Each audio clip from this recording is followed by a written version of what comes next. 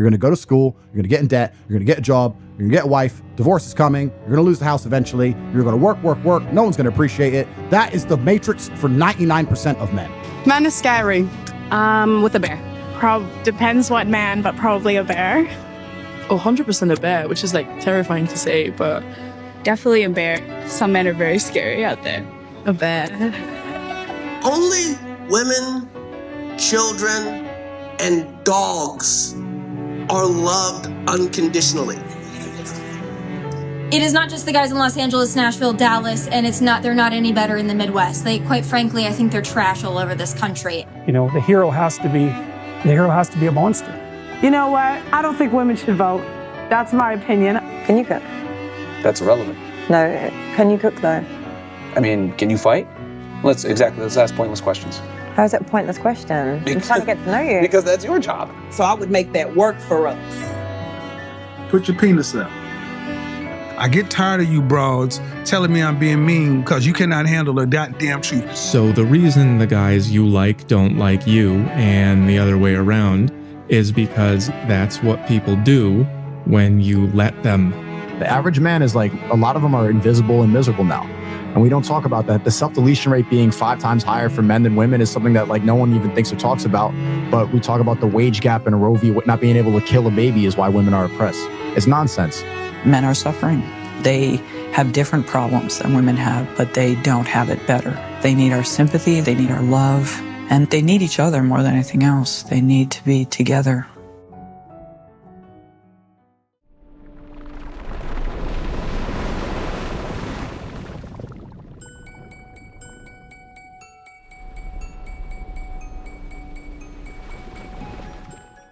Andrew Tate is probably the most recognizable name in the entire Manosphere, and for a lot of younger viewers, he was the entry point into everything else on this iceberg. His background is worth a quick mention. Before the controversy, Tate was a legitimate 4-time world kickboxing champion. That athletic credibility gave him an early layer of authenticity that a lot of online figures simply don't have. He transitioned into social media around the mid-2000s, but it was 2022 when his reach became genuinely staggering. For a brief period, he was reportedly the most searched person on the entire internet, ahead of sitting world leaders, ahead of celebrities with decades of fame. That kind of trajectory doesn't happen by accident. The timing matters more than most people acknowledge. He exploded at a specific cultural moment when male-focused self-improvement content had built a massive audience, but hadn't yet produced a figure willing to be completely unapologetic and confrontational. Tate filled that gap loudly. In late 2022, he and his brother Tristan were detained in Romania, and later formally charged in connection with human trafficking and organized crime allegations. Tate's response to the arrest was to frame it as proof of his own thesis, that powerful systems target men who speak uncomfortable truths. He called it the Matrix, striking back. His supporters largely accepted that framing. His critics pointed out that the evidence presented by Romanian authorities was considerably more specific than a philosophical disagreement. The legal case has moved slowly, as Romanian proceedings often do, and Tate has continued operating his brand throughout. That brand is where things get genuinely interesting from a financial standpoint. Hustlers University, later rebranded as The Real World, is arguably the single most profitable product the Manosphere has ever produced. At its peak, it was pulling in somewhere between $3 and $5 million per month in subscription revenue alone. The courses themselves covered topics like copywriting, cryptocurrency trading, and e-commerce, presented as insider knowledge most people never get access to. The referral structure built around it deserves specific attention. Affiliates, meaning paying members, were incentivized to recruit new paying members in exchange for a commission on those signups. This created a self-replicating promotional machine where the student body effectively became the marketing department. Critics were quick to point out that this structure shares significant features with pyramid schemes, though Tate and his team consistently pushed back on that characterization by pointing to the existence of actual course content. Whether the courses delivered genuine value is genuinely debated. Some members reported meaningful income increases. Others described getting little beyond motivation content they could have found for free. The structure, regardless of content quality, was engineered to spread itself, and it worked on a scale no previous Manosphere product had come close to matching. Tate's specific genius, if you want to call it that, was collapsing the distance between aspirational lifestyle content and ideological recruitment. The private jets, the supercars, the Romanian compound, all of it functioned as advertising for a worldview, not just a subscription service. By the time a viewer was interested in the money side, they had usually absorbed a significant amount of the broader philosophy around it.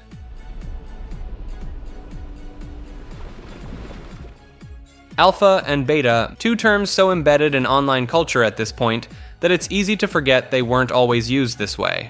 The origin is a study on wolf behavior conducted by researcher David Mech in 1970. His work described a dominant wolf in a pack as the alpha, with subordinate wolves ranked below.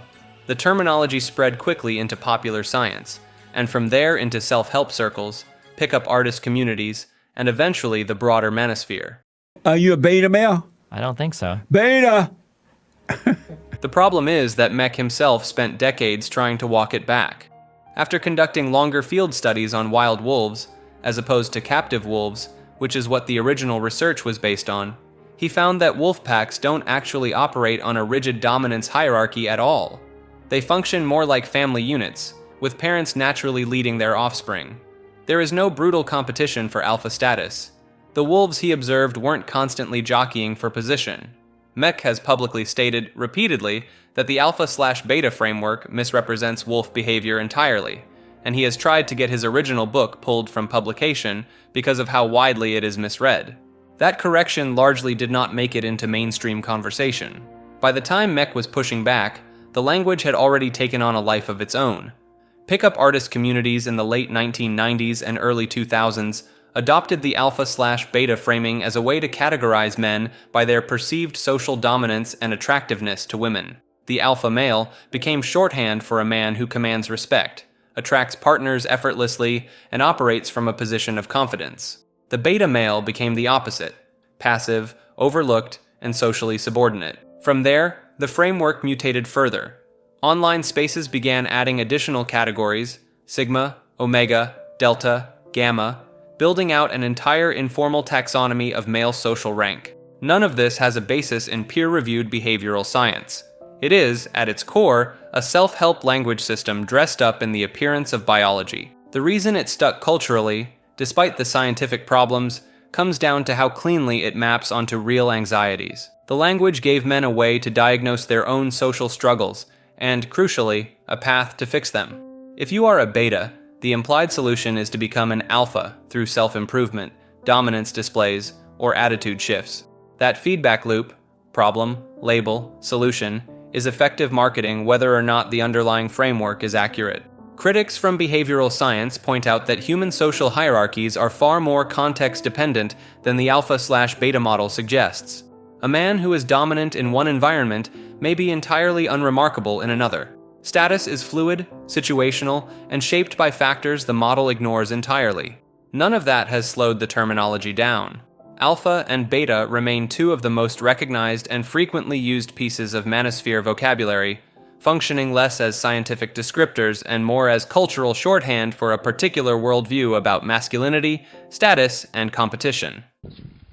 Like this video and subscribe to Maker.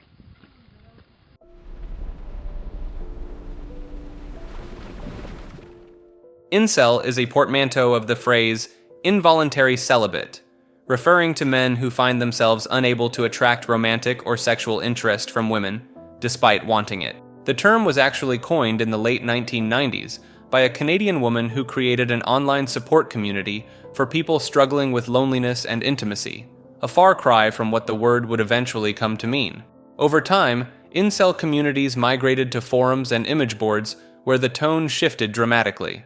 What started as a space for shared vulnerability became, in many corners, a breeding ground for resentment directed at women, attractive men, and society at large. The incel worldview is built heavily on Blackpill ideology, the belief that physical appearance almost entirely determines romantic success, and that nothing can be done to change it. Within these communities, members developed an elaborate internal vocabulary. Chads are the men at the top of the social hierarchy. Stacys are the women who only pursue chads.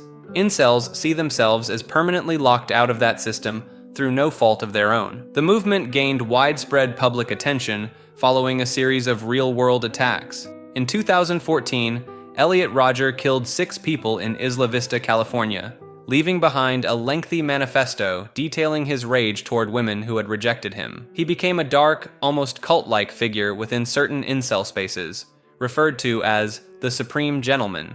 In 2018, Alec Manassian drove a van into a crowd in Toronto, killing 10 people, and explicitly referenced Rodger and incel ideology in a post made shortly before the attack. Not everyone who identifies as an incel endorses any of this. Incels Without Hate is a counter-movement that emerged from within the community itself, a faction that rejects the misogyny and violence associated with mainstream incel spaces, while still identifying with the core experience of involuntary loneliness and romantic isolation. They represent a genuine internal fracture. The argument they make is that the original meaning of the word, someone struggling with unwanted loneliness, is legitimate, and that it was hijacked by a more radicalized element.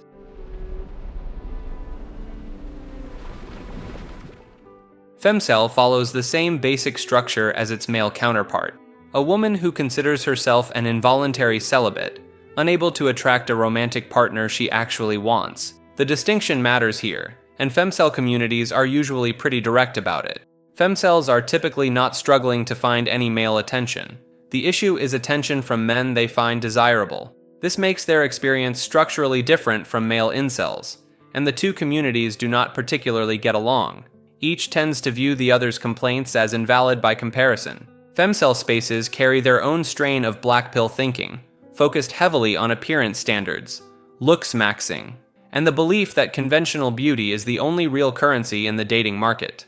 Two communities became notable reference points for this worldview. The subreddit r/Vindicta took a clinical, almost forensic approach to appearance, analyzing facial structure, rating systems, and the concept of looks matching, which is the idea that people tend to pair with partners of equivalent physical attractiveness. Members debated which cosmetic procedures, makeup techniques, or lifestyle changes could move someone up the scale. The rating systems borrowed directly from blackpill frameworks circulating in male incel spaces, adapted for a female context. R/female dating strategy operated from a different angle. Rather than focusing on self-optimization, it functioned more as a tactical playbook for navigating dating as a woman, emphasizing self-worth, screening out low-value men, and approaching romantic pursuits with deliberate strategy rather than emotional vulnerability.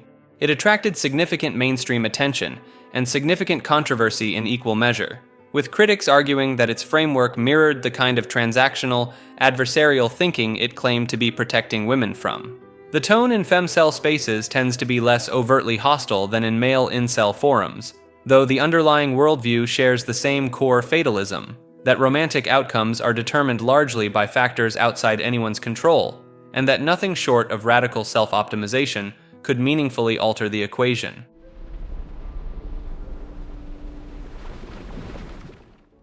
Sigma male is one of those rare internet phenomena that started as ideology and ended up as a meme, and somehow managed to do both jobs at once.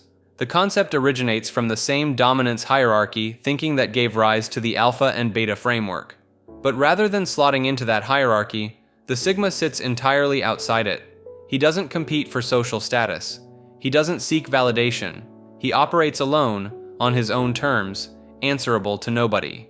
The lone wolf archetype, essentially, but dressed up in pseudo-sociological language and posted to forums with complete sincerity. It began circulating in Manosphere spaces around 2019 and 2020, framed as the next logical evolution beyond the alpha. The idea being that true superiority isn't about leading the pack, it's about not needing the pack at all. Then 2021 happened. The concept exploded into mainstream internet culture almost overnight, but not in the way its originators intended. It became a full-scale meme. Slow-motion videos of men walking alone through rain, set to dramatic music, with text overlays listing Sigma male grindset traits. Clips of Patrick Bateman. Clips of Walter White. Entire YouTube channels built entirely around the bit. The humor was obvious. The posturing was absurd. And millions of people, many of them teenagers, watched it constantly. The irony didn't neutralize the ideas. it delivered them. A 14-year-old watching a jokey Sigma grindset compilation is still absorbing the underlying value system. Isolation is strength, emotional detachment is power, social bonds are weakness, and the man who needs nothing from anyone is the highest form of human. The joke was the wrapping. The ideology was still the content. Researchers who study online radicalization have specifically pointed to this pattern, using humor and meme culture as a vector for spreading ideological content to demographics that would have scrolled straight past the original sincere version. The Sigma male meme is one of the cleaner examples of this happening unintentionally, at scale, with a measurable downstream effect on how younger men talk about masculinity, ambition, and social connection. It also gave the Manosphere something it had never quite managed on its own: genuine cultural penetration beyond its own audience.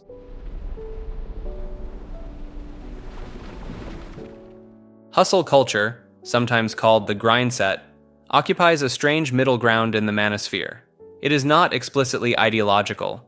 There are no red pills, no female nature theories, no talk of hypergamy. On the surface, it is just men telling other men to wake up at 4 a.m., skip the video games, and build something.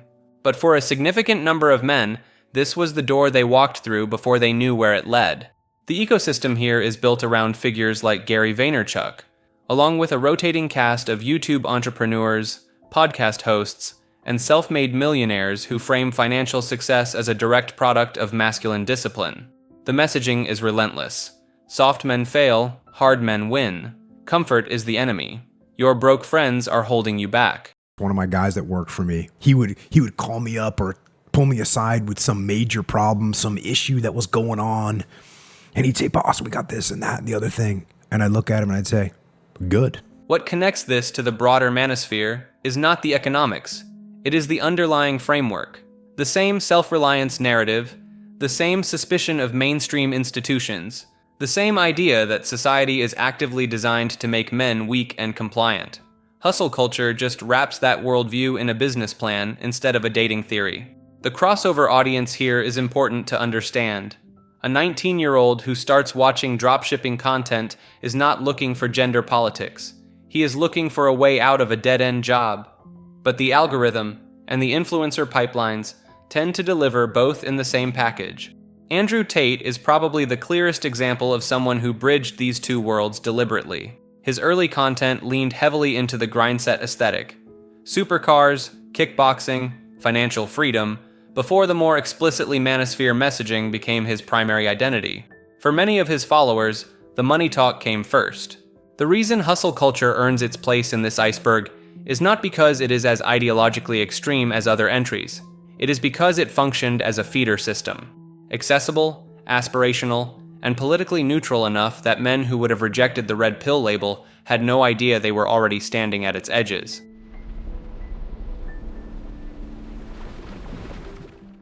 The Friendzone is one of the more universally recognized concepts in the Manosphere, though most people encounter it long before they ever hear the term Manosphere itself. The basic premise is this: when a man develops romantic feelings for a woman, but she does not reciprocate them, she may still want to keep him close, as a friend. From the Manosphere perspective, this is not innocent.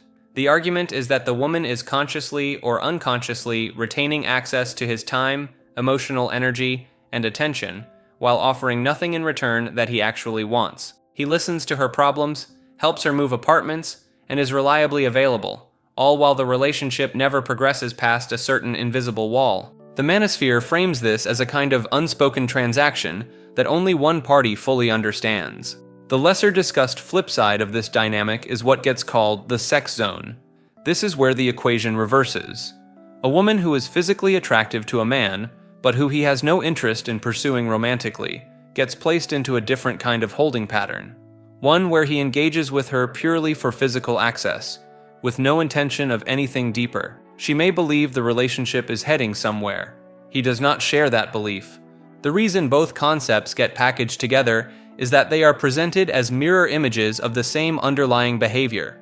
Each gender, in this framing, has a category they slot certain people into when they want something specific from them without offering full reciprocity in return. Critics of the friendzone concept argue that nobody is owed a romantic relationship in exchange for being a decent friend. and that framing basic friendship as exploitation says more about unspoken expectations than it does about the other person's intentions. Supporters counter that the issue is not friendship itself, but the deliberate leveraging of someone's feelings to extract ongoing benefits while keeping them at arm's length indefinitely. The tension between those two readings is a significant part of why this entry refuses to go away.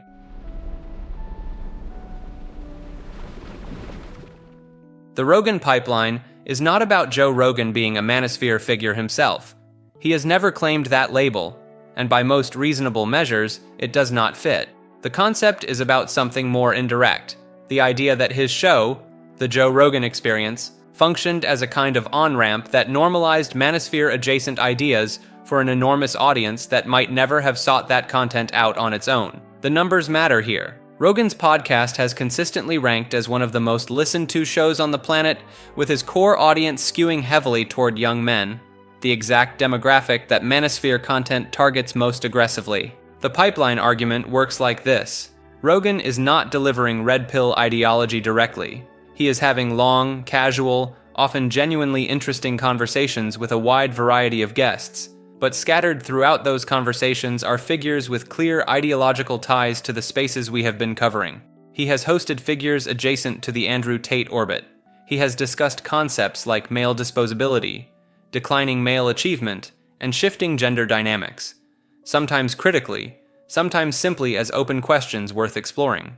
The tone is relaxed, curious, and non-judgmental, which is precisely what makes it effective as an entry point. The criticism is not that Rogan endorses these ideas wholesale, it is that the format itself, long form, low friction, with a host who almost never pushes back hard, gives those ideas room to breathe and reach people who had no prior exposure to them. There is a term sometimes used for this: ambient radicalization. The listener is not being lectured.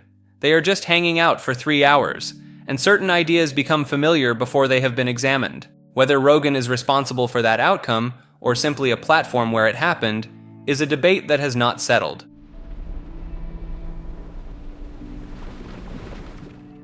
The culture war reaction is arguably the most important entry for understanding why the manosphere grew as fast as it did, because a significant portion of its expansion had nothing to do with the manosphere actively recruiting anyone. It was a response. To understand the demand side of this, you have to look at a cluster of cultural moments that landed in rapid succession, mostly between 2017 and 2019, and produced a very specific reaction in a very large group of men.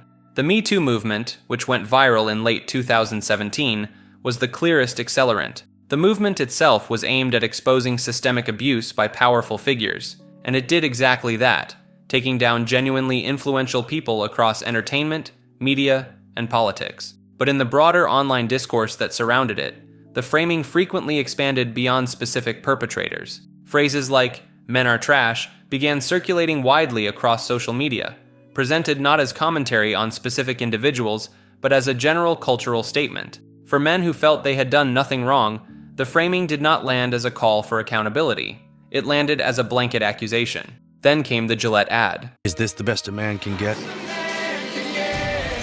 In January 2019, the Razor brand released an advertisement directly engaging with toxic masculinity, showing men intervening in bullying, harassment, and aggressive behavior, while suggesting that the standard of "boys will be boys" was no longer acceptable. The intent was clearly pro-social. The reception was not uniformly warm. The ad became one of the most disliked videos on YouTube within days of its release, and for many men it became a symbolic flashpoint, a moment where they felt that even a razor company had decided masculinity itself needed to be corrected. The manosphere was waiting on the other side of that feeling. The supply and demand framing is useful here. The red pill content, the alpha male coaching, the forums full of grievance, those were the supply. The culture war moments created the demand. Men who felt dismissed, broadly indicted, or simply confused about what was now expected of them went looking for spaces that offered a counter-narrative, and they found one. Whether the cultural messaging that triggered this reaction was fair or unfair is a separate argument. What is documented is the timing. The growth curves of manosphere-adjacent channels and communities correlate very closely with these specific flashpoints.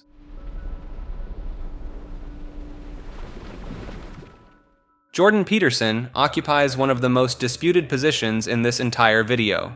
He would reject the Manosphere label outright, and on a technical level, he would have a point. His actual body of work draws heavily from Jungian psychology, mythology, religious symbolism, and clinical experience as a practicing therapist. That is not red pill content. But the conversation about Peterson and the Manosphere is not really about what he intended. It is about where his audience went. Peterson rose to mainstream prominence in 2016 after publicly refusing to comply with a Canadian policy requiring the use of preferred pronouns, framing it as a free speech issue. The backlash turned him into a cultural lightning rod overnight, and the resulting attention brought millions of young men to his lectures, his book 12 Rules for Life, and his YouTube channel. The content those men found was not particularly radical. Clean your room. Take responsibility for your life. Hierarchies are a natural feature of the world, not an invention of oppressors. Men need purpose, structure, and challenge to function well. Stand up straight. For a significant number of young men who felt directionless and had never heard anyone speak directly to them about self-discipline and personal accountability, this landed hard. Peterson was not telling them the world was against them. He was telling them to sort themselves out first, which is a meaningfully different message from most of what surrounds him on this iceberg. The overlap problem is in the audience, not the content. Studies and platform analyses have consistently found substantial crossover between Peterson's fanbase and communities that sit much deeper in the Manosphere. The theory is that Peterson functioned as a gateway, a respectable, intellectually dense entry point that got young men comfortable with the idea that mainstream cultural narratives about gender and masculinity were worth questioning. From there, the algorithm and the forums did the rest. Peterson himself has been openly critical of figures like Andrew Tate, which his defenders point to as evidence that conflating the two is lazy. His critics argue that building an identity around the idea that modern culture is hostile to men, regardless of how academically it is framed, inevitably feeds the same pipeline. Both positions have had competent people arguing for them, and neither has fully closed the case.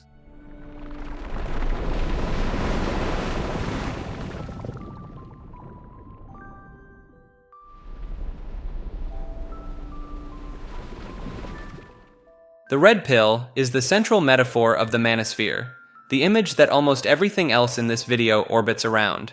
To understand where it came from, you have to go back to the 1999 film The Matrix. In the film, the main character Neo is offered a choice by a character named Morpheus. Take the blue pill, return to comfortable sleep, and believe whatever you want to believe. Take the red pill, and see the world as it actually is, ugly, controlled, and nothing like what you were told. The scene became one of the most referenced moments in modern pop culture, and the metaphor was almost immediately borrowed by communities that wanted to frame their own worldview as a similar awakening.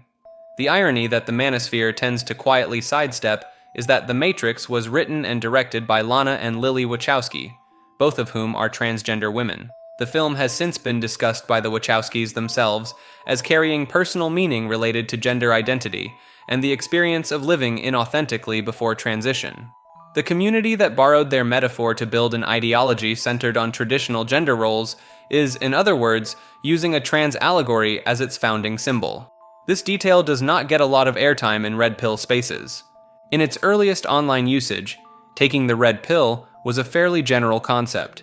It appeared across political forums, conspiracy communities, and libertarian spaces as a broad way of saying someone had rejected mainstream narratives and accepted a harder, less comfortable truth about how the world worked. An important distinction that gets lost in mainstream coverage is that the red pill, at its core, is not framed as being about hating women or placing men on a pedestal. The stated philosophy is about seeing reality clearly, accepting uncomfortable truths about human behavior, attraction, and social dynamics, regardless of how those truths make you feel. Proponents are quick to point out that disliking what you see through the red pill is considered beside the point. The truth is the truth, whether it flatters anyone or not. The specifically gendered meaning developed gradually through the early 2000s, and by the time figures like Andrew Tate were building audiences on social media, the red pill had evolved far beyond a neutral, see clearly metaphor. It had become a brand, an identity, and an entry point into a layered ideological ecosystem, with blue pill believers cast as the naive, the sleeping, and the willfully deceived.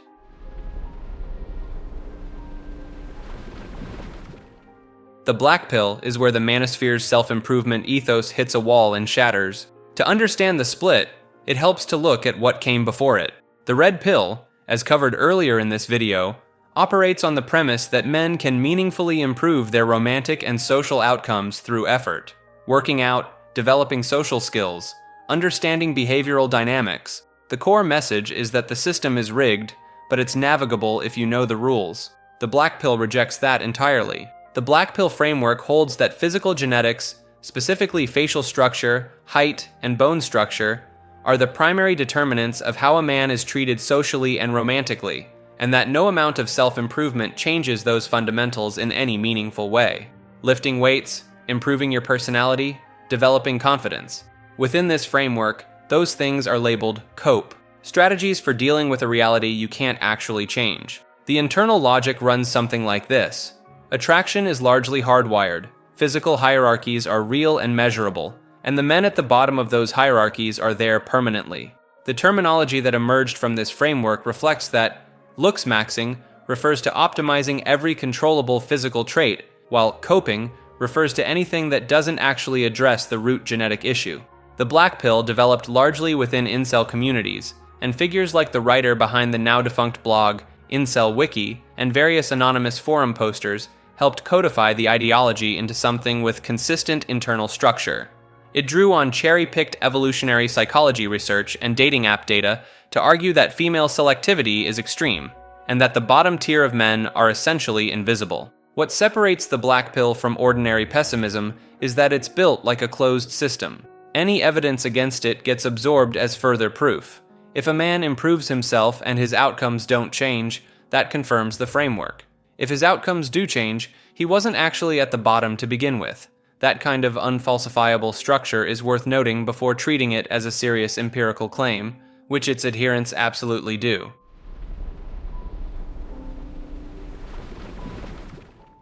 The pill spectrum extends well beyond the two most commonly discussed colors, and understanding the full range matters for making sense of the internal debates that run through these communities constantly. To briefly recap the foundation, the red pill broadly means accepting an unsentimental view of dating and gender dynamics, while the black pill takes that further into the belief that outcomes are largely fixed by genetics and physical appearance, with little room for self-improvement to change anything meaningful. But positioned between and around them are at least two other designations that get used frequently enough to warrant their own explanation. The purple pill refers to a middle position, someone who has absorbed certain red pill observations and finds them credible, but has not committed to the full ideological framework. A purple-pilled person might accept that hypergamy is a real force in dating, or that male status plays a significant role in attraction, without concluding that long-term relationships are traps, or that women are fundamentally incapable of genuine emotional investment. They take the parts of the analysis that hold up to scrutiny and leave the rest. Predictably, red pill communities tend to view this as intellectual cowardice, half measures taken by people who are not ready to accept the complete picture. Purple pillars tend to view the full red pill framework as a set of useful observations that got buried under a lot of bitterness. The white pill operates on a different axis. It is less about how much of the red pill framework someone accepts, and more about what conclusion they draw from it. A white-pilled person may hold black pill beliefs about how bleak the situation is, but has arrived at a place of acceptance or even optimism rather than despair. The framing is roughly, the world may be difficult and the odds may be unfavorable, but choosing to engage with life anyway is still worth doing. In black pill spaces, the white pill is sometimes welcomed and sometimes treated with deep suspicion, seen as a cope, which is the community's term for a belief someone adopts to avoid facing a painful reality rather than because the evidence actually supports it. These gradations matter because they show that these communities are not monolithic. There is genuine, ongoing internal disagreement about how far the analysis should go, and what a person is supposed to do once they have accepted it.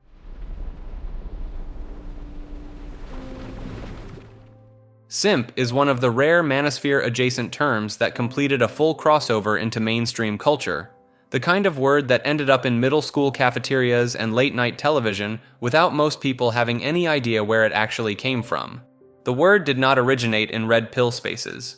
Its roots trace back to hip-hop slang from the late 1980s and 1990s, where it was used as a shorthand for simpleton, a general insult for someone acting foolish or weak.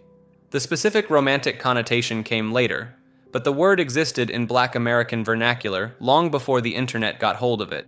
The Manosphere repurposed it with a much more specific meaning. In Red Pill and broader online male spaces, a simp is a man who excessively accommodates, flatters, or provides for a woman in exchange for attention or affection he is not actually receiving. The emphasis is on the transactional imbalance. The simp is investing heavily while getting very little in return, and crucially, he is doing it voluntarily and often enthusiastically. It connects directly to concepts already covered here. The simp is essentially the friendzone occupant who refuses to acknowledge what is happening. He is the living embodiment of blue pill behavior, operating on the belief that enough deference and generosity will eventually be rewarded romantically. The term exploded on platforms like Twitch and TikTok around 2019 and 2020, largely detached from its ideological origins. Men donating large amounts of money to female streamers became the most commonly cited example. By the time it reached that level of saturation, the word had been stripped of most of its original context. What started as a specific critique of male behavior patterns within a particular ideological framework had become a general-purpose insult that teenagers used to mock anyone being nice to a girl they liked. The original community had mixed feelings about this.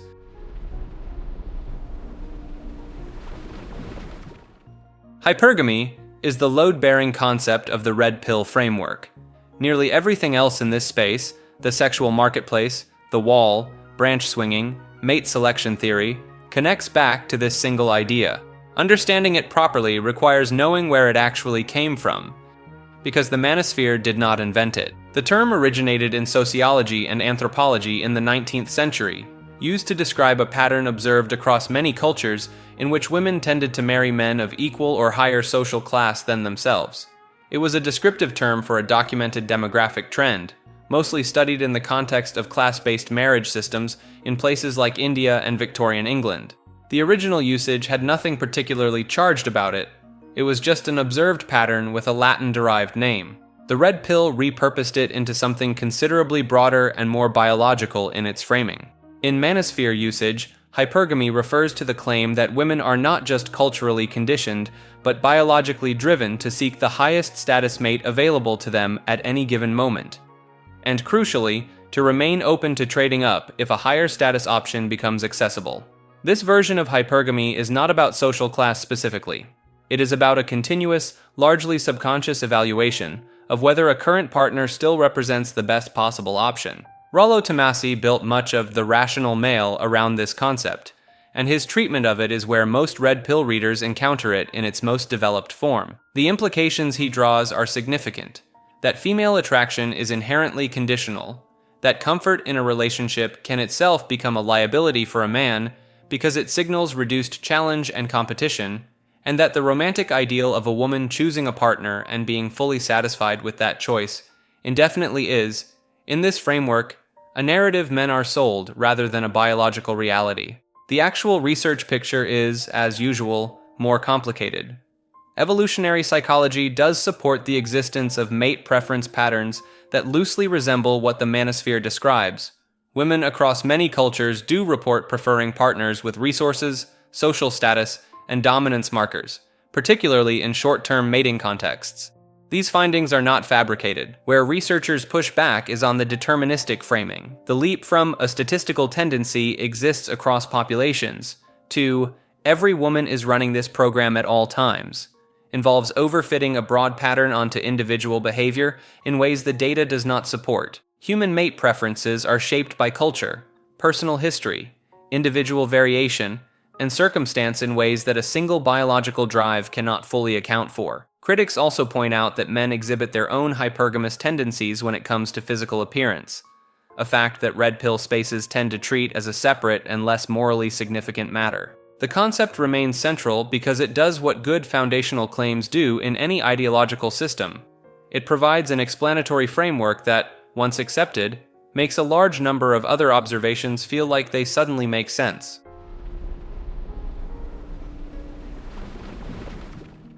Monkey branching is the Manosphere's term for a pattern that most people have witnessed without having a name for it. A person in a committed relationship who quietly begins cultivating a connection with someone new before ending the existing one. The name comes from the image of a monkey moving through trees, never releasing one branch until its hand is already gripping the next. There is no freefall. The transition is engineered. The behavior itself is not exclusively female, and the community generally acknowledges this. Men do it too. The reason it gets discussed primarily in gendered terms within these spaces connects back to the hypergamy framework covered earlier in this video. If women are biologically oriented toward upgrading their position in the sexual marketplace when a better option becomes available, then monkey branching is simply what that drive looks like in practice inside a long-term relationship. It is hypergamy with a timeline attached. The experience that brings men to this entry is usually a specific and disorienting one. The relationship appeared stable. There were no obvious warning signs. Then it ended, quickly, cleanly, and with the other person seemingly fine almost immediately. Suspiciously fine. Fine in a way that did not match the length or apparent depth of what had just ended. The new relationship that materialized shortly afterward, sometimes within days, reframes the entire preceding period in a way that lands hard. The exit was not impulsive. It was prepared. The evolutionary argument the Manosphere builds around this runs along the same lines as the pair bonding entry. A woman can carry one pregnancy at a time, making the stakes of partner selection considerably higher for her than for a man, whose biological investment in any given encounter is comparatively low. A strategy that minimizes the gap between partners, never being without a viable option, never taking the emotional and practical risk of open-ended singlehood, maps onto that asymmetry in ways that red pill communities treat as evidence of a deep biological logic rather than a character failing. That framing is where the most substantive pushback lives. Evolutionary arguments built on reproductive asymmetry explain statistical tendencies across populations, not the behavior of any specific person. Men engage in the same overlap behavior for the same practical reasons: the fear of being alone, the desire for a soft landing, the path of least resistance. Framing it as primarily a female pattern reflects the lens more than the data. Research on infidelity and relationship overlap does not produce clean gendered conclusions. What the term does capture accurately is the specific feeling of retrospective recontextualization, the moment when the timeline becomes visible, and everything that felt like the natural end of a relationship gets reread as the managed execution of a transition that was already underway. Whether that experience reflects a gendered pattern or simply a human one is the question these communities have largely answered in advance.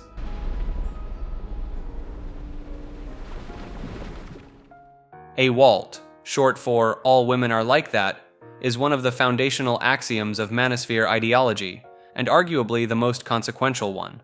The claim is straightforward. All women, regardless of culture, upbringing, or individual circumstance, share the same core behavioral drives. Hypergamy, as covered earlier, is always operating. Emotional decision-making over rational decision-making. Prioritizing security and status above all else. No exceptions. Proponents are quick to acknowledge the surface-level pushback. Not all women behave that way. The Manosphere's answer to this is baked into the framework itself. The qualifier, AWALT, doesn't mean every woman acts on these drives all the time. It means the drives are always present, waiting for the right conditions to surface. This distinction is doing a lot of heavy lifting. The epistemological problem this creates is significant. When someone points to a woman who seems to contradict the model, the response is that she simply hasn't been tested yet, or that the conditions haven't been right. Any counterexample can be absorbed and dismissed. The framework becomes impossible to disprove, not because it's correct, but because it was designed without an exit. This is what philosophers would call an unfalsifiable claim. There is no evidence that could, even in principle, prove it wrong. The goalposts aren't moved. They were never planted in the first place. In practice, AWALT functions less like a testable theory and more like a lens. Once adopted, it reframes every interaction with women through the same filter. Kindness becomes strategy. Loyalty becomes contingency. It's a worldview that, once internalized, tends to self-reinforce, because you're no longer looking for disconfirming evidence. For many men who enter the Manosphere through painful personal experiences, AWALT provides something that feels like clarity, a single explanation for complex, messy human behavior. The appeal of that kind of simplicity is easy to understand. even if the conclusion itself is one that most researchers in psychology and behavioral science would push back on hard.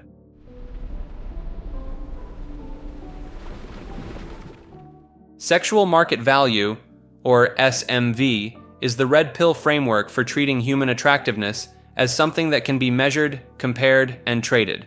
The name is deliberately economic. The idea is that dating operates like a market, that every participant has a value within that market, and that understanding where you sit on that scale is more useful than any amount of romantic idealism. The framework itself is not complicated.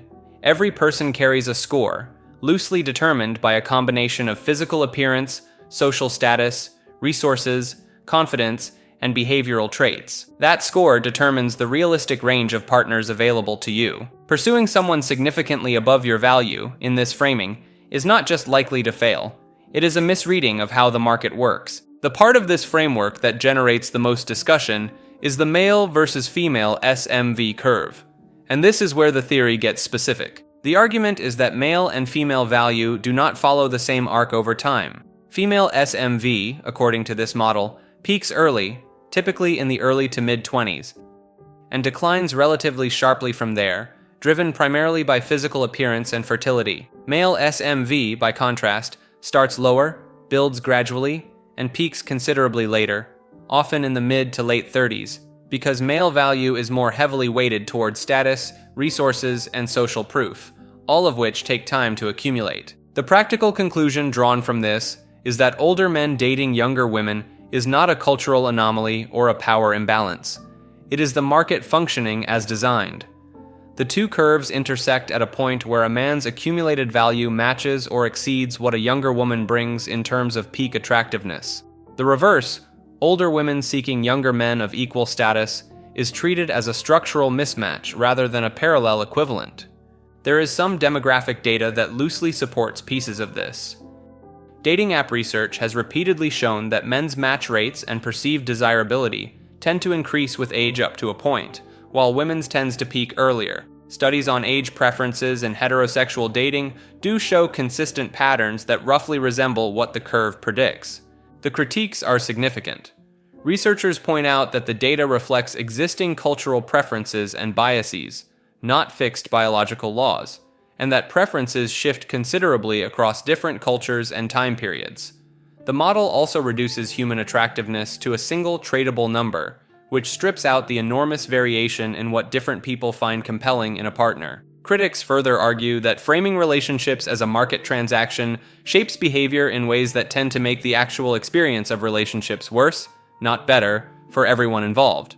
The SMV framework is also the foundation for several other concepts deeper in this iceberg. So understanding the basic structure of it now will make those entries considerably easier to follow.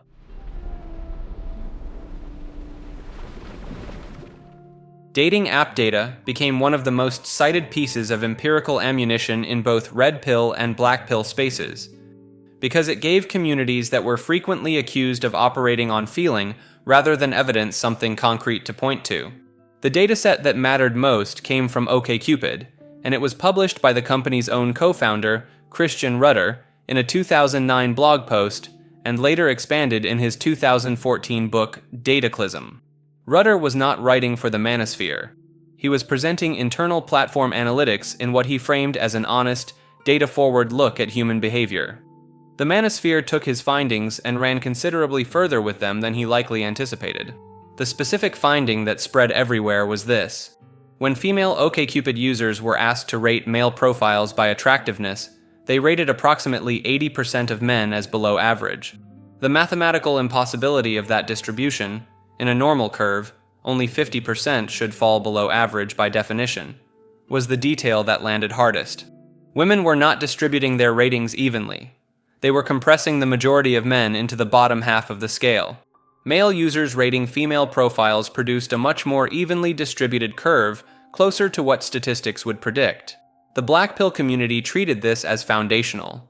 It fed directly into concepts like looks maxing and the tiered male hierarchy, and it gave numerical shape to the feeling many men in these spaces had that the dating market was not a level playing field. The 80-20 rule became a recurring reference, the idea that 80% of female attention flows to the top 20% of men, Red Pill communities used the same data, but drew slightly different conclusions. Where the Black Pill read it as evidence that most men are structurally locked out, the Red Pill framed it as proof that SMV is real, that male attractiveness is genuinely hierarchical, and that self-improvement to climb that hierarchy is both possible and necessary. The critiques of how this data was used are worth noting. Statisticians pointed out that rating attractiveness on a dating app is not the same as rating real-world desirability, and that the rating interface itself may have encouraged more extreme responses from women than a naturalistic setting would. Others noted that the data described behavior on a specific platform at a specific time, and that generalizing it into a universal law of human attraction involves more extrapolation than the numbers can bear. None of that slowed the spread significantly. Once a dataset confirms what a community already suspects, the methodological fine print tends to get lost in the signal.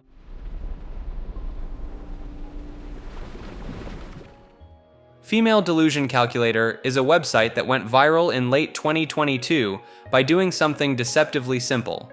It turned the sexual marketplace argument into a tool anyone could use, and let the output make the point so the creator didn't have to. The premise is straightforward. A user enters their preferred partner criteria: minimum height, minimum income, maximum age, race preference. The site runs those inputs against US Census data and returns a single percentage: the share of American men who actually meet every requirement entered. The number is almost always small. Enter a realistic but moderately specific set of preferences, and the calculator typically returns something in the low single digits. Push the criteria further and it approaches 0. The site spread far beyond the communities already fluent in SMV theory and hypergamy discourse. It reached mainstream social media, relationship forums, and general lifestyle content, shared partly as a serious provocation, partly as a joke, and partly because the format was frictionless enough to screenshot and post without any ideological baggage attached. The argument traveled without the argument needing to be made explicitly. That quality is what earns it a specific place in this video. The OkCupid data covered in the previous entry required someone to read a blog post, process a graph, and accept a framing. The Female Delusion Calculator required none of that. You typed in what you wanted and got a number. The rhetorical work was entirely outsourced to the user's own inputs. Critics pointed out several legitimate methodological problems. The site draws on census data rather than dating pool data, which means it counts men who are already married, men who are not seeking relationships, and men across age ranges the user would not realistically consider. The actual pool of available men meeting any given criteria is substantially smaller than the general population. But so, by the same logic, is the pool of available women meeting equivalent criteria, a variable the site does not calculate.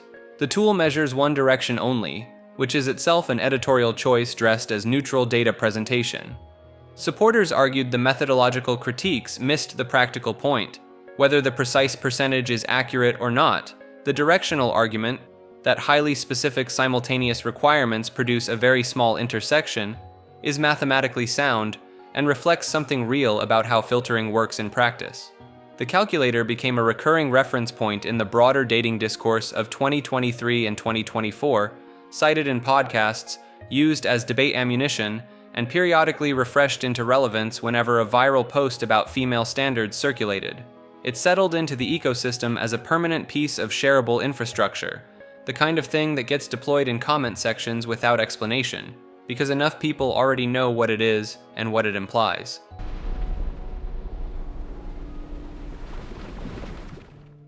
The wall is one of the more loaded terms in the Manosphere lexicon. Loaded because it sits at the intersection of a demographic observation that has some legitimate data behind it, and a rhetorical weapon that gets deployed online with considerable cruelty. Separating those two things is worth doing. The concept flows directly from the SMV curve covered earlier.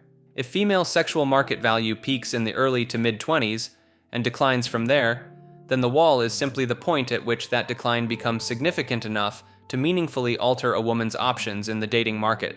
The age most commonly cited is somewhere between the mid and late 30s, though in more extreme corners of these spaces, the number gets pushed considerably younger. The analytical version of the argument points to fertility statistics, dating app engagement data, and demographic research on age preferences in heterosexual dating. Some of that data does show declining match rates and shifting partner availability for women as they move through their 30s. Proponents of the concept argue they are simply naming a pattern that exists whether or not it is comfortable to acknowledge. Before addressing how the term gets used in Western online spaces, it is worth noting that the underlying social logic did not originate there, and the cross-cultural evidence is one of the stronger arguments that the pattern being described is not purely a Manosphere invention. In China, the phenomenon has a name that predates the Manosphere's version of the concept by several years. The term is Sheng Nu, literally translated as leftover women, and it entered mainstream Chinese vocabulary around 2007. The threshold that triggers the designation is considerably earlier than the age the Western Manosphere typically cites. Women who remain unmarried past their mid to late 20s begin attracting the label in mainstream social settings, and by their early 30s are considered firmly in leftover territory by conventional standards. The detail that tends to stop people cold when they first encounter it is the source. Sheng Nu was not coined by men on forums. It was formally popularized by the All China Women's Federation, a state-affiliated women's organization, as part of a sustained public messaging campaign aimed at pressuring educated urban women into marrying earlier rather than prioritizing career development. The government of a country with an explicit state feminism infrastructure institutionalized a version of the wall as official social policy, targeted specifically at the women it was ostensibly representing. The irony has not been lost on critics of either the Chinese government's position or the Western Manosphere's claim to have discovered something new. Japan developed a parallel pattern through different mechanisms around the same period. The term makeinu, meaning losing dog, entered Japanese popular culture in the early 2000s to describe unmarried women past a certain age, drawn from the image of a dog that has lost a fight and slinks away alone.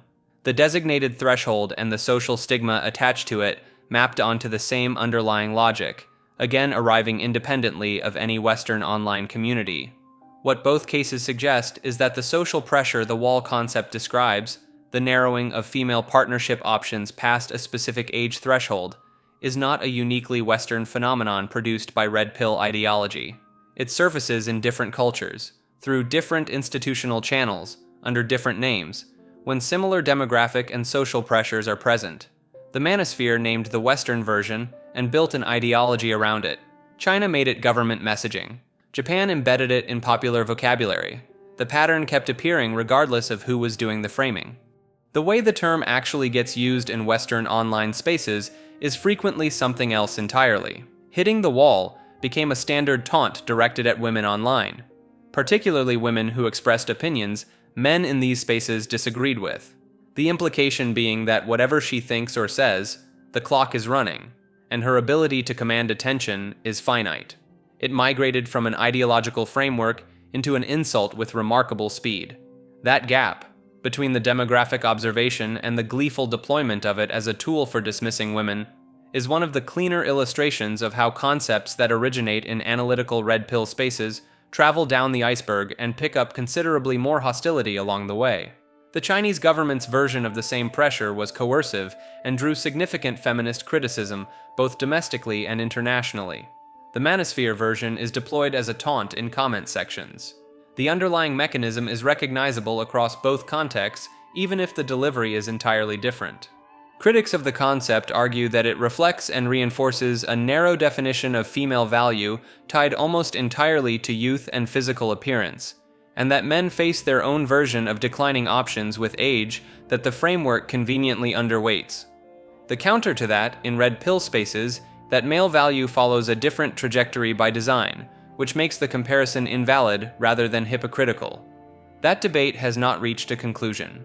What the cross-cultural evidence adds to it is the observation that the underlying demographic reality the wall is pointing at appears to be robust enough to keep getting named, independently, by people with very different ideological starting points.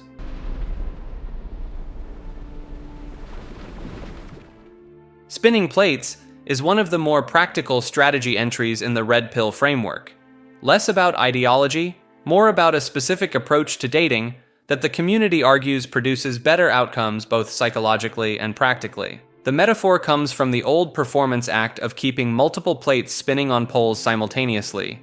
Constant attention required, none allowed to fall. In Red Pill dating strategy, the plates are women. The practice is maintaining multiple non-exclusive romantic interests at the same time, deliberately avoiding the kind of singular investment that the framework argues puts men in a weak position. The reasoning behind it draws directly from everything already covered. If hypergamy is real and female attraction is conditional on a man's perceived value, then a man who is exclusively focused on one woman signals scarcity and desperation. Two things the SMV framework treats as deeply unattractive. A man with multiple options, by contrast, signals the opposite. He is not anxiously waiting on any one response because he has others in motion.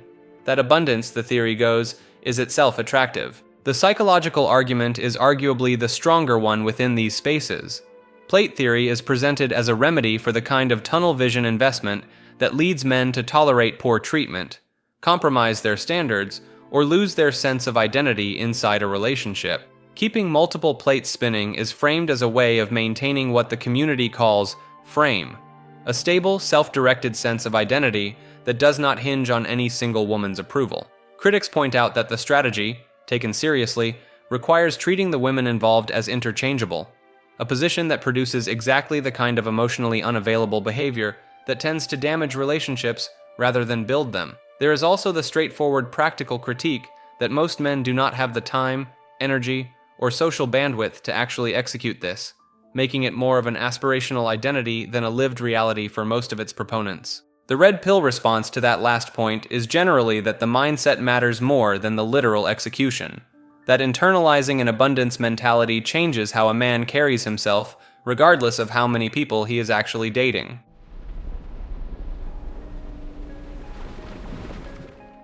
One-itis is the Manosphere's term for a specific and recognizable pattern, a man who becomes so psychologically fixated on a single woman that she occupies an almost obsessive amount of his mental and emotional real estate. The name borrows the medical suffix to frame the condition as something closer to a disease than a personality trait, which is deliberate. The community treats it as a malfunction, not a virtue. The typical presentation looks like this. A man meets a woman, develops strong feelings, and begins organizing his behavior around her approval. He waits on her messages. He turns down other options. He interprets every interaction with her through a lens of significance. She becomes, in his mind, categorically different from every other woman, irreplaceable, uniquely suited to him, worth any amount of patience and investment. The phrase the community uses for this is putting her on a pedestal, and one-itis is the advanced stage of that tendency. The Red Pill framework treats this as one of the most reliably destructive things a man can do to his own position in a relationship. The reasoning connects directly back to the SMV and frame control entries covered earlier. A man in the grip of one-itis has, by definition, handed the frame entirely to the woman he is fixated on. His emotional state is contingent on hers. His behavior is calibrated around her reactions. That dynamic, within this framework, signals precisely the kind of low-value desperation that the community argues kills attraction rather than deepening it. The cruel irony being that the intensity of his investment is usually accelerating the outcome he is trying to prevent. One-itis often gets discussed in the context of a man's first serious relationship or first serious rejection, the woman who got away, or the woman he cannot stop circling back to. She exists in his mind as a kind of reference point that every subsequent person gets measured against, and none of them clear the bar because the bar is not really about her. It is about the intensity of that first attachment, which time and distance have edited into something cleaner and more perfect than the actual relationship ever was. The prescribed solution within Red Pill spaces is the spinning plates framework covered in the previous entry, the argument that abundance is the only genuine cure for one-itis, because the fixation exists in direct proportion to perceived scarcity. A man with no other options has no practical way to metabolize rejection or indifference. A man with other genuine interests has somewhere else to put his attention, which changes the psychological dynamic regardless of his feelings. The counter-argument worth acknowledging is that what gets labeled one-itis is, in many cases, just the normal experience of falling in love with a specific person. The Red Pill framing pathologizes depth of feeling itself, treating genuine emotional investment as a tactical error, rather than a human response. Critics argue that a framework which treats caring about a specific person as a disease worth curing produces men who are emotionally armored in ways that make actual intimacy impossible, which is a different kind of problem, and one the community tends to be considerably less interested in discussing.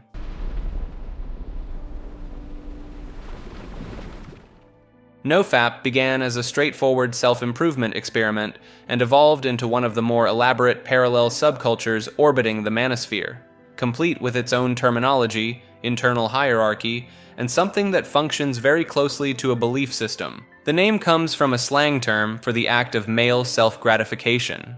The NoFap movement, which coalesced most visibly around a subreddit of the same name that now counts several million members, is built on the practice of abstaining from pornography and masturbation, sometimes for defined periods, sometimes indefinitely. The connected concept is semen retention, which extends the practice into a broader philosophical framework about the conservation of male sexual energy. The claims made within these communities go well beyond simply cutting out a habit. Regular participants report experiencing heightened confidence, increased testosterone, improved mental clarity, stronger eye contact, greater motivation, and what many describe as a tangible shift in how other people, particularly women, respond to them. The term used for this perceived social magnetism is the aura, and it gets discussed with a level of specificity that suggests a lot of people believe they have experienced it firsthand. The testosterone claim is the most empirically testable, and the research picture is mixed at best. One small study found a temporary spike in testosterone after 7 days of abstinence,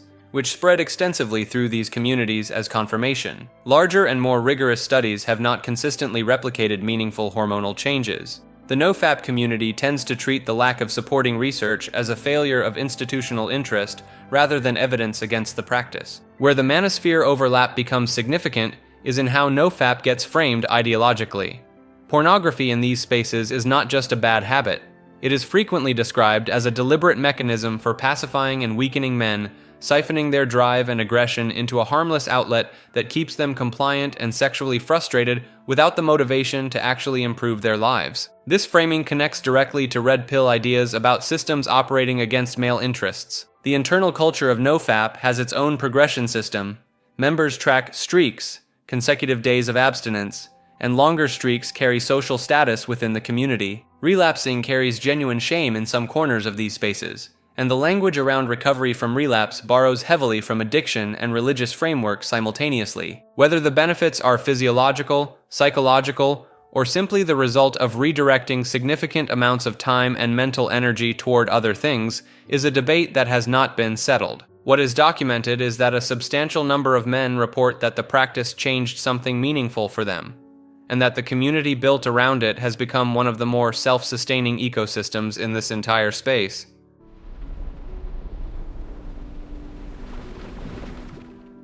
The Dark Triad is a real psychological framework that was not invented by the Manosphere. It comes from academic personality research, but it has been adopted and cited so extensively in Red Pill and Blackpill spaces that it has become one of the more frequently referenced concepts across both communities. The term refers to a cluster of 3 distinct personality traits: narcissism, Machiavellianism, and psychopathy. Narcissism in this context means an inflated sense of self-importance and a strong need for admiration. Machiavellianism refers to a calculating, manipulative approach to other people, treating relationships as tools for personal gain. Psychopathy involves reduced empathy, emotional shallowness, and a tendency toward impulsive or callous behavior. Individually, each trait has been studied extensively. The Dark Triad is what researchers call the overlap, the specific combination of all 3 appearing together in one person. The reason this landed so heavily in Manosphere spaces is the research that followed the original framework. Several studies found that men who score highly on Dark Triad measures tend to report higher numbers of short-term partners and greater success in initial attraction. The interpretation that spread through Red Pill and Black Pill communities was straightforward. Women are biologically drawn to men with these traits, at least in the short term. This became fuel for a much larger argument. If the traits most associated with manipulation, selflessness, and emotional unavailability produce better results with women than kindness and reliability do, then the nice guy approach is not just ineffective. It is, in this framing, a fundamental misreading of how attraction actually works. The concept connects directly back to Tomassi's hypergamy framework and gives it a more clinical-sounding foundation. It also feeds into Blackpill thinking, where it gets used as evidence that the entire system is rigged against men who lack these traits by nature. The academic picture is considerably more complicated. Researchers who have studied this area note that Dark Triad traits tend to correlate with short-term attraction and heavily backfire in long-term relationship quality. The same studies that found initial appeal also found higher rates of relationship breakdown, partner dissatisfaction, and conflict. Critics also point out that the jump from "some studies show a correlation" to "women are biologically programmed to want this" involves several leaps that the data does not fully support. The Manosphere largely focuses on the first half of those findings and treats the second half as irrelevant, or as further proof that long-term commitment is a bad deal for high-value men anyway.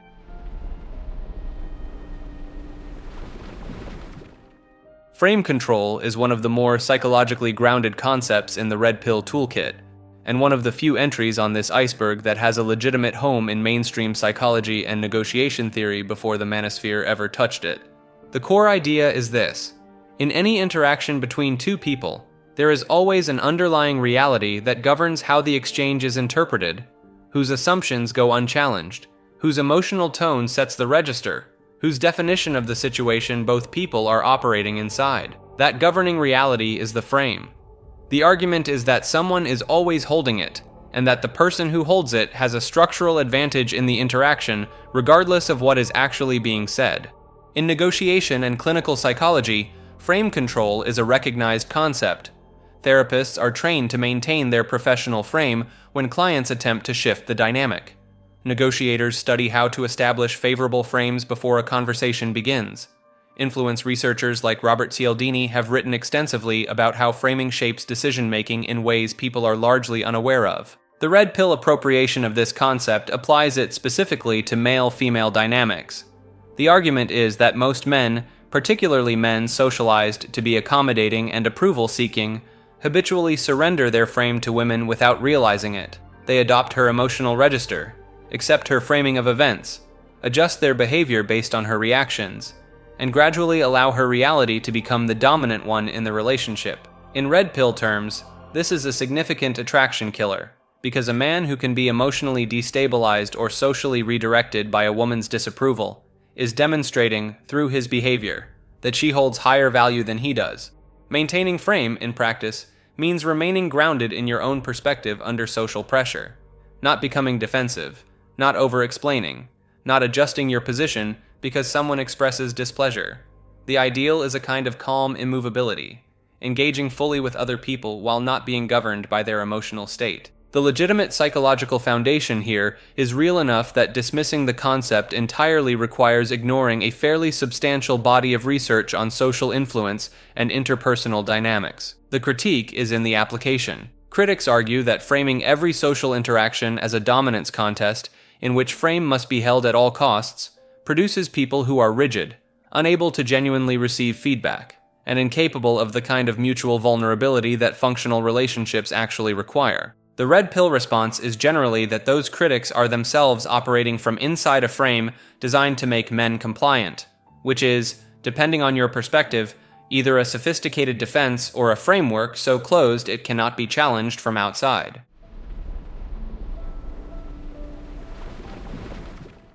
The Red Pill subreddit was, for several years, the closest thing the online Red Pill movement had to a central headquarters, a single, indexed, searchable community where the ideology was debated, refined, and introduced to new members at significant scale. At its peak, the subreddit had over 400,000 subscribers and functioned as something between a self-improvement forum and an ideological reading group. Threads covered everything from dating strategy and fitness to Tomassi's frameworks and field reports, posts where members detailed real-world interactions and had them analyzed by the community. For a portion of its membership, it was genuinely the first place they had encountered structured arguments about male psychology, attraction dynamics, and gender relations outside of mainstream media. In 2018, Reddit quarantined the community. A quarantined subreddit is not deleted. It still exists and can still be accessed, but it is removed from search results, blocked from appearing in recommendations, and requires users to actively opt in through a warning screen before entering. Reddit's stated reasoning pointed to content that violated community guidelines around misogyny and glorifying harmful behavior. The intended effect was to limit the community's reach and reduce its ability to pull in new members passively through the platform's recommendation systems. The unintended effect is where the story gets more complicated. A significant portion of the community migrated to less moderated platforms, dedicated forums, private Discord servers, and sites built specifically to host content that mainstream platforms would not. These spaces had no equivalent moderation infrastructure, no neighboring communities with different viewpoints, and no ambient social pressure from the broader Reddit environment. The radicalization that followed in some corners of those spaces is difficult to attribute entirely to the quarantine, but the timing is hard to ignore. This pattern, platform deplatforming pushing communities into darker, less visible, and less accountable spaces, has been observed repeatedly across different ideological communities, and the Red Pill subreddit is one of the more documented examples of the dynamic playing out in real time. The subreddit technically still exists in quarantined form. The community it once anchored has since distributed itself across enough alternative platforms that no single space holds the same centralizing function it once did.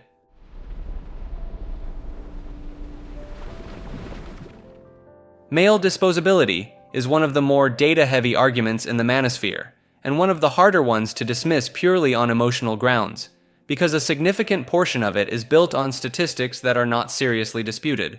The core claim is this: across virtually every major category of physical risk, men are the ones who bear the overwhelming burden. Men make up the vast majority of workplace fatalities. In the United States, consistently above 90% of all on-the-job deaths.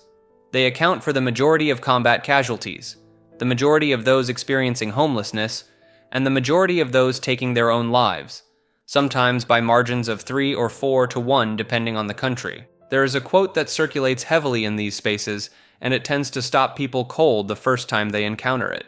It goes something like this: men receive flowers twice in their lives, once when they are born, and once when they are buried. The point being made is that the emotional and social acknowledgement given to men is bookended by two events they are not conscious for. The Manosphere's interpretation of these numbers is that society has, either consciously or through long-established cultural programming, treated male lives as more expendable than female lives. The idea is that men are valued primarily for what they can provide or sacrifice: labor, military service, economic output, and that when they are no longer able to perform those functions, the social safety net beneath them is notably thinner. The phrase "nobody cares about men" gets repeated frequently in these spaces, and for men encountering these statistics for the first time, it tends to produce a strong reaction. Social media accelerated this conversation significantly by giving individual men a space to share experiences that previously had no public outlet. Stories of custody battles, homelessness, dangerous jobs, and ignored mental health struggles aggregated into a collective grievance that felt, to many, like evidence of a systemic pattern. The genuine tension in this topic is that acknowledging male disposability does not automatically lead anywhere productive. Mainstream conversations about gender tend to be poorly equipped to hold both male and female struggles in frame at the same time, which means the men who find these statistics and feel seen by them often find that the only communities engaging seriously with the data are the ones also selling them a much angrier worldview alongside it. The statistics themselves are largely real. The conclusions drawn from them vary enormously depending on who is doing the drawing.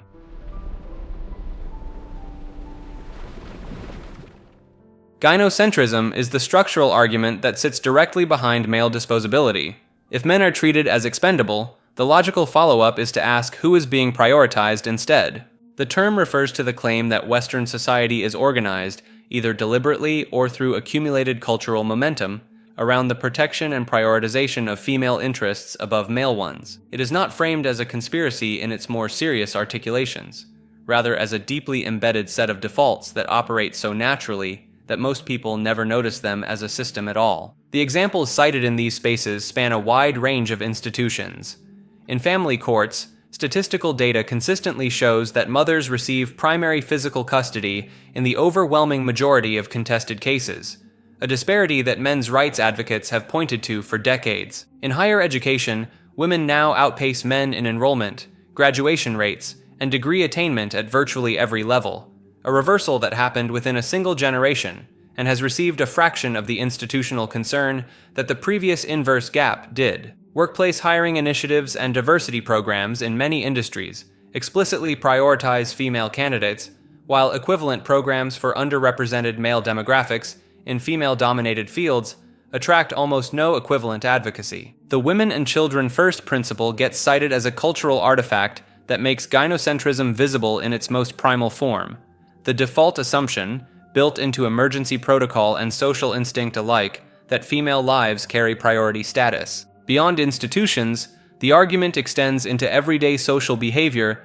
and even casual language. Happy wife, happy life is probably the most repeated example, a phrase so normalized that it appears on novelty mugs and greeting cards without anyone treating it as particularly remarkable. The Manosphere points to it as a distilled expression of gynocentric values operating in plain sight. The emotional state of one partner is designated the metric by which the health of the entire relationship is measured, and the responsibility for maintaining it falls entirely on the other.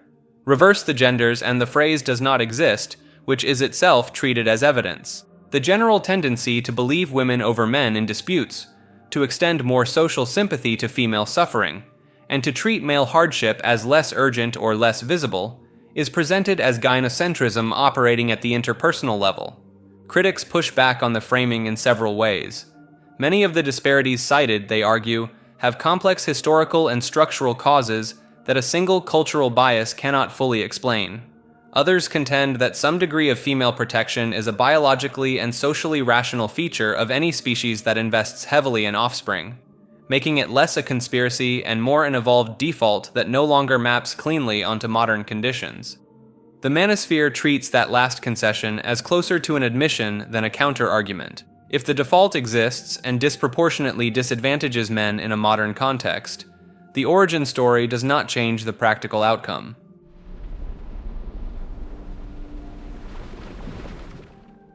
The real statistics is the part of this conversation that tends to get lost between two groups who both have reasons to avoid engaging with it honestly. So laying them out plainly, without the ideological scaffolding that usually surrounds them, is worth doing. Start with the most stark number. Men take their own lives at roughly 3 to 4 times the rate of women across most Western countries. In the United States, that ratio has held consistently above 3 to 1 for decades. In the United Kingdom, men account for around 3/4 of all self-removals. This is not a contested figure. It appears in government health data, academic literature, and public health reporting with remarkable consistency. The funding and public attention directed at it does not reflect that consistency with anything close to equivalent scale. Workplace fatalities follow a similar pattern. In the United States, men account for over 90% of all on-the-job deaths annually. The industries driving those numbers, construction, logging, commercial fishing, mining, are not industries anyone is arguing need to become more gender-balanced through institutional pressure. The men who die in them do so with very little public acknowledgement relative to the scale of the disparity. Family court custody outcomes are more complex, but the basic pattern is documented. Mothers receive sole or primary physical custody in the significant majority of contested cases across most jurisdictions. Researchers disagree on how much of that gap reflects judicial bias versus differences in which parent requests primary custody in the first place, but the outcome disparity itself is not seriously disputed. The education gap has inverted completely within roughly a single generation. Women now outnumber men in undergraduate enrollment across most Western countries, earn the majority of bachelor's and master's degrees, and have closed or reversed gaps in most professional fields. Boys trail girls on reading and writing assessments at virtually every grade level. The institutional response to this reversal has been considerably quieter than the response to the previous inverse gap received. The men who encounter these statistics for the first time and feel seen by them are frequently not finding them through academic journals or policy papers. They are finding them through Manosphere content, where the data arrives prepackaged with a particular interpretation already attached. The statistics themselves do not require that interpretation. Male workplace deaths, educational underperformance, custody disparities, and elevated rates of self-removal are all legitimate subjects for policy concern entirely independent of any ideological framework. Researchers, public health professionals, and family law scholars who hold no sympathy for the manosphere have documented all of them. The problem is structural. The communities engaging most seriously with this data are also selling a worldview alongside it, which makes it easy for mainstream discourse to dismiss the data by association. And mainstream discourse dismissing the data makes those same communities the only place men who care about it have to go. That loop has not been broken. And until it is, the statistics will keep doing double duty. Legitimate evidence of genuine problems on one hand, and recruitment material for spaces that have considerably more than policy reform on their agenda on the other.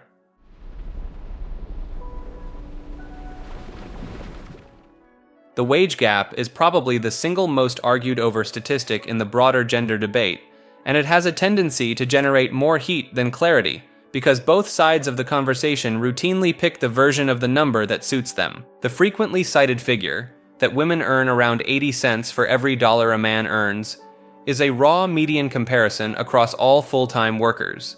That number is real. The debate is about what it measures.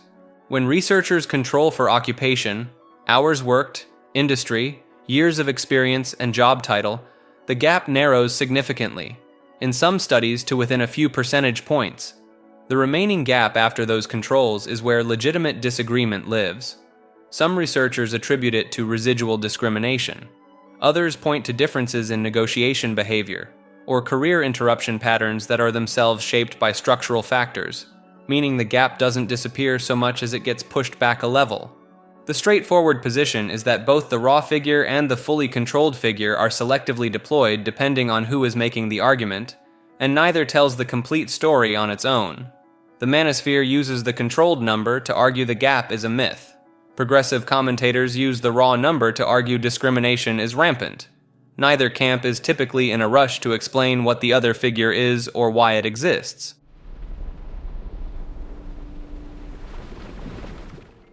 Red pill rage is a name given to a specific emotional phase that a large number of men report going through after their initial exposure to red pill ideas, often attributed to getting red pilled, and it is considered so common and predictable within these communities that it has its own recognized arc. The trigger is the moment a man encounters the framework for the first time and finds that it maps onto his own experiences with enough accuracy to feel true. For many men, particularly those who grew up with a genuinely positive view of women and relationships, the ideas around hypergamy, gynocentrism, and the sexual marketplace do not land as interesting theory. They land as a betrayal. The story they were told about how the world worked, be kind, be reliable, treat women well and it will be reciprocated, gets reframed overnight as a script written against their interests. The rage that follows is real, and the community largely treats it as an expected and legitimate response rather than a character flaw. The comparison to grief is used frequently and deliberately. The stages map loosely onto the familiar model: denial that the framework could be accurate, anger at women, at society, at themselves for not seeing it sooner, a period of bargaining with the ideas, depression as the implications settle in, and eventually some form of acceptance. The acceptance phase is considered the goal. A man who has moved through the rage and arrived at a calm, analytical understanding of the dynamics is considered properly red-pilled. A man still operating from the rage phase is considered a liability, prone to hostile behavior that undermines the stated goals of self-improvement and pushes people away from taking the ideas seriously. This internal distinction matters because the communities themselves are aware that red pill rage is one of the primary things critics point to when characterizing the entire space as toxic. The more measured voices in these spaces are consistent about separating the anger phase from the ideology itself, arguing that the rage is an understandable transitional state, not the destination. Whether most men actually move through it and out the other side, or whether the rage simply becomes the permanent baseline dressed up in analytical language, is a question the community debates with varying degrees of honesty.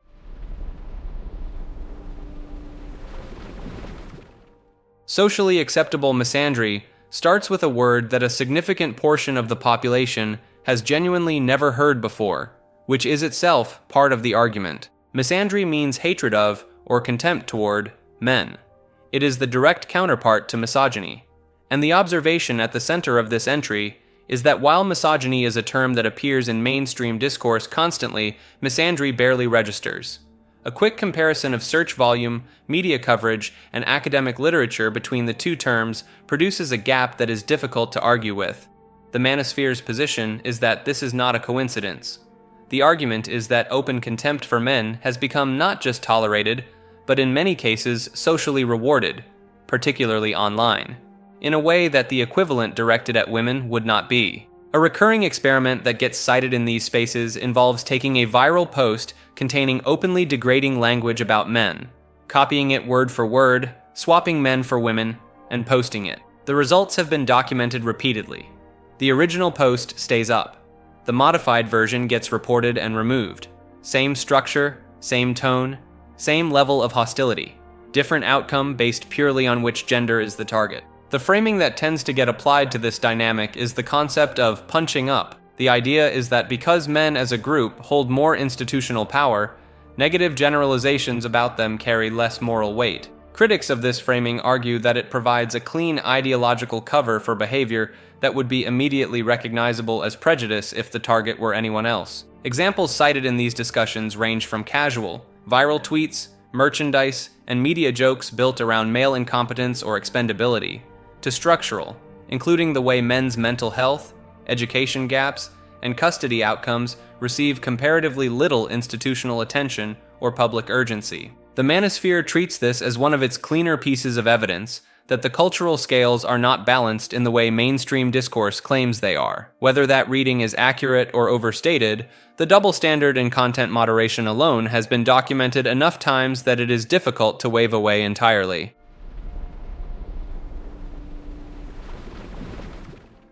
Body count is one of the most consistently debated topics across Manosphere spaces, and one of the few where the conversation has broken into mainstream dating discourse broadly enough that most people under 40 have encountered it in some form. The term refers to the number of previous sexual partners a person has had. The reason it generates so much discussion in these communities comes down to a specific asymmetry in how the number is interpreted depending on gender. The red pill position is that a high body count in a man signals value, because the barrier to entry for men in the sexual marketplace is considerably higher than it is for women. A man who has been with many women, by this logic, has demonstrated desirability in a market that does not hand access to men easily. The same number in a woman carries a different implication. And this is where the pair bonding argument enters. Pair bonding refers to the capacity to form a deep, lasting emotional attachment to a specific partner. The argument, drawn loosely from research on neurochemical bonding, particularly around the hormone oxytocin, is that repeated short-term sexual encounters gradually diminish a person's ability to form those deep attachments. Each connection formed and severed leaves the mechanism slightly more worn than before. The claim is that women are more vulnerable to this effect than men, and that a high body count therefore correlates with a reduced capacity for the kind of loyal, stable long-term attachment that most men seeking a serious relationship are looking for. The evolutionary framing attached to this is that men were historically incentivized to spread their genetics as widely as possible, making a higher tolerance for multiple partners a feature of male biology rather than a character failing. There is also the more blunt historical argument that gets raised in these discussions, that in a pre-DNA testing world, a woman's fidelity was the only mechanism by which a man could have any confidence he was investing in his own offspring. The social and moral structures built around female chastity throughout most of recorded history are presented as a rational response to that biological reality rather than arbitrary control. The actual research on this is more complicated than either side typically presents. A study from the University of Utah, led by researcher Nicholas Wolfinger and published by the Institute for Family Studies, produced findings that cut in multiple directions at once. The study did find that women with more than 10 prior sexual partners showed elevated divorce rates, a result that circulates widely in manosphere spaces as confirmation of the pair bonding argument. What gets left out is the rest of the findings. Women with only 2 prior partners also showed elevated divorce rates. The lowest divorce rates in the study were actually found among women with between 3 and 9 previous partners. Wolfinger's own summary was that having some basis for comparison before marriage appeared to support more stable long-term outcomes. The full picture does not map cleanly onto the lower is always better framing. The relationship between prior experience and relationship stability, according to that data, is not a straight line in either direction. That nuance rarely survives the debate, which, as with most topics in this space, tends to move considerably faster than the research behind it.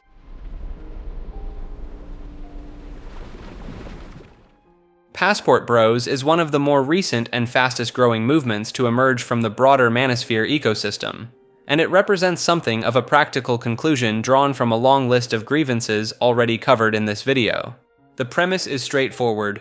A growing number of men in Western countries, particularly the United States and the United Kingdom, have decided that the dating landscape around them is either too competitive, too ideologically hostile, or simply not producing the kind of relationships they are looking for. Their solution is not to keep trying.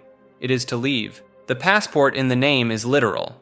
These men obtain or renew their passport specifically to travel to, and in many cases relocate to, countries where they believe women are more traditionally oriented, more openly appreciative of male provision, and less influenced by the particular brand of gender dynamics that Western culture has produced. When it comes to my mom, she's gonna be happy because it's really her dream that her daughter would marry a foreigner. It's like a blessing also to you that a foreigner reached out to date you. But if my mom will be happy because her granddaughters or sons will gonna be pretty and handsome. Southeast Asia, Latin America, Eastern Europe, and parts of Africa are the most commonly cited destinations, with countries like Thailand, the Philippines, Colombia, and Ukraine appearing repeatedly in community discussions. The movement has its own thriving corner of YouTube, filled with men documenting their experiences abroad, comparing cost of living, and offering relocation guides. Some present it as straightforward life optimization. Others frame it explicitly in red pill terms, as a rejection of a Western dating market they view as irreparably broken. The criticism comes from multiple directions. Some argue it reflects a consumerist approach to relationships, that men are essentially shopping for more compliant partners in places with fewer economic alternatives, and that the power imbalance involved is something the movement tends to gloss over. Others push back on the romanticized picture of women in these countries, arguing that the men involved are often projecting an idealized traditionalism onto cultures they do not fully understand. Supporters counter that choosing where to build your life based on compatibility and personal values is no different from any other major life decision, and that framing it as predatory says more about cultural defensiveness than it does about the men actually doing it.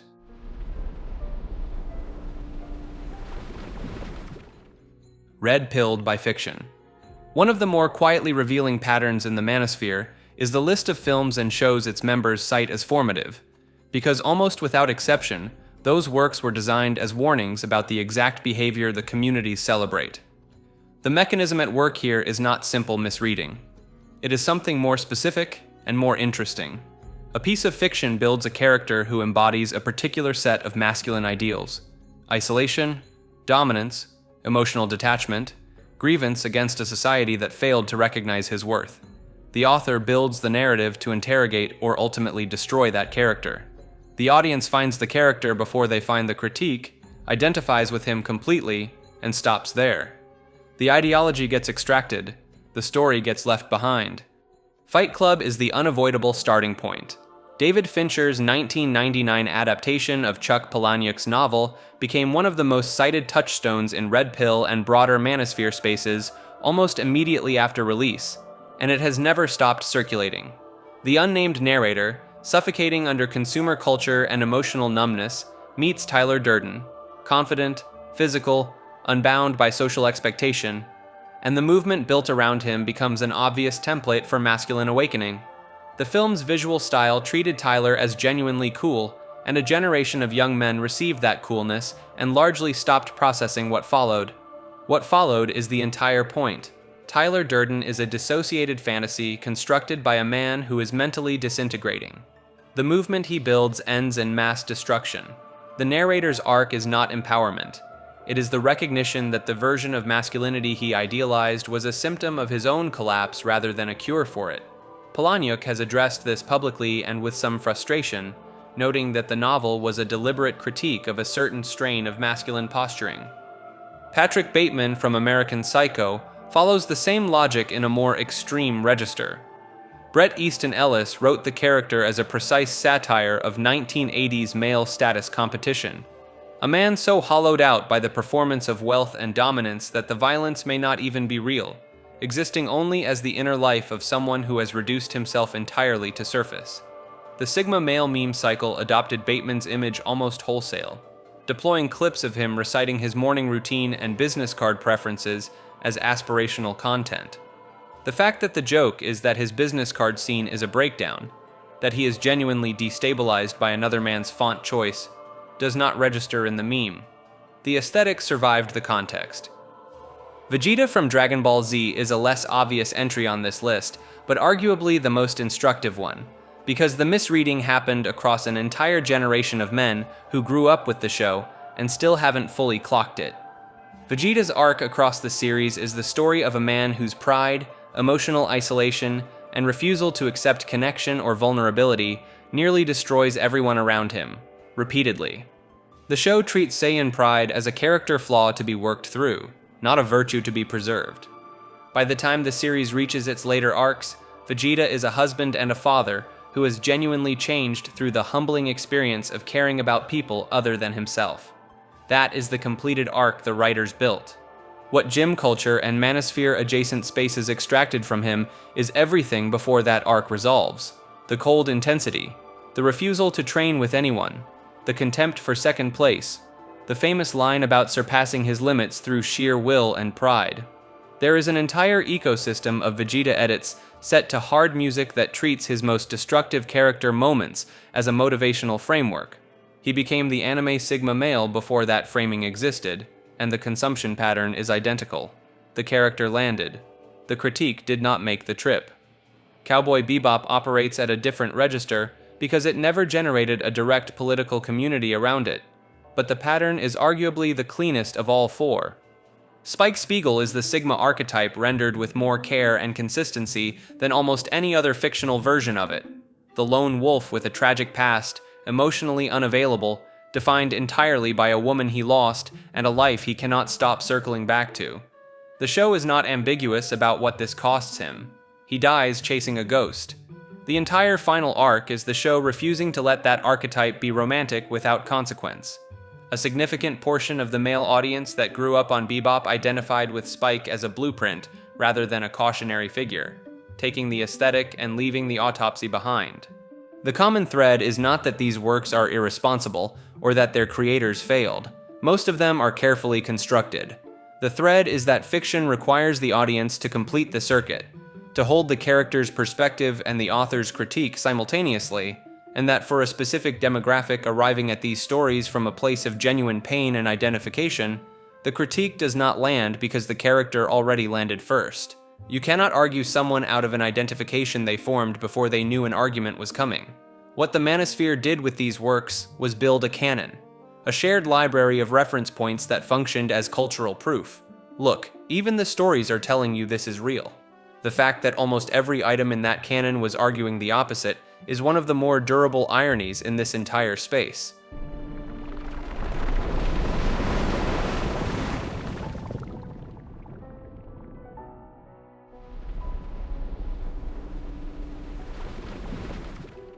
The Karen meme started simple enough. A woman screaming at a retail worker, demanding a manager, calling the police over something trivial. The clips were funny at first, and then they kept coming, and something shifted in how people were processing them. What made Karen different from other viral bad behavior content was the pattern it exposed. Commenters started pointing out that a man acting the same way would have faced immediate consequences. Security would have removed him. Other bystanders would have intervened physically. The situation would have escalated. But the Karen in the video could scream, threaten, and berate for minutes on end, while everyone around her de-escalated and accommodated. That observation spread faster than the videos themselves. It gave a name and a face to something a lot of men claimed they had noticed for years, but struggled to articulate: The argument was not just that these women were behaving badly. The argument was that society had built a set of invisible guardrails that protected women from the natural social consequences of bad behavior, while no equivalent protection existed for men. This fed directly into the socially acceptable misandry framework that had been building in these spaces. The Karen meme did something that abstract arguments could never do on their own. It provided evidence, tangible, shareable, constantly refreshed evidence.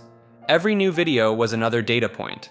Every comment section became a place where that interpretation got reinforced and refined. The meme also had a self-perpetuating quality. Because the clips kept coming, the argument never went stale. There was always a new Karen to point to. That steady supply of examples meant the conversation never had to rely on memory or anecdote. The proof was always fresh.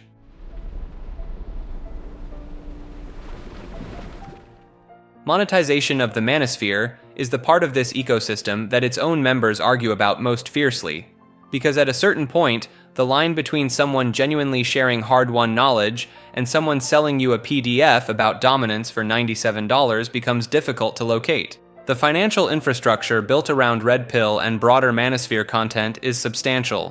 What began as forum posts and blogs evolved steadily into a full commercial ecosystem. Courses, coaching programs, membership communities, live events, merchandise, and books, all built around the promise of helping men improve their dating lives, their finances, their bodies, or their mindset. The entry point is usually free. YouTube videos, podcast appearances, and social media clips function as the top of a funnel that eventually leads to paid products.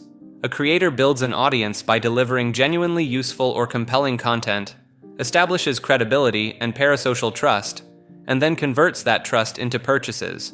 This is not unique to the Manosphere. It is the standard influencer-to-product pipeline that runs through every corner of the internet.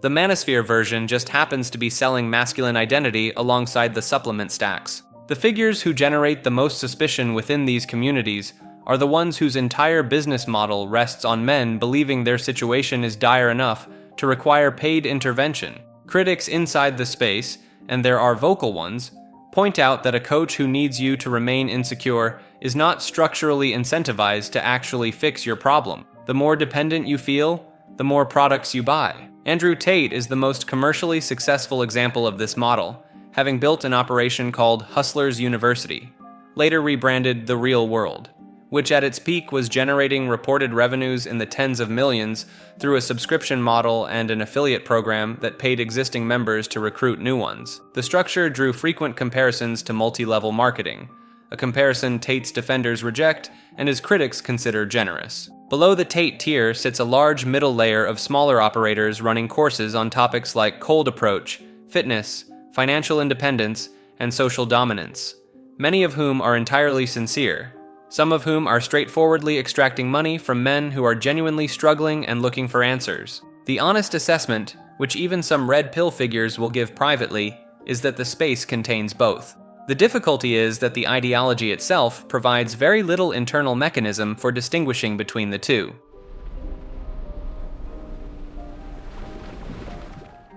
Pickup artists, or the PUA community, is the direct ancestor of almost everything else covered in this video. Before the Red Pill had a name, before the Manosphere existed as a concept, there was the seduction community, a loosely organized subculture of men sharing techniques for meeting and attracting women, operating mostly through internet forums in the late 1990s and early 2000s. The figure most responsible for bringing it to mainstream attention was a man named Neil Strauss, who wrote a book in 2005 called The Game: Penetrating the Secret Society of Pickup Artists. Strauss was a journalist who embedded himself in the community, adopted the alias Style, and documented what he found with enough wit and self-awareness that the book became a genuine bestseller, read by men who wanted the techniques and by people who were simply fascinated by the subculture. The undisputed celebrity of that subculture was a man known as Mystery, real name Eric von Markovic, a Canadian magician who developed an elaborate stage-by-stage methodology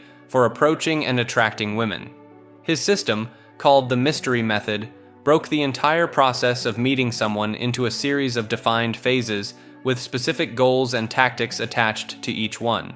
He eventually got his own VH1 reality show, The Pickup Artist, in 2007, in which he coached socially struggling men through his methods. It is exactly as entertaining as it sounds. The toolkit that emerged from this era included concepts that spread far beyond the original community.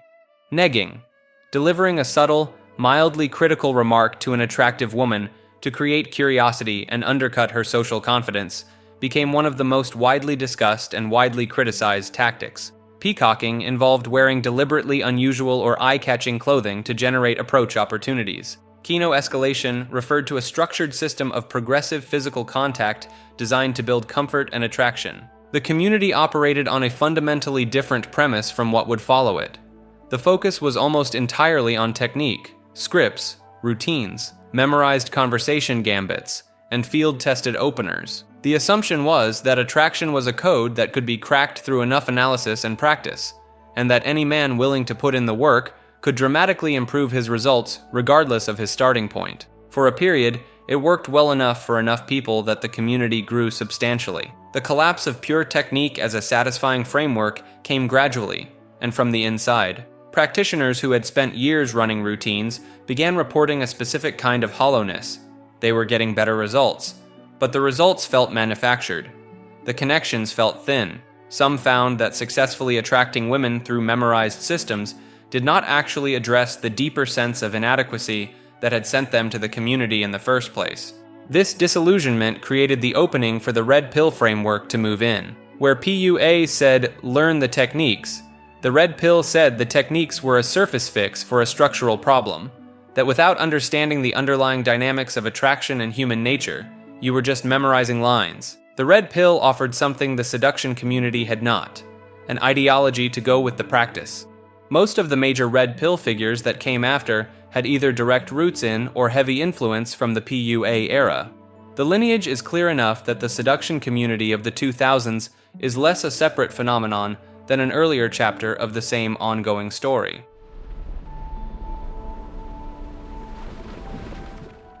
Mystery is the figure most responsible for transforming the seduction community from a scattered collection of newsletters and seminars into something that looked, at least from the inside, like a legitimate discipline with teachable systems and measurable results. Mystery was a Canadian magician and performer who began developing his approach to seduction in the late 1990s, field-testing techniques in Toronto nightclubs and refining them through obsessive documentation and iteration. The result was the Mystery Method, a structured, sequential framework for male-to-female interaction that broke the entire process down into discrete phases, each with its own goals, techniques, and metrics for success. The framework divided the process into 3 stages: attraction, comfort, and seduction, each subdivided further into specific steps.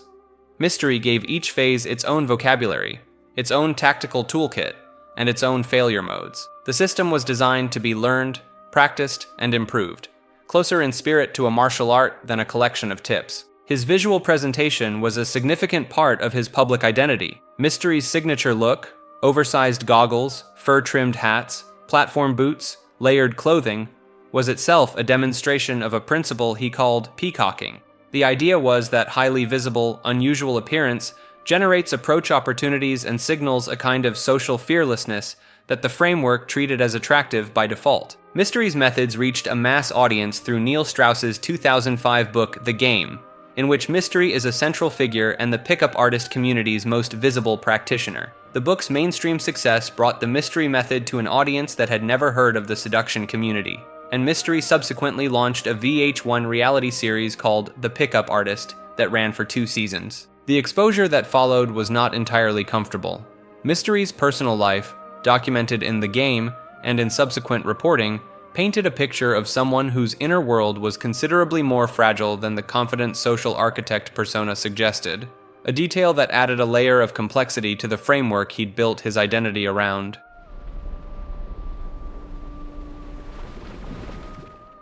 Patrice O'Neal holds a unique position in the Manosphere, not as a figure who belonged to it, but as someone who is cited so consistently across Red Pill spaces that his influence on the movement is difficult to overstate. He never called himself Red Pill. He died in 2011, before the ecosystem around that term had fully formed. That timing is a significant part of why his status in these communities has edged toward mythological. O'Neal was a stand-up comedian from Boston, sharp, confrontational, and genuinely difficult to categorize. He was a regular on the New York radio circuit and built a devoted following through his appearances on shows like Opie and Anthony, where his willingness to say things about gender dynamics that almost nobody else would touch in a public format made him a cult figure long before the internet fully discovered him. The work that gets cited most is The Black Phillip Show, a podcast and radio program he hosted that ran in 2008 and 2009. The premise was nominally advice for men navigating relationships, but the actual content was closer to unfiltered social philosophy. O'Neal talked about hypergamy, female nature, male neediness, and the dynamics of attraction with a bluntness and specificity that to men who encountered it years later through YouTube clips and forums sounded almost prophetic. He was articulating ideas that the Red Pill would later systematize, but he was doing it through the lens of a comedian who had clearly spent a lot of time actually thinking about these things rather than simply performing grievance. His framing was distinct from much of what surrounds him on this iceberg. He was not bitter, he was analytical, often funny, and clearly came from a place of genuine curiosity about human behavior, rather than resentment. That tone is a significant part of why he is treated differently from most figures in this space. He gets cited as someone who was onto something real, rather than someone who was working through something painful. O'Neal passed away in December 2011 following a stroke, at 41 years old. The Red Pill community that would have received him as a major figure was only just beginning to coalesce at the time. The result is that he exists in these spaces as a fixed point, someone whose ideas can be referenced and debated without the complications that come from watching a living person evolve, contradict themselves, or sell a course. That kind of permanence, in an ecosystem that chews through living figures fairly quickly, is its own form of power.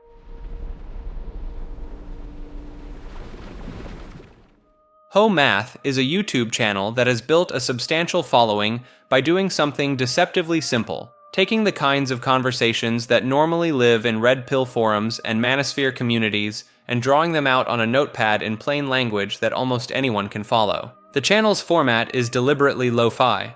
No elaborate production, no studio setup. Just a hand, a pen, and a series of diagrams that walk through dating dynamics, behavioral patterns, and social observations in a way that is accessible enough to reach people who would never voluntarily sit down with Tomassi's Rational Male or wade through a Red Pill subreddit. The topics covered span a wide range of the concepts already discussed in this video: SMV, hypergamy, the dynamics of attraction, behavioral patterns in modern dating, but the delivery strips out most of the ideological packaging. The tone tends to sit somewhere between analytical and dry humor, which has made the channel's content unusually shareable across audiences that would not identify with the Manosphere at all. This is significant because it represents a different kind of reach than most figures in this space achieve. Rather than pulling viewers into a community or selling a course, the channel functions more like a translator, taking ideas that exist in more charged and confrontational corners of the internet and presenting them in a format that feels like a conversation rather than a manifesto. Whether that accessibility broadens genuine understanding of these dynamics or simply launders more contentious ideas into mainstream digestibility is a question the channel's comment section argues about constantly, which is probably a sign that it is doing something worth paying attention to.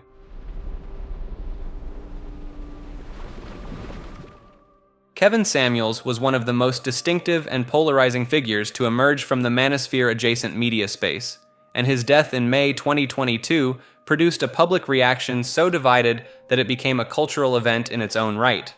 Samuels was an image consultant and YouTuber who built a large following through a live call-in format, where women, and occasionally men, would call in to discuss their relationship situations and receive his unfiltered assessment.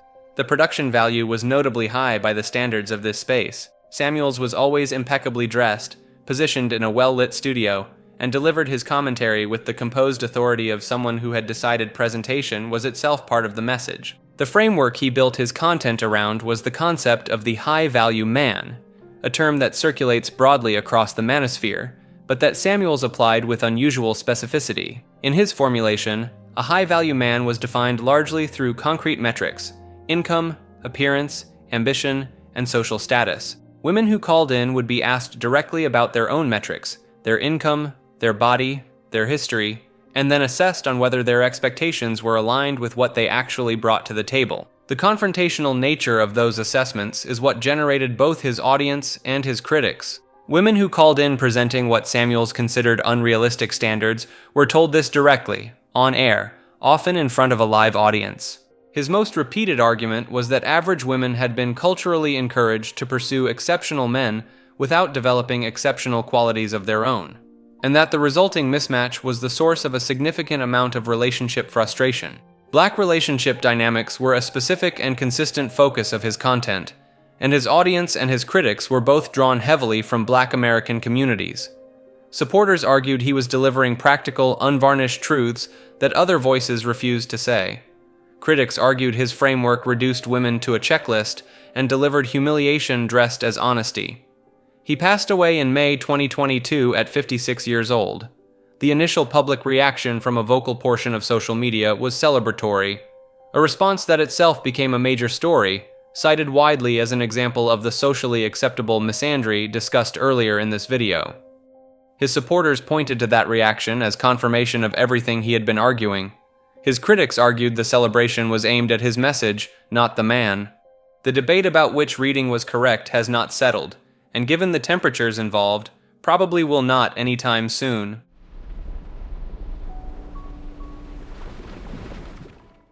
Rollo Tomassi is not a household name outside of Red Pill spaces, but inside them, he occupies a position that no other figure quite matches. He is frequently referred to as the godfather of the Red Pill, the closest thing the movement has to a foundational philosopher rather than a personality or a salesman.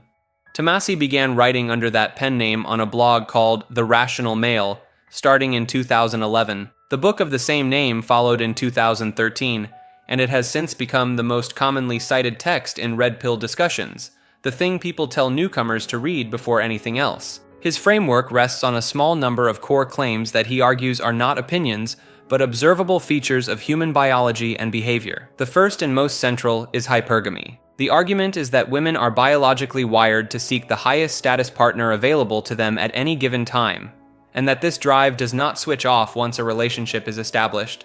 It is not framed as a moral failing. Tomassi is consistent about presenting it as an evolved survival mechanism, but the implication is that male romantic investment and female romantic investment are structurally different from each other in ways that most men are never told about. The second major claim follows from the first, that the experience of love men are socialized to expect, unconditional, stable, chosen, does not exist for women in the same form. Women's attraction, in this framework, is conditional on a man's ongoing status and performance. The moment that status is perceived to drop, the emotional connection follows. Tomassi uses the term feminine imperative to describe what he sees as a cultural system that has been built to serve female reproductive interests, while framing those interests as universal human values. Male disposability, the expectation that men perform and provide without complaint, and the social stigma around men expressing vulnerability are all presented as features of this system rather than accidents. The analytical appeal of his work, even to people who ultimately reject his conclusions, is that he builds his arguments carefully and avoids the overtly hostile tone that characterizes a lot of content further down this iceberg. He reads more like someone presenting a field study than someone nursing a grievance. The counter-arguments are substantial. Critics point out that hypergamy, while a real concept in evolutionary biology, does not operate in the clean and deterministic way Tomassi describes. Human behavior is shaped by culture, individual variation, and context in ways that a single biological framework cannot account for. The claim that women do not experience love the same way men do is contested by psychologists who argue it conflates attachment style differences with a fundamentally transactional orientation. Others argue that the feminine imperative framing requires a degree of coordinated systemic intent that is difficult to demonstrate and easy to overfit onto ordinary social patterns. What is harder to dispute is the impact. The Rational Male gave the Red Pill community something it previously lacked, a coherent, serious-sounding theoretical foundation that participants could point to when accused of simply being bitter. Whether the theory holds up is one argument, that it changed the shape of the conversation is less contested.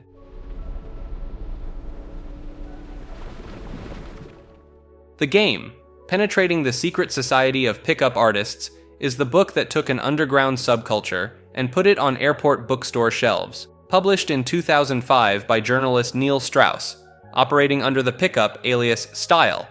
It was the document that introduced millions of people to a world that had previously existed almost entirely in obscure internet forums and invite-only workshops.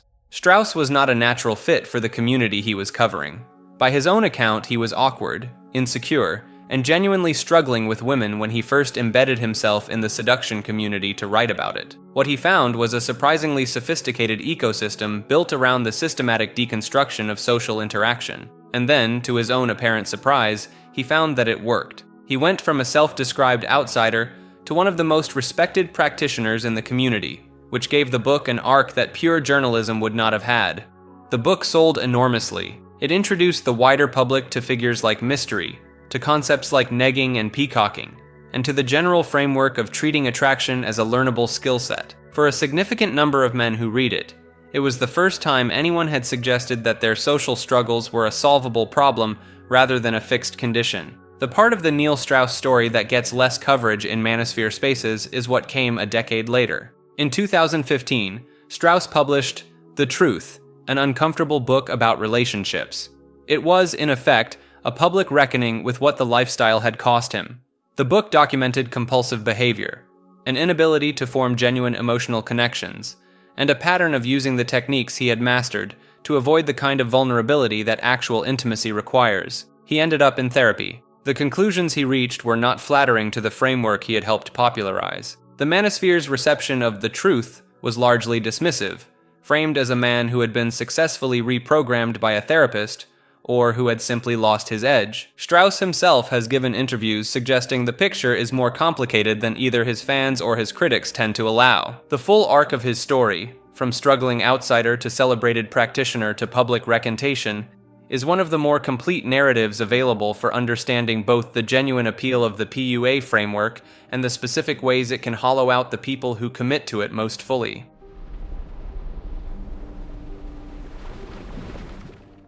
No More Mr. Nice Guy is a book published in 2003 by therapist Robert Glover, and it holds a distinctive position in the Manosphere reading list for one specific reason. It is the entry that gets handed to men who are not yet ready for the more ideologically charged material, because it is the hardest one to dismiss as bitter or extreme. Glover is a licensed therapist writing from a clinical background, and the book reads like one. The central concept he introduces is what he calls nice guy syndrome, a pattern of behavior in which men learn, typically in childhood, that their needs and authentic selves are unacceptable, and develop a covert strategy of being agreeable, helpful, and self-effacing in exchange for approval, affection, and the avoidance of conflict. The nice guy, in Glover's framing, is not actually nice. He is transactional. He does kind things with hidden expectations attached, becomes resentful when those expectations go unmet, and then cannot understand why his strategy is not producing the love and connection he is looking for, because he has never been honest with anyone, including himself, about what he actually wants. The reason this lands so heavily in Manosphere spaces is that a significant portion of the men in those communities recognize themselves in that description with uncomfortable precision. The book provides a psychological framework for experiences that many of them had been unable to name. The resentment, the invisible scorekeeping, the confusion about why being endlessly accommodating seemed to produce worse results than behaving with less deference. Glover's prescribed solution is not red pill ideology. He advocates for honesty, boundary setting, and taking genuine responsibility for your own needs, conclusions that most therapists would find entirely reasonable. The pipeline effect operates at the point where men absorb his diagnosis and then go looking online for a community that has been talking about the same patterns. That search tends to lead deeper into spaces where Glover's clinical framework has been retrofitted onto hypergamy theory, the sexual marketplace, and the broader red pill architecture. The book itself contains none of that, but it opens a door, and the Manosphere is reliably waiting on the other side of it.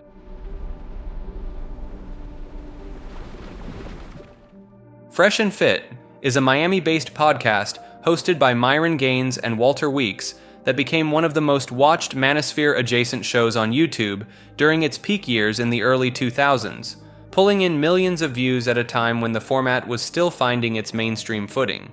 The show's formula borrowed elements from the Kevin Samuels call-in model, but pushed the production further into confrontational entertainment territory. The hosts would regularly invite women onto the show, often in groups, to discuss dating standards, relationship expectations, and sexual history, and would challenge their positions in real time in front of a live studio audience. The combination of attractive guests, unfiltered commentary, and frequent on-camera disagreements turned individual episodes into clippable, shareable moments that spread well beyond the show's core audience. Several specific episodes generated significant cultural traction.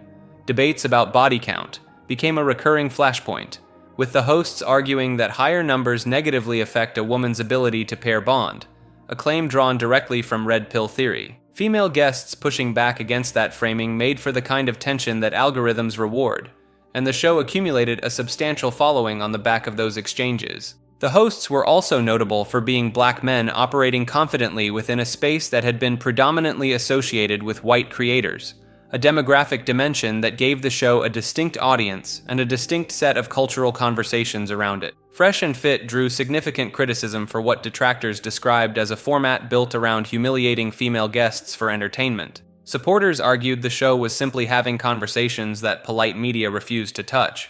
The show's influence on the podcast landscape was tangible. A wave of imitators adopted the same basic format in the years that followed, with varying degrees of the original's production quality, and considerably less of its audience.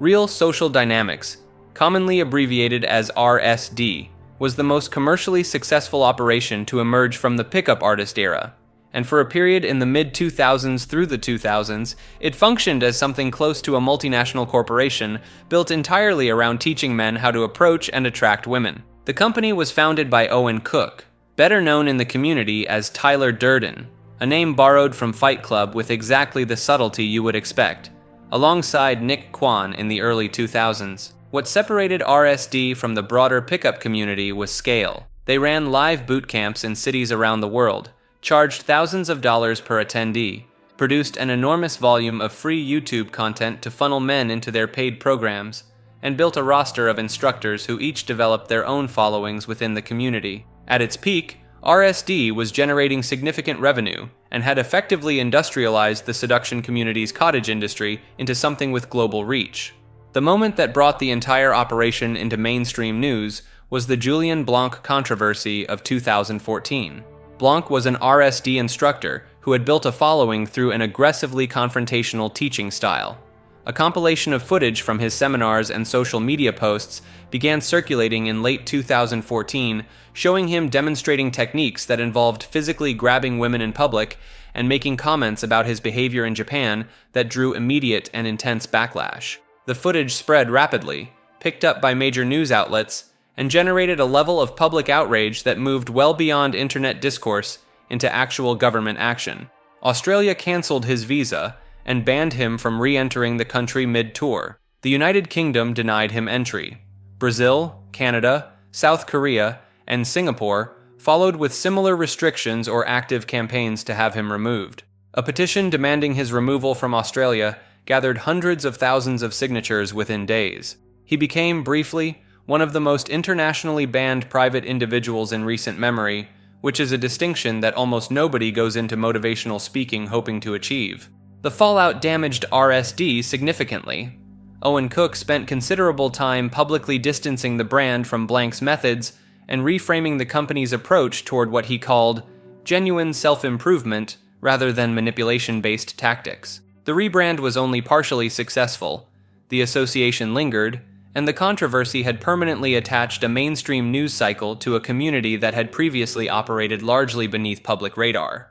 The Julien Blanc episode is regularly cited as the moment the broader cultural conversation about pickup artistry shifted from curiosity to active hostility, and as the clearest example of how the tactics at the more extreme edge of the PUA world looked when removed from the ideological context that practitioners used to frame them.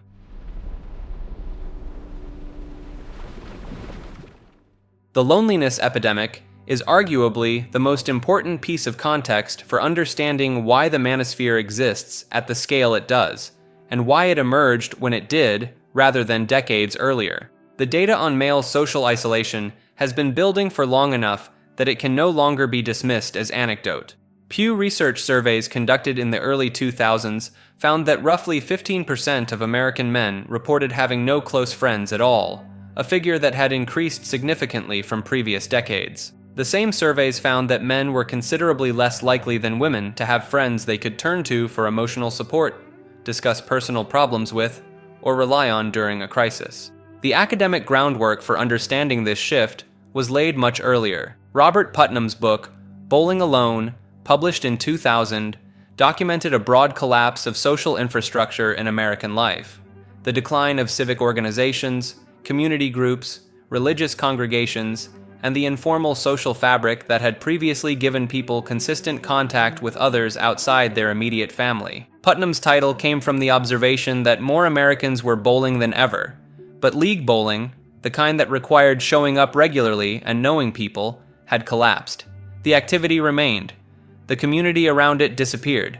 Putnam was writing about society broadly, but the pattern hit men with particular force. Male socialization has historically been built around shared activity and institutional structures. Sports teams, unions, military service, religious organizations, workplace culture. As those structures eroded, the informal social infrastructure that men had relied on largely went with them, and nothing equivalent emerged to replace it. The Manosphere did not create this vacuum. It moved into one that already existed. For a significant number of men who found these communities, the initial draw was not ideology. It was the experience of finding other people who were willing to talk honestly about loneliness, purposelessness, and the specific confusion of being a man in a cultural moment that seemed uncertain about what that was supposed to mean. The Red Pill framework, the forums, the YouTube channels, they offered something that had become genuinely scarce, a space where male experience was treated as worth discussing seriously. Understanding this does not require endorsing what those spaces eventually became, but treating the Manosphere purely as an ideological phenomenon, without accounting for the social conditions that made millions of isolated men receptive to it, produces an incomplete picture of how it grew, and an incomplete picture of what would actually need to change for it to shrink.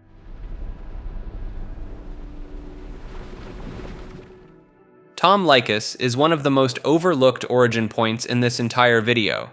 A figure who was delivering proto-red pill philosophy to millions of men through a nationally syndicated radio show years before the internet had assembled any of the frameworks we have been covering.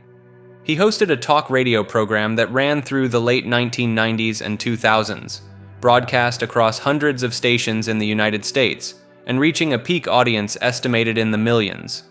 His core demographic was exactly the group that would later become the Manosphere's primary audience.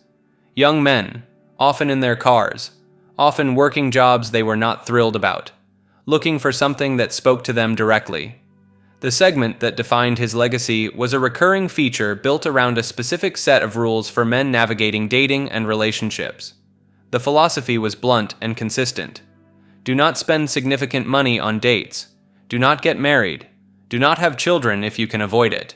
The legal and financial risks of commitment heavily outweigh the benefits for men, and most men who enter into them do so because nobody told them the terms of the deal clearly enough in advance. He advised men to date casually, keep their finances separate, and treat the institution of marriage with the same skepticism they would apply to any contract written almost entirely in the other party's favor. The tone was confrontational and frequently funny. He was a broadcaster by trade and understood that being entertaining was what kept people listening. He would take calls from women defending commitment and marriage and dismantle their arguments on air with enough crowd-pleasing energy that the segment became appointment radio for a specific kind of listener. The connection to what followed is direct. Men who grew up listening to those segments in their late teens and 20s arrived at the early red pill internet already primed with a framework for skepticism about commitment, and a sense that mainstream cultural narratives around relationships were not written with male interests in mind. They did not need to be convinced from scratch. They just needed the ideology he had never quite provided to go with the attitude he had already installed. He has acknowledged the connection himself in interviews, with a mixture of pride and characteristic bluntness that will surprise nobody who knows his work.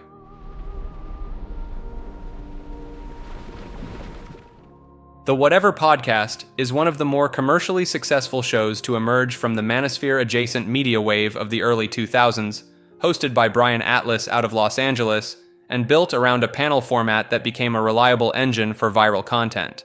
The setup is straightforward. A rotating cast of women, often content creators, influencers, or women recruited specifically for the show, sit across from the host and a rotating panel of male guests to debate topics around dating, relationships, attraction, and gender dynamics. The conversations are unscripted, frequently combative, and edited into clips specifically designed to travel on short-form platforms. The show found its audience by occupying a specific middle ground between the more ideologically dense red pill content and mainstream entertainment. It is accessible enough to pull in viewers who would never describe themselves as part of any Manosphere community, while consistently covering the topics: body count, standards, hypergamy, male versus female value, that are central to the spaces covered throughout this video. Atlas has a talent for creating moments. Guests who arrive with confident positions frequently find themselves in exchanges that do not go the way they anticipated, and those moments generate the kind of shareable reaction bait content that platforms reward with distribution. Several individual clips from the show accumulated tens of millions of views, expanding the audience well beyond its original core. The criticism leveled at the show follows a familiar pattern for this format, that it selects guests and frames conversations in ways designed to produce a specific outcome, and that the appearance of open debate has a predetermined direction. Supporters counter that the conversations, however chaotic, are ones that most mainstream media actively avoids having. Whatever's success contributed to a broader proliferation of similar formats, each attempting to replicate the combination of attractive guests, unfiltered conversation, and built-in conflict that made the original work.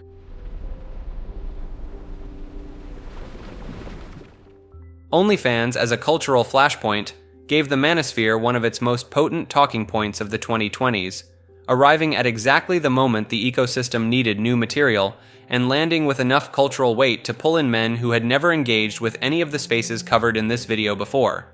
For context, OnlyFans is a subscription platform launched in 2016 that allows creators to sell content directly to paying subscribers. It existed quietly for several years before the COVID-19 lockdowns of 2020 created the conditions for an explosion in both creators and subscribers. With entertainment options limited and financial pressures widespread, a significant number of women turned to the platform as an income source, and the numbers some of them were generating became public knowledge fast enough to produce a specific kind of cultural whiplash. The Manosphere reaction was immediate and sustained. The OnlyFans ruined women narrative that spread through these spaces in 2020 and 2021 rested on several connected arguments. The first was an extension of the pair bonding and body count discussion, that commodifying intimacy at scale accelerates the same erosion of bonding capacity that the Red Pill framework had already been warning about. The second was economic, that the platform had created a generation of women with inflated expectations of their own market value, having briefly experienced the attention and income of the top tier of the SMV curve, who would then struggle to readjust those expectations when the platform's returns declined and dating re-entered the picture. The phrase, "every girl has an OnlyFans," became a running shorthand, not literally accurate, but deployed as a cultural temperature reading that resonated with a large enough audience to sustain its own content ecosystem for years. There was also a class dimension to the conversation that got less attention than the ideological one. Many of the men most vocal about OnlyFans in these spaces were simultaneously the platform's paying customers, a contradiction that the communities acknowledged with varying degrees of self-awareness, and that critics pointed to as evidence of a fundamental inconsistency in the outrage. The platform became a Rorschach test for nearly every debate already running in the Manosphere: female agency versus long-term consequences, economic desperation versus calculated choice, the wall, the sexual marketplace, hypergamy. OnlyFans gave every existing framework a fresh, highly visible, and endlessly discussable case study to attach itself to, and the resulting content wave gave the broader ecosystem a second wind at a moment when some of its older talking points had started to feel exhausted.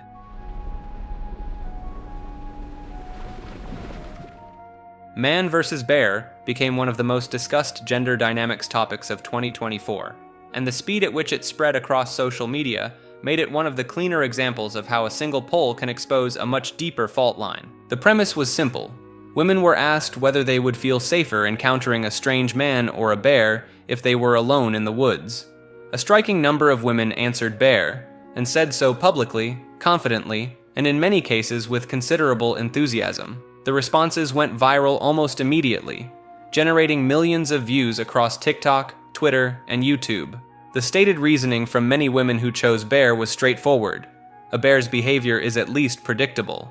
A strange man's intentions are not. The argument drew on genuine concerns about female safety and the statistical reality that women are most commonly harmed by men they know, not strangers in forests. The Manosphere reaction was equally swift. Many creators framed the bear answer not as a safety preference, but as a deliberate cultural statement, a way of publicly positioning men as a class as more dangerous than an apex predator, delivered with enough enthusiasm to suggest the point was at least partly about the message rather than a sincere wilderness survival calculation. The more pointed critique was that the framing revealed something about how men are viewed culturally, that the same society which would find it immediately unacceptable to make an equivalent generalized statement about any other group was entirely comfortable with this one, and that the viral celebration of the bear answer was another data point in the socially acceptable misandry discussion covered earlier. The counter-argument is that the question was never meant as a literal threat assessment, and that reading it as a broad condemnation of men misses the point entirely. Both readings have been argued at length. The fact that a hypothetical woodland poll generated weeks of international debate probably tells you more about the current state of gender relations than either answer does.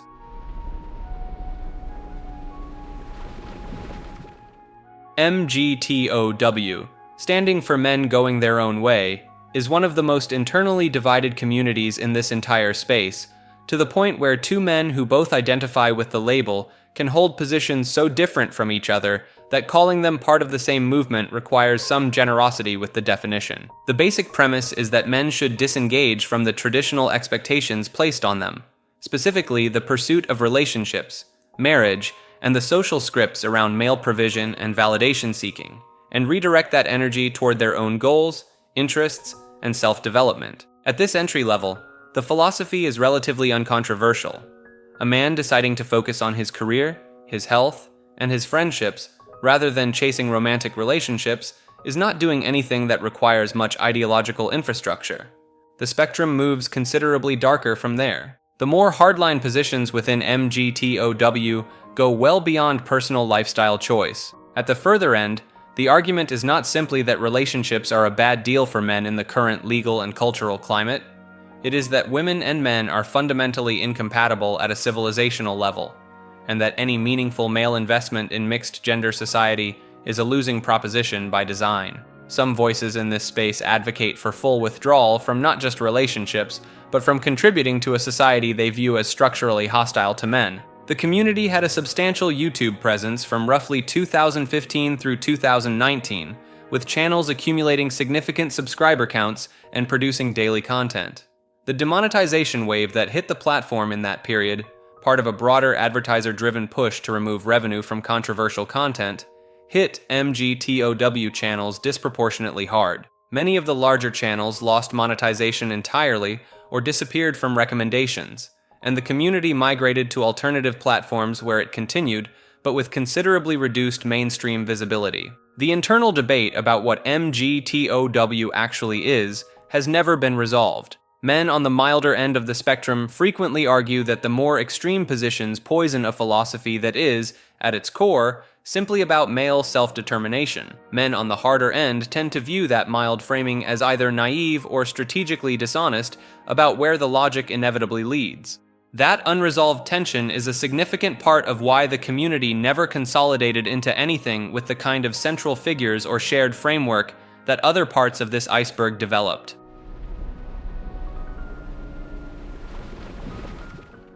Hoflation is a portmanteau of two words that makes its argument before the definition even starts.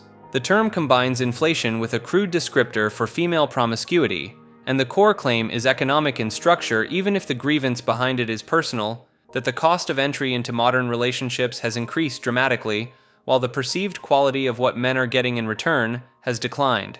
The sentiment runs something like this. Previous generations of men could reasonably expect that a decent job, basic reliability, and a willingness to commit would be sufficient to attract and keep a partner who had invested similarly in her own long-term prospects. The men making this argument believe that transaction has broken down. The standards women present for a male partner have inflated: income, appearance, height, status, while the behaviors and values those same women bring to a relationship have, in their assessment, moved in the opposite direction. More options exercised before settling, higher body counts, less domestic investment, lower baseline loyalty. The price went up. The product got worse. The communities where this framing resonates most heavily are the ones already covered in the Passport Bros and MGTOW entries. Men who have absorbed the hoflation argument are typically not interested in negotiating with the domestic dating market.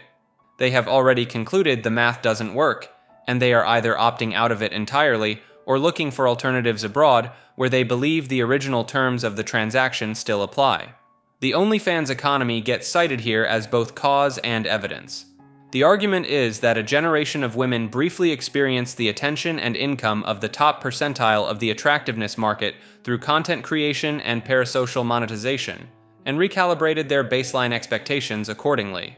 The platform inflated their perception of their own market value in ways that did not survive contact with everyday dating, but the expectations, in this framing, did not deflate with it. Dating apps get equal billing as an accelerant. The architecture of swipe-based platforms consistently produces inflated female selectivity, a dynamic covered in the dating app data entry, and men who have spent years on those platforms receiving minimal engagement while watching the stated preferences of female profiles drift upward have a visceral, first-hand dataset that the hoflation argument slots neatly into. The counter-argument is structural rather than purely sentimental. Male standards have inflated in their own direction. The fitness expectations, the aesthetic benchmarks, the status signaling that now runs through every layer of male self-presentation in ways that previous generations did not engage with. The Red Pill ecosystem itself, with its emphasis on looks maxing, status building, and relentless self-optimization, is partly responsible for that inflation on the supply side. Critics also point out that framing a generation of women's choices as a product defect says more about the framework than it does about the women, and that the grandfathers being invoked as a reference point were operating inside a social and economic structure that left women with considerably fewer choices, which is a meaningful variable to leave out of the equation. Within the communities where it circulates, those counter-arguments tend to land as confirmation rather than correction. The hoflation framing is less an economic analysis than a way of naming a feeling. The specific frustration of men who believe the rules changed after they had already committed to playing by the original ones.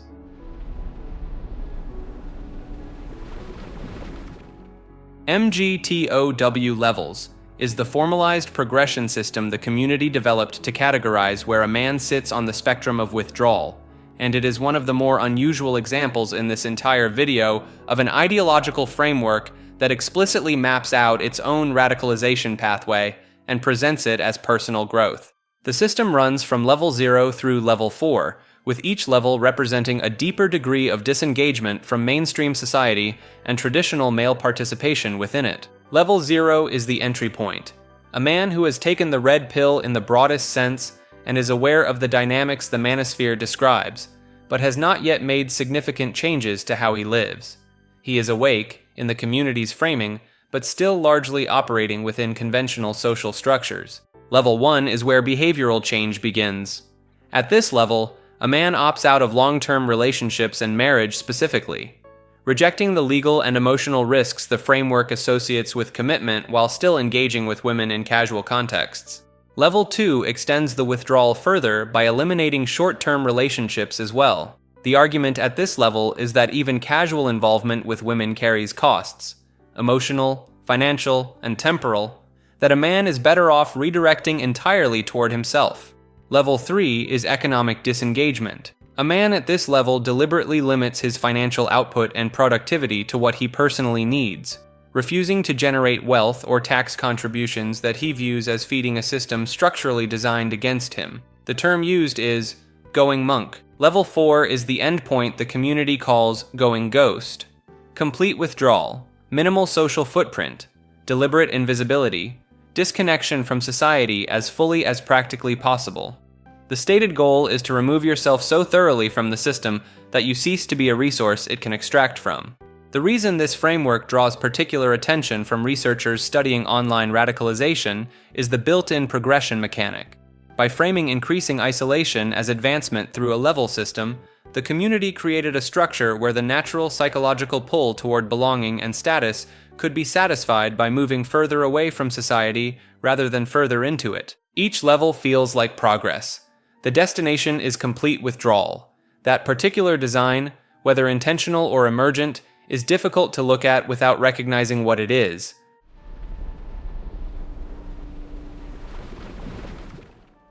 The Red Pill versus MGTOW split is one of the more entertaining internecine conflicts in this space. Two communities that share a significant amount of ideological foundation, spending considerable energy arguing about which of them has actually understood the implications of that foundation correctly. The disagreement comes down to a single question. Given everything the Red Pill framework says about female nature, hypergamy, and the costs of male investment in relationships, what is the correct response for a man who accepts all of it? The Red Pill position is that you stay in the game. You improve yourself. You develop your value. You learn to navigate the sexual marketplace with clear eyes rather than blue pill illusions. Opting out entirely is framed as weakness dressed up as philosophy. Men who could not compete and constructed an ideology to justify their withdrawal. The Red Pill community had a specific term for this. Giving up. A man who stops pursuing women because the game is hard is not enlightened in this framing. He has simply lost and decided to call it a choice. The MGTOW counter is delivered with equal force. If you have genuinely accepted the Red Pill framework, if you truly believe that female attraction is conditional, that hypergamy is real, that the legal system is structurally weighted against men in relationships, then continuing to pursue women anyway means you are still, at the most fundamental level, organizing your life around female approval. You have swapped one form of dependence for a more self-aware version of the same thing. In MGTOW's framing, the Red Pill man who spends his time optimizing his appearance, his status, and his social skills to attract women has not freed himself from anything. He has just become a more sophisticated version of the Simp, still running the same program, just with better technique. The Red Pill response to that is usually that human nature cannot be wished away, and that pretending otherwise is its own form of self-deception. Neither community has landed a decisive blow in this argument, which has been running for over a decade and shows no sign of resolution. It is, in the most literal sense, a theological dispute. Two groups who agree on the scripture, but cannot agree on what it demands of the faithful.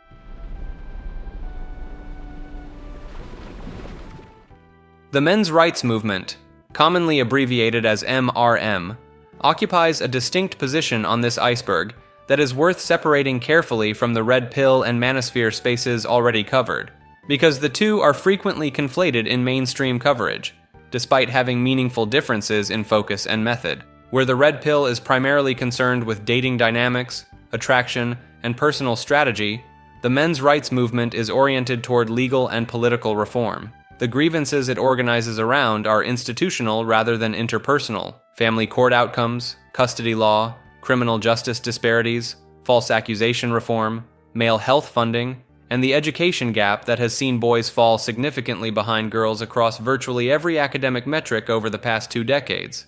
The most prominent organization associated with the movement is A Voice for Men, founded by Paul Elam, which launched in 2009 and became the most visible hub for men's rights advocacy online through the early 2000s. The site published research, legal commentary, and opinion pieces aimed at documenting what it argued were systemic biases operating against men in Western legal and social institutions. The legitimate grievances documented by MRM-aligned research are difficult to dismiss entirely. The statistical disparities in family court custody outcomes, sentencing length differences between men and women convicted of equivalent crimes, and the near total absence of institutional resources for male victims of domestic situations are documented well enough that even researchers with no sympathy for the broader movement have acknowledged the data.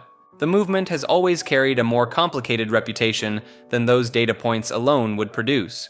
Critics point to a consistent pattern of bad faith actors operating within or adjacent to MRM spaces, figures whose stated concern for male welfare functions primarily as a vehicle for hostility toward women rather than genuine advocacy. Paul Elam himself published posts that drew significant criticism for rhetoric that went well beyond policy advocacy, complicating the movement's attempts to be taken seriously in mainstream political discourse. The tension with the Red Pill community is genuine and long-standing.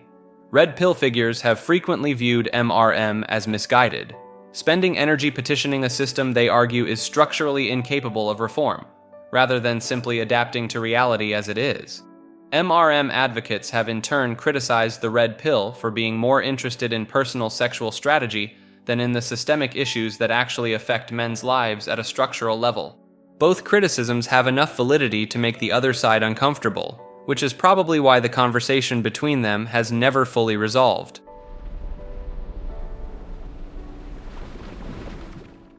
The Fathers' Rights movement is a subset of the men's rights space that focuses on a single, specific institutional problem, and it is arguably the most politically viable branch of the broader movement precisely because the data it points to is difficult to argue with regardless of where you sit ideologically.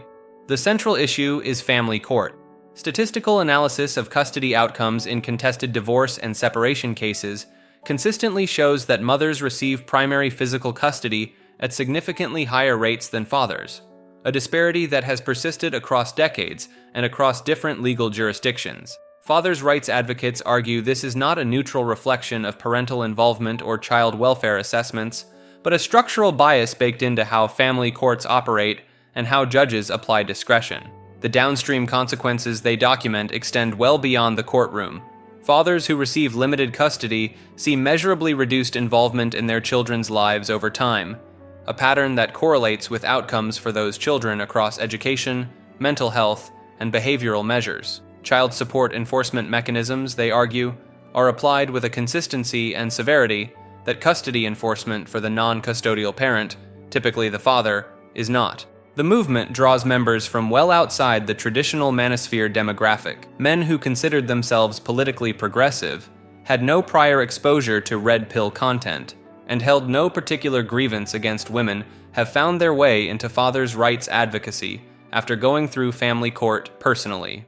That cross-ideological composition gives the movement a different character from most entries on this iceberg.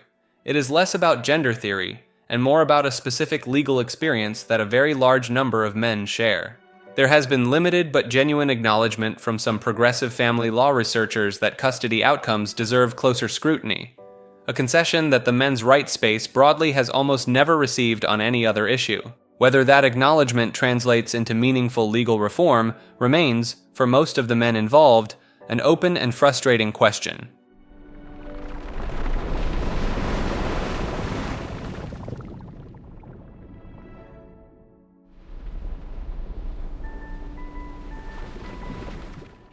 The reaction economy is a content ecosystem that grew up around the manosphere without being exactly part of it. A parallel industry built on documenting, responding to, and rebutting feminist and progressive content about gender, and one that created its own set of financial incentives that neither side of the dynamic has much reason to disrupt. The basic format is straightforward. A creator finds a piece of content, a TikTok, a YouTube video, a tweet, a documentary clip, that expresses a view about men, relationships, or gender that their audience will find objectionable. They react to it, rebut it, or simply let it speak for itself while their audience provides the commentary. The original content provides the material, the reacting creator provides the frame, and the resulting tension drives engagement. Channels built entirely around this model accumulated substantial audiences throughout the early 2000s. Some focused specifically on feminist academic content. Others targeted dating advice creators, mainstream media segments, or viral social media moments. The supply of material was effectively unlimited, which meant the format could sustain indefinite output without requiring original research or ideological development. The financial dimension is where the dynamic becomes self-sustaining in ways worth paying attention to. Outrage drives watch time drives revenue. A creator whose audience is consistently activated by the content being reacted to has a direct financial incentive to find increasingly activating material, which means seeking out more extreme examples, more inflammatory takes, and more confrontational figures on the other side. The same incentive structure operates in reverse. Feminist and progressive creators who generate significant reaction content from Manosphere-adjacent channels receive attention, subscribers, and revenue from the controversy. Both sides of the dynamic are, in the most literal economic sense, each other's content. It is just how attention economics work when the algorithm rewards engagement, and conflict produces more engagement than agreement. The result is a content ecosystem where the financial incentives actively select against nuance and actively reward escalation on both sides indefinitely.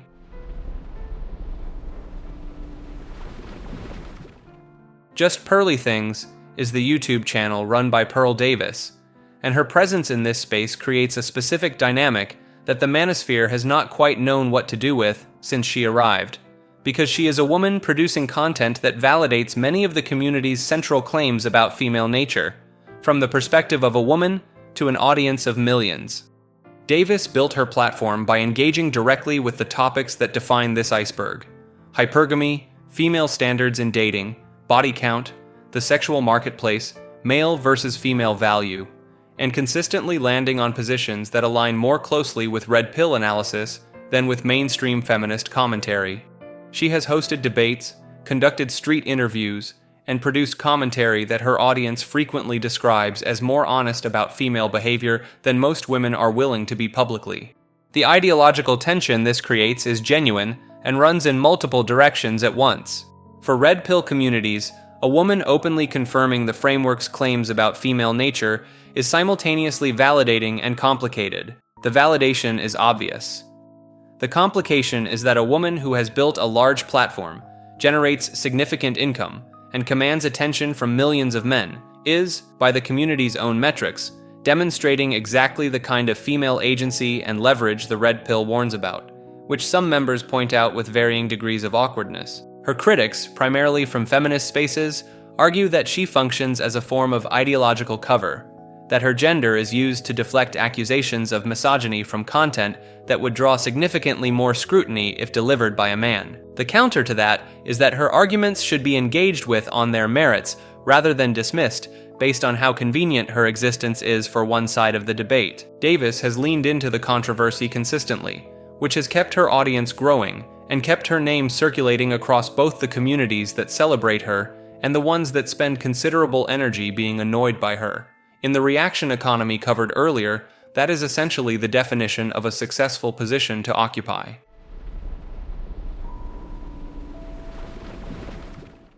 Tradcon, short for traditional conservative, refers to a faction within the broader manosphere-adjacent space that holds a fundamentally different position from the red pill on the most important question in the ecosystem: whether marriage and family formation are viable goals for men in the current era. The Tradcon position is roughly as follows. Society functions best when men and women occupy complementary traditional roles. Men as providers and protectors, women as wives and mothers. Virtuous women who hold these values still exist. Men should seek them out, and building a family within a Christian or broadly conservative moral framework is both achievable and desirable. The red pill response to this is pointed. The argument is that Tradcon advice asks men to operate on a model of female nature that the red pill considers demonstrably false. Tomassi's position is that encouraging men toward marriage and family without accounting for hypergamy, divorce law, and the dynamics covered throughout this video is not traditional wisdom.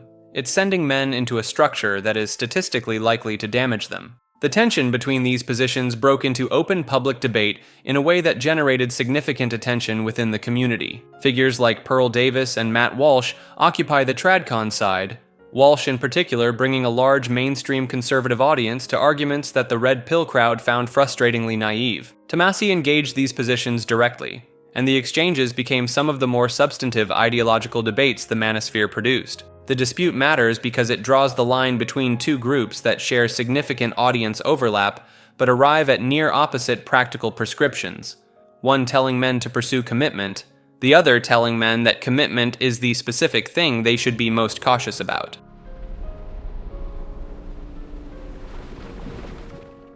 The trad wife, short for traditional wife, is the female-facing ideological counterpart to much of what has been covered in this video, and it found a surprisingly large audience by offering something the broader culture had largely stopped presenting as a legitimate option: the idea that a woman choosing to center her life around homemaking, femininity, and a traditional domestic role was not a failure of ambition, but a deliberate and fulfilling choice. The aesthetic was a significant part of the appeal. Trad wife content on YouTube and Instagram tended toward the visually warm, cottagecore aesthetics, home-cooked meals, well-dressed children, and a general presentation of domestic life as something beautiful rather than something to escape. For an audience exhausted by messaging that treated traditional femininity as inherently oppressive, the content landed as genuinely countercultural. Lauren Southern is one of the most cited early figures in this pipeline. Her content in the mid-2000s blended political commentary with traditionalist messaging aimed squarely at young women who felt alienated by mainstream feminist culture. She built a substantial audience before stepping back from content creation, and the space she helped establish continued expanding well after her departure. The connection to the Manosphere is structural rather than incidental. Trad wife content and Red Pill content are essentially selling complementary worldviews to the same broad demographic, one telling men that traditional gender dynamics serve their interests, the other telling women the same thing from the opposite direction. The two audiences overlap, share platforms, and frequently end up in the same comment sections. The ideological tension that critics point to is the platform question. Many of the most prominent trad wife creators built their followings through the same social media infrastructure: independent income, public platform, personal brand, that the traditional lifestyle they promote would notionally discourage. A woman monetizing her domesticity to hundreds of thousands of followers is operating with a degree of public autonomy that sits awkwardly alongside the framework she is selling. Pearl Davis has made this critique loudly and repeatedly, targeting trad wife creators as grifters who have identified a profitable aesthetic without genuinely living the values attached to it. Her position is that women building personal brands and independent income streams around the message of female submission and domesticity are doing the opposite of what they are preaching, and that their audiences are paying them for a performance rather than a lived example. It is one of the sharper internal criticisms the space has produced, and it landed hard enough that several creators responded to it directly. Supporters of trad wife content argue that using modern tools to advocate for traditional values is no more contradictory than using a car to attend a walking club. The audience largely does not appear to find the irony disqualifying. Pearl's critics, meanwhile, point out that building a platform by calling other women phonies is its own form of brand optimization, which is either a compelling counter or a very good example of the reaction economy doing exactly what it does.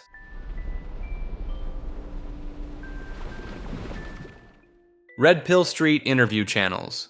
A growing subgenre of Manosphere content operates through the format of public street interviews. Off-camera interviewers approaching people, usually women, and asking questions about dating, attraction, and relationship standards. The questions are framed casually, even journalistically. That neutrality is the mechanism. As the interview continues, follow-up questions are carefully structured to surface contradictions between what people say they want and how they actually behave. The subject does the work themselves. It creates a format that feels observational rather than argumentative, which is a significant part of why it travels so well. Within the Manosphere, this gets filed under what's called the soft red pill, material that doesn't openly preach red pill philosophy, but leads viewers to red pill conclusions through what looks like neutral evidence. No manifesto, no angry monologue. Just footage that invites the audience to draw its own inferences. The lack of overt ideology is a feature, not an oversight. It's how this kind of content survives comfortably on mainstream platforms. On paper, it's just street interviews about dating. Two of the more prominent examples are It's Complicated and The Desirable Truth. It's Complicated sits at the softer end of the spectrum, where the red pill framing is mostly implicit, and the approach is subtle enough that casual viewers might not clock it at all. The Desirable Truth has a larger footprint and a somewhat less subtle approach, leaning into the more shareable, reaction-friendly moments. clips where an interviewee says something that either confirms or dramatically contradicts what the Red Pill community believes about modern dating. A lot of its audience arrives through short-form content on TikTok and YouTube Shorts before ever finding the main channel.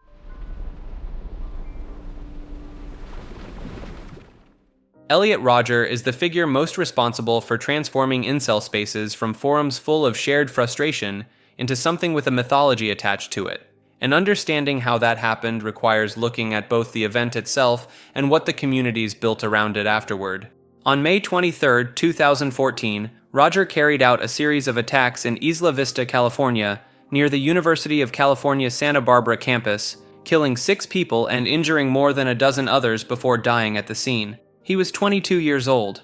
What made the aftermath different from other acts of mass violence was the volume of material he left behind. Before the attack, Rodger uploaded a video to YouTube titled Retribution and emailed a 137-page autobiographical document to roughly 24 people, family members, therapists, and his parents.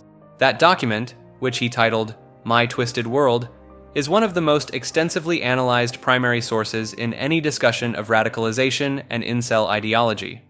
It is not a short manifesto. It reads closer to a memoir, covering his childhood in detail, his family's move from England to the United States, his parents' divorce, his early experiences with social exclusion, and an escalating sense that the world owed him something it was refusing to deliver. The ideology running through it is recognizable to anyone familiar with the spaces covered in this video. Rodger was obsessed with status, with physical appearance as the determining factor in social and romantic outcomes, and with what he perceived as a fundamental injustice: that women were choosing partners he considered beneath him while ignoring him entirely. He describes watching couples on his college campus with a level of detail and emotional intensity that makes the text difficult to read regardless of your position on any of the surrounding debates. He had been in contact with online communities that overlapped with early incel spaces, though the degree to which those communities directly shaped his ideology versus confirmed ideas he had already developed independently is something researchers continue to debate. The Supreme Gentleman title that circulates in incel spaces comes from the video he posted before the attack, in which he uses that phrase to describe himself while laying out his reasoning. The phrase was ironic in context. He was presenting himself as someone who had done everything correctly and been denied his reward. The communities that adopted it afterward stripped the irony out entirely. What developed in certain corners of incel forums following the attack was a specific and troubling phenomenon. Rodger did not become a cautionary figure in those spaces. He became a reference point. His name appears in threads not as a warning, but as a shared shorthand, someone who had been failed by the system so completely that his actions, in the framing of those communities, followed a kind of logic. That framing does not reflect the majority of men who identify with incel communities, but it represents a strain within them that became significantly more visible after 2014. The term used for this in research on the subject is stochastic inspiration, the idea that a widely publicized act of violence, when absorbed by an ideologically aligned community, increases the statistical likelihood of imitation, without any direct instruction or coordination. Rodger's attack is cited as the clearest early example of this in incel-adjacent spaces. Several subsequent acts of mass violence in the years following were carried out by individuals who explicitly referenced him beforehand. From a purely documentary standpoint, the Rodger case is one of the most extensively sourced events in this entire video. The manifesto, the video, the police investigation, and the subsequent coverage by journalists and researchers produced an enormous body of primary and secondary material. The Southern Poverty Law Center, academic researchers studying online radicalization, and law enforcement agencies that now monitor these communities all treat 2014 as a significant inflection point, the moment incel ideology acquired a face that the communities themselves did not choose but did not entirely reject. The Supreme Gentleman mythology that calcified around him in the years following is probably the most uncomfortable aspect of this entry, because it demonstrates something specific about how these spaces process tragedy. A real event, with real victims, got absorbed into an ideological framework and repurposed as founding mythology, not by the majority, but by a visible enough minority that the designation stuck. That process did not require anyone to endorse what happened. It only required the event to be available, repeatedly referenced, and never seriously interrogated within the community itself.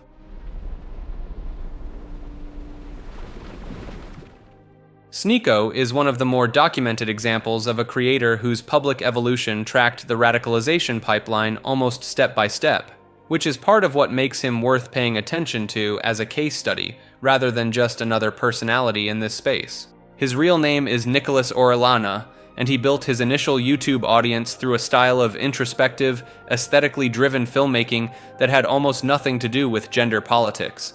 His early content leaned heavily into themes of self-discovery, mental health, and creative expression, the kind of material that attracts a young, emotionally receptive audience looking for something that feels genuine. At his early peak, he was widely praised for exactly that quality. The shift did not happen overnight, but it was not particularly subtle either. Around 2021 and into 2022, his content began incorporating the vocabulary and frameworks that have been covered throughout this video: the sexual marketplace, male versus female value, Red Pill adjacent takes on relationships and modern culture. The tone moved from reflective to confrontational. The audience that had come for one thing was now receiving something considerably different, and a portion of them followed him into it. His association with Andrew Tate accelerated the trajectory significantly. By the time that relationship became public-facing, Sneako had repositioned himself as a full participant in that orbit, appearing in content alongside Tate, adopting the broader aesthetic and ideological packaging of that world, and converting his existing platform into a delivery mechanism for material well down the iceberg from where he had started. He was banned from YouTube and Twitch during this period, with the platforms citing violations of their community guidelines. He migrated to Rumble and other alternative platforms, which is the standard next step for creators who exhaust their options on mainstream infrastructure. The reason researchers and journalists covering online radicalization have cited him specifically is the timeline. Because his earlier content is still accessible and extensively documented, his case offers something that is genuinely rare in this space. A before and after that is granular enough to watch the transition in real time rather than reconstruct it from interviews. You can pull up his channel from 2019 and his content from 2023, and the gap between them is wide enough that the two versions of the creator are almost unrecognizable as the same person. His own explanations for the shift have varied across different interviews and platforms. The consistent thread is that he describes his earlier self as someone operating under illusions that he has since abandoned, the red pill framing applied to his own biography. His critics describe the same arc differently: a creator who found that controversy generated more attention than sincerity, and followed the incentive. Both readings are probably partially true, which is the honest answer for most of the figures in this space. What his trajectory added to the broader conversation was a specific demographic bridge. His original audience was not the typical Manosphere entry point. It was younger, more diverse, and had come through a door marked creative filmmaking rather than anything ideologically legible. The fact that the pipeline reached that audience through him, rather than through the more obvious vectors, is the detail that earns him a place this deep in the iceberg.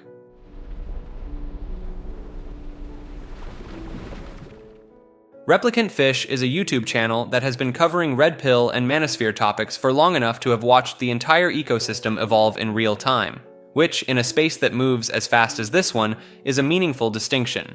Where a lot of Manosphere-adjacent content trends toward the confrontational or the commercially motivated, Replicant Fish occupies a more analytical lane.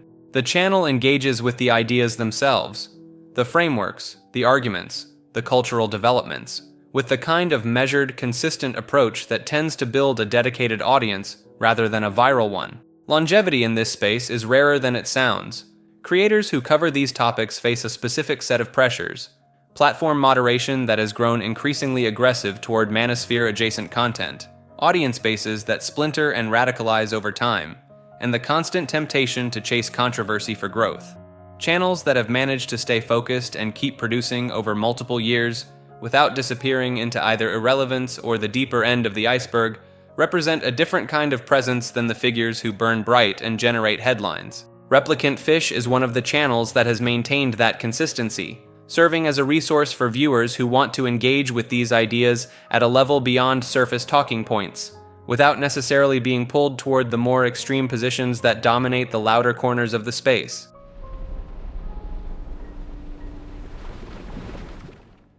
Sandman and Barbarossaaaa are two of the most significant figures in the development of MGTOW as a coherent online movement, and they represent two very different roles in how that movement took shape. Barbarossaaaa came first, and his contribution was primarily philosophical. His early videos were working through ideas about male autonomy, the costs of traditional relationship structures for men, and the case for opting out of those structures entirely before the term MGTOW had solidified into a recognized label. Watching those early uploads now functions almost like reading foundational texts. The arguments are structured, the tone is measured, and the ideological framework that would later define an entire corner of the manosphere is being assembled in real time. Whether you find the conclusions compelling or not, the videos are genuinely interesting as documents of an ideology forming from scratch. Barbarossaaaa is largely credited as one of the philosophical architects of MGTOW in its online form, and his influence on the movement's early intellectual identity is difficult to overstate. Sandman came at it from a different direction entirely. His channel became the most commercially successful MGTOW platform by a considerable margin, built on a high-volume output model, responding to viewer submissions, covering relationship cases, and producing content at a pace that prioritized reach over depth. Where Barbarossaaaa built a framework, Sandman built an audience. Together they illustrate a pattern that shows up repeatedly across the manosphere. A philosophical founder who establishes the ideas, and a more media-savvy operator who scales them.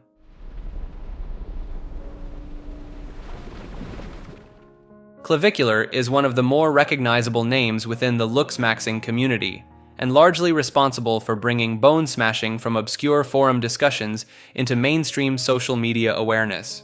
His content pushed the more extreme end of looks-maxing practices into public view at a scale that forum posts simply couldn't reach. Where bone smashing had previously circulated as text-based discussion among dedicated communities, Clavicular put it in front of a much wider audience, including a lot of people encountering the concept for the first time.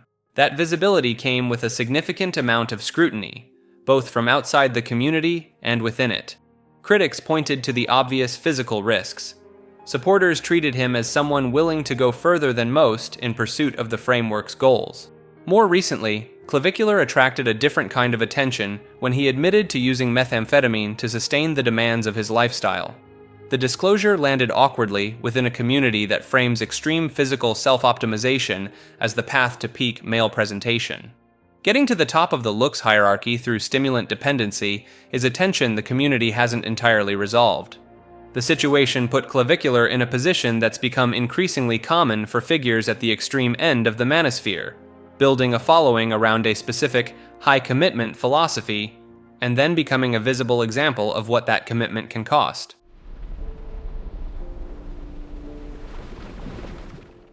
Briffault's law comes from Robert Briffault, a British surgeon and anthropologist writing in the 1920s. His original formulation, pulled from his 1927 work The Mothers, states, "The female, not the male, determines all the conditions of the animal family." The manosphere distillation of this is blunter. The female controls the conditions of sexual association, meaning, women decide when, how, and with whom any romantic or sexual relationship happens, and they do so entirely based on what benefit they stand to receive. Briffault didn't stop there. He laid out several corollaries that red pill communities have since treated like operating instructions. The core ones, past benefit a male has provided, does not obligate the female to continue association. If a male continues to provide benefit after the female has withdrawn, she may tolerate his presence, but that's not the same as genuine attachment. And perhaps most cited, a male who provides no future benefit gains nothing from past investment, no matter how significant that investment was. In plain terms, what you did doesn't matter. What you can do next is all that counts. Red pill forums cite this constantly, because it appears to explain a specific, painful pattern. Men who spend years being devoted partners, only to find that none of it seemed to count when the relationship ended. Briffault's law gets held up as the underlying mechanism. The woman wasn't cruel, the logic goes. She was simply operating according to a biological program that was never about fairness to begin with. What gives this particular law unusual staying power across different manosphere communities, not just incel spaces but red pill, men going their own way, and pickup artistry circles, is that it comes with an actual name attached to an actual person with actual academic credentials. Briffault was a serious scholar. His work on anthropology and matriarchal social structures was legitimate enough to be taken seriously in its time. That academic origin gets used as a kind of credibility anchor. This isn't just bitter men venting online, it's a law, named after a surgeon. Critics, including contemporary anthropologists, argue that Briffault was extrapolating far too broadly from animal behavior onto human social dynamics, and that his framing reflected the gender assumptions of early 20th century academia more than any universal biological truth.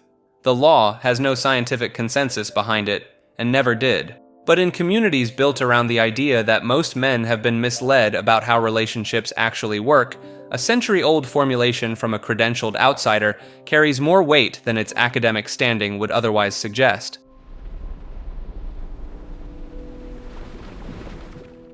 Chateau Heartiste was a blog run by a writer named James Weidman, operating under the pen name Heartiste, and for roughly a decade it was one of the most widely read and cited destinations in the red pill and pickup artistry space. It launched in 2007 under the name Roussi in DC, styled as the personal journal of a shameless womanizer with a taste for provocation.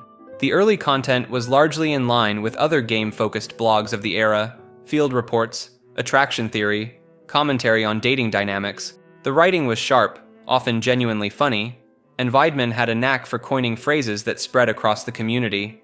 The term tingles, used to describe female attraction responses, is one that traces heavily back to his influence. The blog's reach during its peak was significant. It was regularly cited by figures across the red pill ecosystem, and its comment sections functioned as a gathering point for a particular strain of reader: educated, ideologically inclined, and increasingly interested in politics. The drift happened gradually. Through the early 2000s, posts began incorporating race science, immigration commentary, and eventually explicit white nationalist framing. The pickup artistry content didn't disappear. It got folded into a broader ideological worldview where sexual dynamics and demographic politics were treated as connected issues. By the mid-2000s, Chateau Heartiste had become one of the clearest examples of what researchers studying online radicalization call the red pill to dissident right pipeline, the documented pattern of men entering these spaces through dating and self-improvement content and moving toward far-right ideology over time. The blog was removed from WordPress in 2019, along with several other accounts, in a wave of platform enforcement targeting extremist content. Weidman migrated to other platforms, but the removal effectively ended the blog's central role in the ecosystem. Its significance now is largely historical. Chateau Heartiste is one of the most studied examples of how a community built around dating advice can, under specific conditions, become a radicalization pathway, not through a sudden shift, but through a slow accumulation of ideological additions that most readers absorbed without necessarily noticing the trajectory.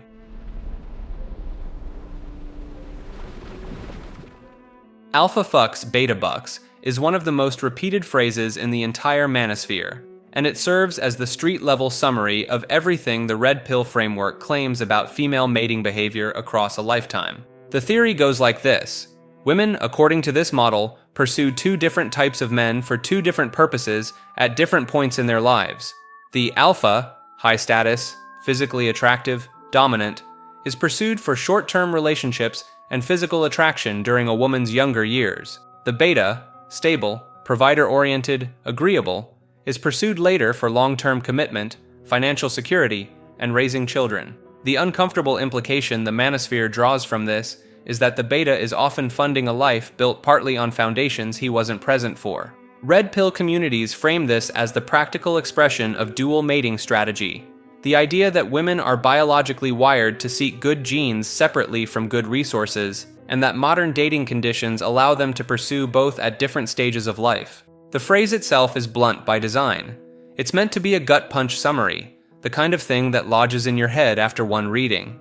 In that sense, it's done its job extremely well. It has circulated far beyond Red Pill forums into general internet discourse, often used by people who have never heard of hypergamy or Briffault's law, but absorbed the core idea anyway. The version that generates the most discussion involves the concept of the wall. the point at which a woman's physical attractiveness is perceived to decline, and alpha attention becomes harder to secure. The claim is that this is the moment the beta becomes appealing, not because of genuine affection, but because the calculus has shifted. Critics point out that the framework flattens enormous variation in human relationships into a single cynical pattern, and that it tends to confirm itself through selective reading of personal experience. Someone primed to see every relationship through this lens will find it everywhere. That said, the reason it has spread so far and persisted so long is that for a specific set of men, particularly those who feel they were loyal, stable partners who still ended up discarded, it provides a framework that makes their experience feel like evidence of a system rather than just a personal failure. That reframe, from personal wound to universal pattern, is exactly why this phrase has the staying power it does.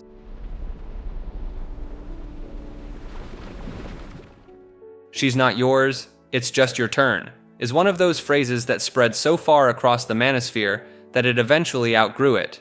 At this point, it shows up in memes, comment sections, and breakup forums far removed from any explicitly red pill context, often used by people who couldn't tell you where it came from. The line is attributed most commonly to posts on the Red Pill subreddit in the early 2000s, though pinning exact origin to a single person is difficult. What isn't difficult is explaining why it resonated.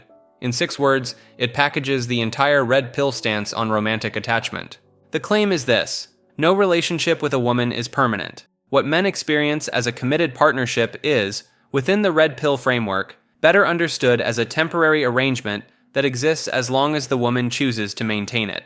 The language of ownership isn't accidental, it's deliberately provocative, framing attachment itself as a cognitive error. You were never her partner in the way you believed. You were the current occupant of a position that will eventually be filled by someone else. The practical instruction that follows from this in red pill communities is emotional detachment. Investing too deeply in any one woman is treated as a strategic mistake, because the framework holds that all relationships are impermanent by nature, and that men who forget this are setting themselves up for avoidable pain. There's a colder extension of this idea that gets discussed alongside it. The implication that the women in long-term committed relationships, including marriages, are not categorically different from women in shorter arrangements. The timeline is just longer. The underlying logic, according to this view, is the same. Psychologists who study attachment theory would have a lot to say about what this kind of framing does to a person's ability to form genuine connection over time. Adopting radical detachment as a protective strategy tends to produce exactly the relational outcomes it was supposedly designed to prevent. But within the communities where this phrase circulates, that concern is largely treated as confirmation that the person raising it hasn't fully internalized the lesson yet.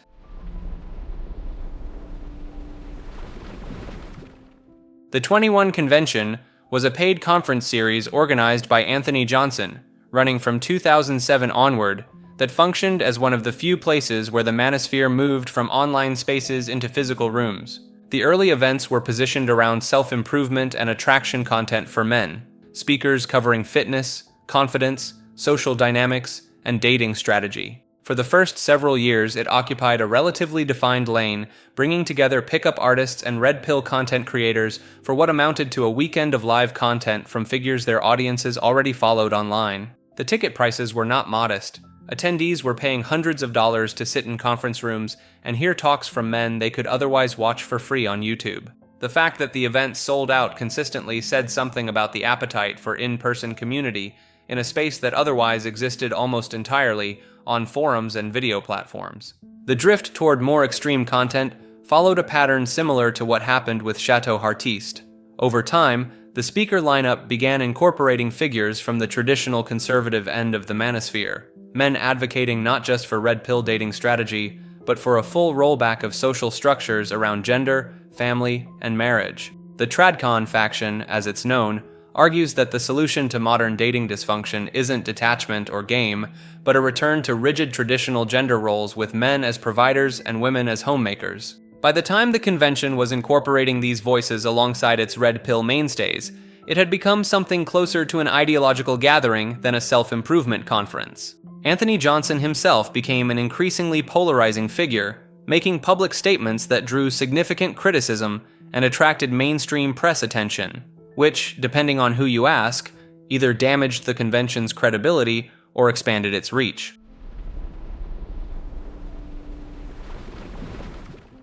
Corey Wayne is a self-help figure and author who managed to pull off something relatively rare in this space, packaging red pill-adjacent ideas in a format that people who actively dislike red pill content would still sit down and watch. His most well-known work is a book called How to Be a 3% Man, Winning the Heart of the Woman of Your Dreams. The title refers to his claim that only 3% of men actually understand women and relationships well enough to be consistently successful with them.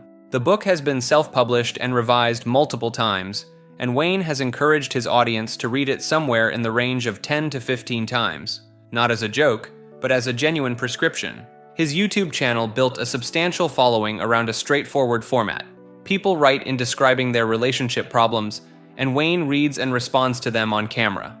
The advice tends to center on themes of masculine confidence, emotional detachment, and not chasing women, ideas that overlap heavily with red pill philosophy, but delivered without the combative framing that defines a lot of that content. That framing matters. Wayne presents himself as a life coach rather than a culture warrior, which meant his audience skewed toward men looking for dating advice rather than men looking for ideological community. A significant portion of his viewers likely had no idea they were consuming content that mapped onto the broader manosphere at all. That's the through line with Wayne. The ideas aren't new to anyone who spent time in this space, but the packaging was accessible enough to reach people who would have bounced off anything with red pill in the title.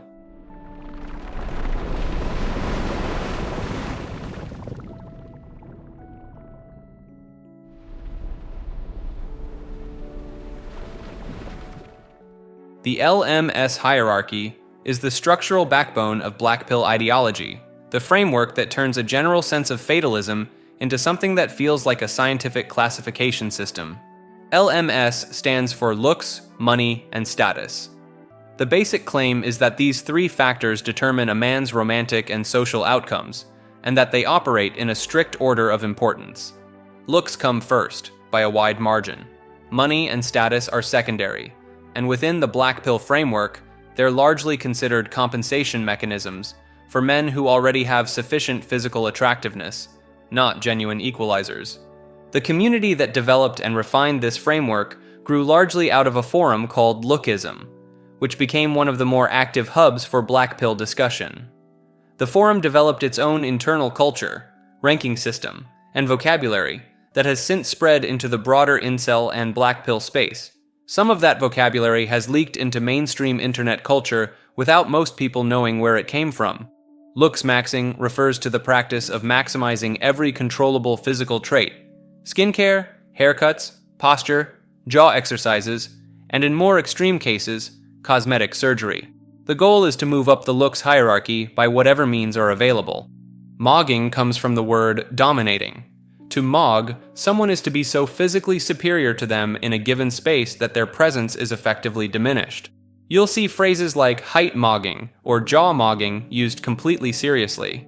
Coping, as mentioned in the Blackpill entry, refers to any strategy that doesn't address the root genetic issue. Essentially, anything a man does to feel better about a situation the framework says he cannot change.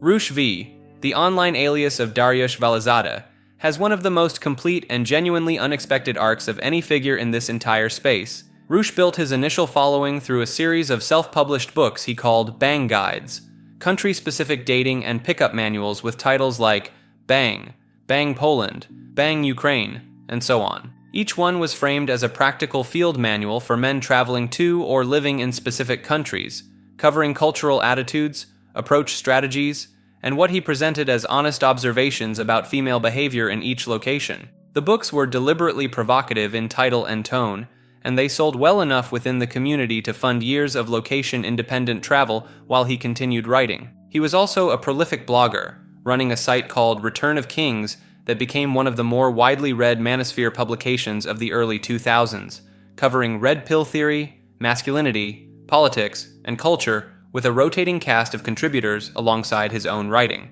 The ideological framework he eventually constructed around his work he called neo-masculinity, an attempt to give the red pill a more formal philosophical foundation that incorporated not just dating strategy, but traditionalism, nationalism, and a critique of modernity as structurally hostile to masculine development.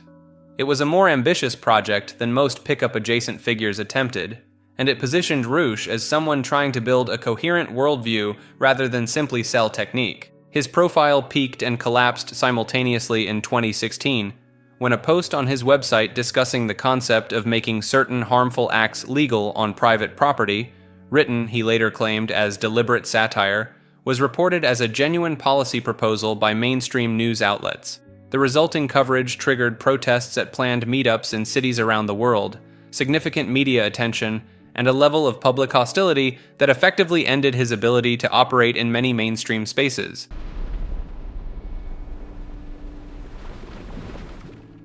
The Way of Men is a book published in 2012 by Jack Donovan, and it occupies a genuinely distinct position in the broader landscape this video covers, close enough to the Manosphere to get discussed within it, but operating from a different intellectual foundation than almost anything else on this iceberg.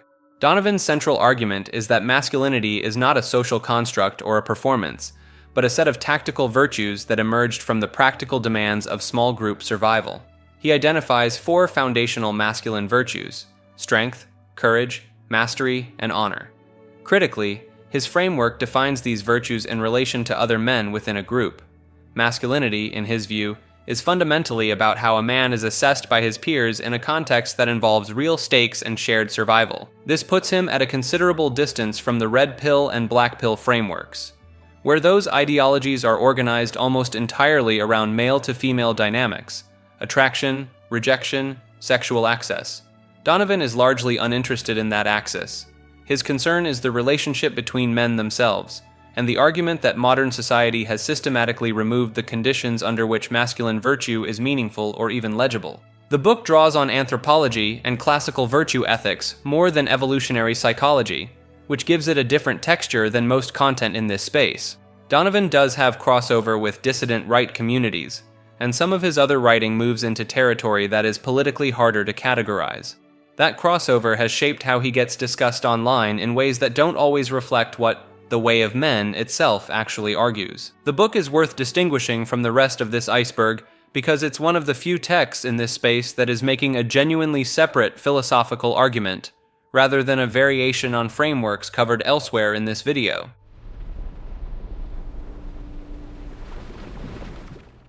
The Saints is the term used within the most extreme incel communities to refer to individuals who carried out mass violence and were subsequently elevated into something resembling a martyrology. Elliot Rodger was the first to receive this designation, referred to consistently as Saint Elliot in forum posts following the 2014 Isla Vista attacks. The title wasn't ironic, and it wasn't fringe. It circulated with enough frequency and sincerity that it became standard terminology within those spaces. Rodger's own preferred self-description, Supreme Gentleman, also entered the lexicon and gets applied to others who followed a similar path. What developed after Rodger is, from a purely structural standpoint, a recognizable hagiography, the kind of saint veneration framework found in religious traditions, applied to perpetrators of violence. Individual saints are assigned dates, discussed in terms of their motivations and grievances, and held up as figures who went out, rather than accepting the cope of continued existence. Their manifestos and final statements get circulated and analyzed the way religious communities engage with foundational texts. Several subsequent attackers explicitly named Rodger as an inspiration in their own documentation. Alec Manassian, who carried out the 2018 Toronto van attack, referenced Rodger directly beforehand. Chris Harper Mercer, who carried out the 2015 Umpqua Community College shooting, left behind writing that showed awareness of Rodger's case. The lineage is documented and direct. The development of this framework is significant because it marks the point where incel ideology crossed from a community built around shared grievance into something that was actively producing and celebrating political violence. The saint terminology is the clearest evidence that crossing that threshold was not incidental. It was ritualized.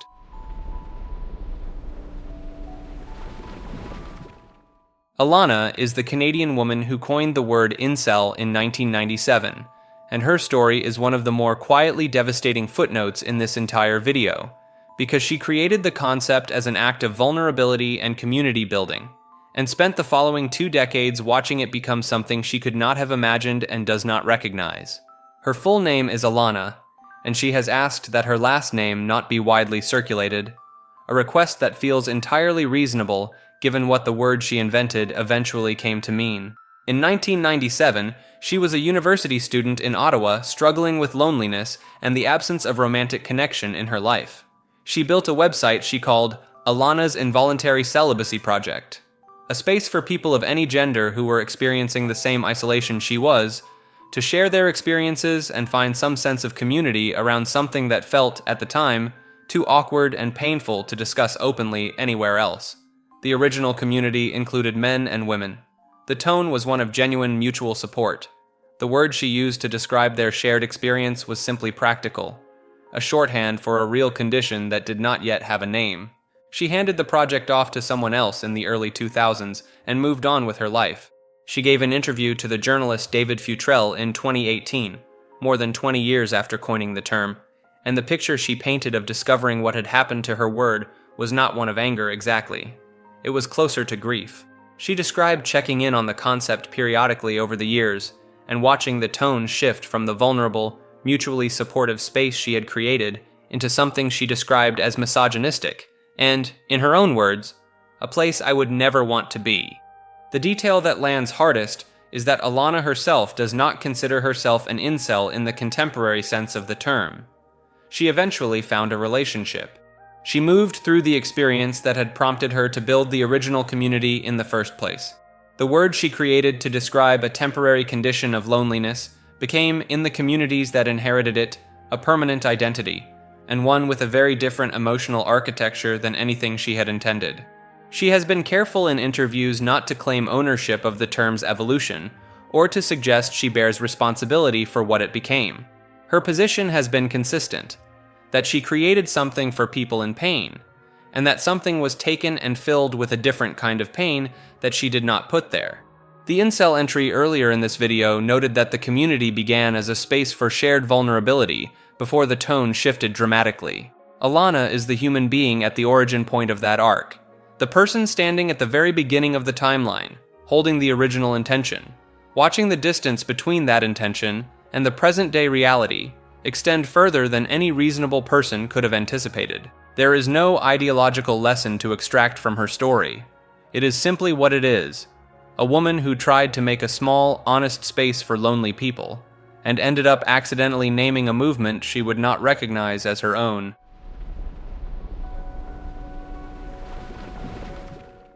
The Manipulated Man is a 1971 book written by Esther Villar, an Argentine-German author, and it remains one of the more striking artifacts in the prehistory of Manosphere thought, largely because of who wrote it, when it was written, and what happened to her afterward. Villar's central argument is that the traditional arrangement between men and women is not a system of male dominance, but one of female manipulation. Her position is that women, through the strategic deployment of sexuality, approval, and emotional reward, condition men from childhood to work, provide, and compete on their behalf, and that men accept this arrangement willingly because they are trained to equate their own value with their usefulness to women. She describes this not as a conspiracy, but as a kind of collective behavioral pattern so deeply embedded that most participants on both sides are unaware of it. The book was published in West Germany and caused immediate controversy. Villar received death threats serious enough to require police protection. The response was significant enough that she addressed it publicly, and the controversy itself became part of the book's reputation as it spread internationally. The argument Villar makes in 1971 maps with uncomfortable precision onto frameworks the Manosphere developed independently 40 years later. The idea of male utility as a conditioned response, the skepticism toward romantic idealism as a mechanism of control, the framing of conventional masculinity as a kind of managed servitude.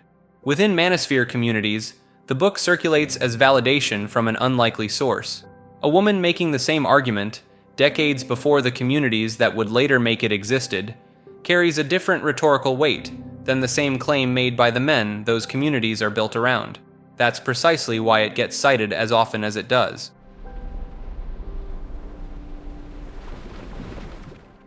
On Women is an 1851 essay by the German philosopher Arthur Schopenhauer, and it holds a recurring place in Manosphere reading lists as evidence that the movement's critique of women is not a recent internet phenomenon, but a position with serious philosophical pedigree. The essay is not subtle.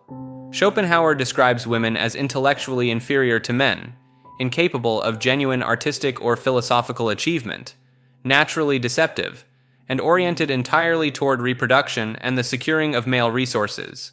He argues that the Western idealization of women is a catastrophic cultural error, that romantic love is essentially a biological trick, and that men who place women on a pedestal are operating under an elaborate delusion that serves the species' reproductive needs rather than their own rational interests. For communities already operating within that general framework, finding it articulated by one of the 19th century's most significant philosophers carries obvious appeal.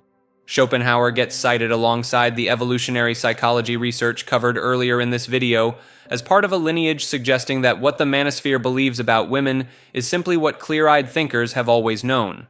The cherry-picking becomes visible when Schopenhauer's broader philosophy gets factored in.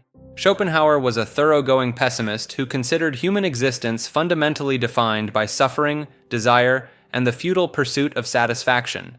His critique of women exists within a framework that is equally contemptuous of men, of ambition, of sexuality itself, and of the will to survive and reproduce, which he treated as the root cause of all suffering rather than something to be optimized.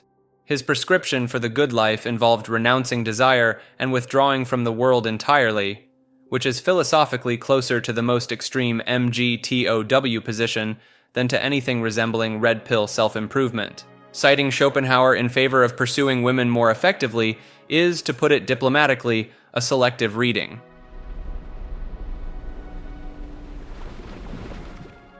Japan's parallel is one of the more overlooked chapters in this broader story. A country that arrived at nearly identical demographic and social patterns to the ones driving Western Manosphere discourse through an entirely separate cultural path, roughly a decade earlier. The term herbivore men, known in Japanese as Soshoku-kei Danshi, entered mainstream Japanese vocabulary around 2006 to describe a generation of young men who were disengaged from traditional masculine ambition, uninterested in career advancement, romantic pursuit, or the kind of aggressive social performance that defined earlier generations of Japanese salaryman culture. The label wasn't self-applied. It came from outside, and it carried the same mixture of concern and mild contempt that similar terminology carries in Western contexts. Japan's birth rate and marriage rate decline predates the Western conversation about the same trends by years, and the cultural response to it developed independently.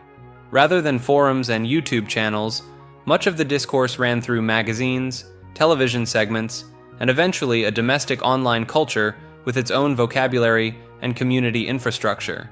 The host club industry sits in an adjacent space and is worth understanding on its own terms.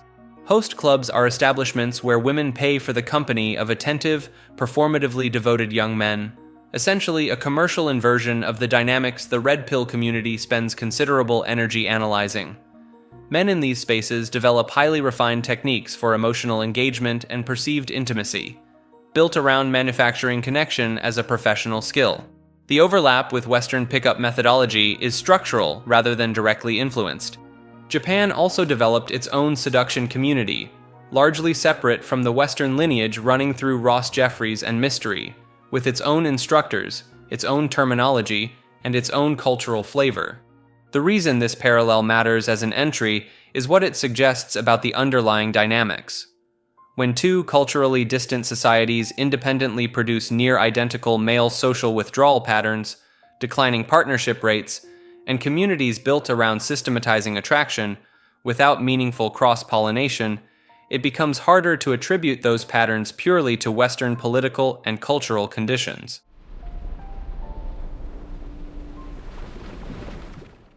The feminist origins of Red Pill concepts is one of the more quietly ironic threads running through the entire manosphere, and it tends to produce a particular kind of discomfort when it gets raised in these spaces. Several of the core concepts that Red Pill ideology treats as suppressed revelations were either coined by feminist researchers, developed within academic frameworks that feminism helped build, or appear prominently in work produced by women studying evolutionary psychology and mate selection. Hypergamy is the clearest example. The term itself comes from sociology and anthropology, where it was used neutrally to describe the observed tendency to marry upward in social status. The research on female mate preference hierarchies, short-term versus long-term mating strategies, and selectivity differences between men and women was substantially developed by researchers with no ideological investment in the red pill, some of them women, some operating within explicitly feminist academic institutions. The red pill community took this body of work, reframed it as hidden knowledge being actively suppressed by mainstream feminist culture, and built an ideology on top of it. The detail that tends to get left out is that much of the foundational research was produced by the very institutions supposedly doing the suppressing. The irony is not subtle. It just rarely gets acknowledged.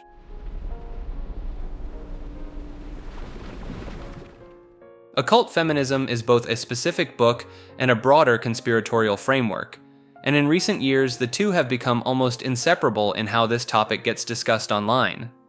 The book is Occult Feminism: The Secret History of Women's Liberation by Rachel Wilson, a traditionally conservative Catholic mother of 5 who spent roughly 2.5 years reading through primary feminist literature before writing it.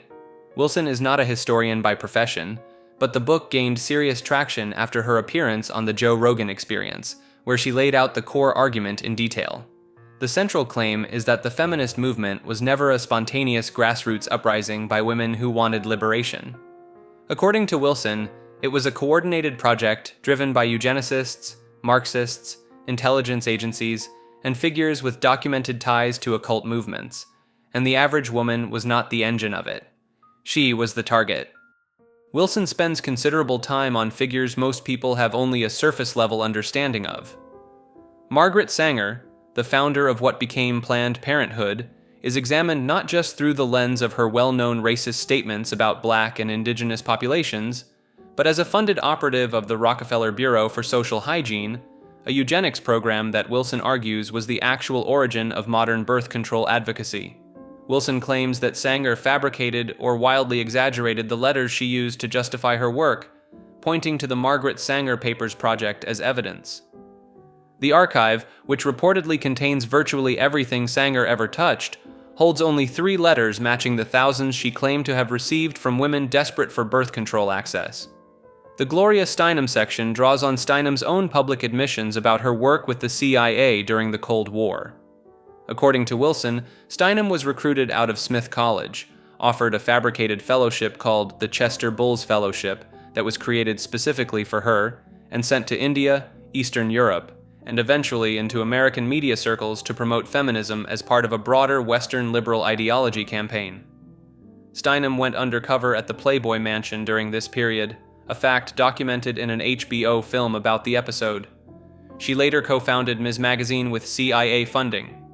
Wilson's argument is not that this makes feminism a simple CIA plot, but that it demonstrates the movement was shaped by institutional interests that had nothing to do with the welfare of ordinary women.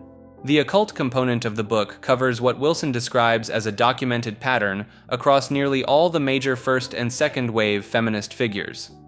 Elizabeth Cady Stanton co-authored something called The Woman's Bible in 1895, a rewrite of scripture from a feminist perspective, in which she stated openly that she believed no man had ever heard from God, and that Christianity was invented specifically to oppress women. Victoria Woodhull, one of the most prominent early feminist figures, ran a prostitution ring that fed insider trading information to Cornelius Vanderbilt, sold fraudulent cancer cures across multiple states, and claimed to channel the spirits of ancient Greeks and Abraham Lincoln. Woodhull framed Lucifer explicitly as a liberator figure, a framing Wilson connects to the broader Luciferian and theosophist influences she finds throughout the movement's founding literature. Wilson also covers Marjorie Cameron, the partner of Jack Parsons, the JPL rocket engineer, and avowed Satanist who practiced thelemic sex magic derived from Aleister Crowley's teachings. Cameron became a feminist icon in the California counterculture of the 1950s and 60s, promoting what Wilson characterizes as the Scarlet Woman archetype, the sexually liberated, undomesticated, spiritually rebellious woman as an aspirational identity. Wilson traces a line from Cameron's influence in the LA counterculture directly into the mainstream feminist aesthetic of the following decade. The academic infrastructure around all of this, Wilson argues, was built to prevent scrutiny. She cites a study by Professor Joseph Miller examining the 12 most commonly used women's history textbooks in Western universities, in which he found systematic omissions and misrepresentations when compared against primary sources, including the writings of anti-suffragist groups, newspaper archives, and the suffragists' own publications. Anti-suffragist groups, which Wilson says far outnumbered pro-suffragist organizations at the peak of the movement, have been almost entirely erased from the historical record that students encounter. The epistemological framework used to justify this, which Wilson calls standpoint theory, holds that there is no objective historical truth, and that accounts from marginalized perspectives carry inherent authority over traditional historical documentation. Wilson's argument about women not wanting suffrage is probably the most provocative section of the book, and the one that generates the most pushback. She points to a Massachusetts referendum in which women were allowed to vote on whether they wanted the vote, and of the women who turned out, only 4% voted in favor. Elizabeth Cady Stanton and Susan B. Anthony subsequently banned women from voting on suffrage referendums after that result. Wilson is not arguing that the vote should be taken away from women now, but that the historical narrative of women rising up collectively to demand their liberation is flatly contradicted by the documented record. In the broader conspiratorial landscape, the book functions as a kind of primary source for the Tradcon and Christian nationalist communities that were already circulating occult feminism claims before Wilson published. It gave a more structured evidentiary framework to arguments that had previously been passed around in the form of memes and short-form content. Whether or not you accept Wilson's conclusions, the book is unusually well-sourced for its genre, and the reaction to it, including what Wilson describes as sustained online harassment and the spread of false personal information about her, has itself become part of how the book gets discussed in these communities.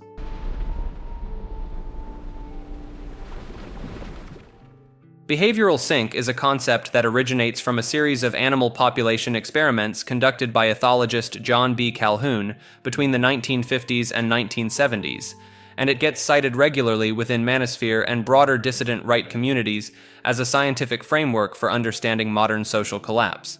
Calhoun's most discussed experiment, sometimes called Universe 25, placed a mouse population in a controlled environment with unlimited food, water, and no predators, essentially a utopia by mouse standards.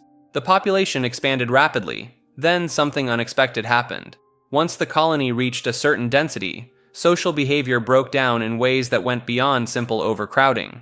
Male mice stopped defending territory. Females became aggressive and isolated. A class of mice Calhoun called the beautiful ones emerged. Physically healthy males who withdrew entirely from social and reproductive life, spending their time grooming and eating but engaging in none of the behaviors that sustain a population. Birth rates collapsed. The colony eventually died out entirely, even after population density decreased. Calhoun coined the term behavioral sync to describe the cluster of social pathologies that emerged under these conditions. Within Manosphere communities, the experiment gets mapped directly onto modern human society. MGTOW men opting out of relationships become the beautiful ones. Declining birth rates, social atomization, and male withdrawal from traditional roles all get framed as the human behavioral sync, playing out in real time. The citation is worth examining carefully. Calhoun's work is real and was taken seriously in its time, but direct application to human social dynamics involves significant inferential leaps that the communities using it tend not to acknowledge. It functions less as rigorous evidence and more as a compelling narrative that arrived prepackaged with scientific credibility, which is precisely why it travels so well in these spaces.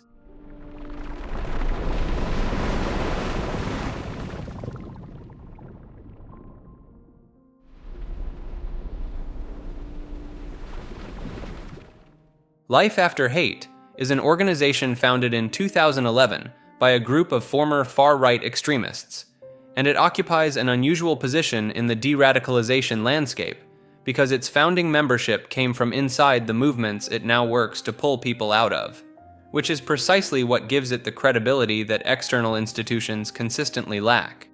The organization was founded by people including Christian Picciolini, a former neo-Nazi skinhead who had spent years inside that movement before leaving it, and who built his exit work on a specific insight, that the ideology was never really the point. The ideology was the explanation a person gave for needs that were being met by the community: belonging, identity, purpose, and a framework for understanding why your life felt the way it did. Remove the community, and the ideology tends to follow. Leave the community intact, and the ideology survives almost any argument thrown at it. Life After Hate's direct work with Manosphere-adjacent cases expanded significantly through the late 2010s and into the 2020s, as the overlap between incel spaces, extreme men's rights positions, and the kind of radicalization pathways the organization had been tracking in other ideological contexts became impossible to ignore. The threat assessment work they contributed to following several high-profile acts of violence connected to incel ideology formalized that expansion. The intervention model they use maps closely onto what the deradicalization research covered in the next entry identifies as the only approach with consistent results. It is not argument-based. It does not lead with counter-messaging or fact correction. It leads with human contact, a former member of a similar community reaching out without judgment, establishing a relationship, and creating the social conditions under which a person can begin to question their involvement without losing everything that involvement was providing them. The parallel to gang intervention work is not incidental. Organizations like Cure Violence, which pioneered the public health model of treating gang involvement as a contagion requiring interruption rather than a moral failing requiring punishment, arrived at structurally identical conclusions through a completely different context. The common thread across both approaches is that the behavior follows the social bond, and the social bond has to be addressed directly rather than treated as a side effect of the ideology. Cure Violence's model deploys violence interrupters, people with credibility inside the communities they are working in because they came from those communities. Life After Hate operates on the same logic. An academic or a journalist reaching out to a man deep in Blackpill spaces carries no standing in that world. A man who spent years in similar spaces understands the internal language and got out anyway. That person has a conversation available to them that no outside institution can replicate. The practical challenge both organizations face is scale. The Manosphere is not a physical neighborhood with identifiable members. It is distributed across dozens of platforms, largely anonymous and self-selecting in ways that make identifying people before a crisis rather than after one genuinely difficult. The gang intervention model works partly because geography creates boundaries. Online radicalization does not have boundaries in the same sense, which means the identification problem alone requires resources that neither organization currently has at the necessary scale. The funding picture compounds this. Life After Hate lost its federal grant under the first Trump administration when the Countering Violent Extremism program deprioritized domestic cases, a decision that drew significant criticism given the documented increase in domestic extremism during the same period. Private fundraising filled part of the gap, but the structural dependence on political will for counter-extremism funding has remained a consistent vulnerability. What both organizations have produced, beyond their direct intervention work, is a body of documented case studies detailed enough to draw real patterns from. The profiles that emerge are consistent enough across different ideological entry points: loneliness, a specific triggering grievance, a community that filled the vacuum, an escalating investment in the ideology as social identity, that the pathway looks less like random radicalization and more like a predictable sequence that, if interrupted early enough at any point, tends not to complete. The early enough caveat is where the difficulty lives. By the time most interventions happen, the social investment is deep, and the off-ramp requires offering something genuinely better than what is being left behind. That is a harder problem than any counter-messaging campaign has yet solved.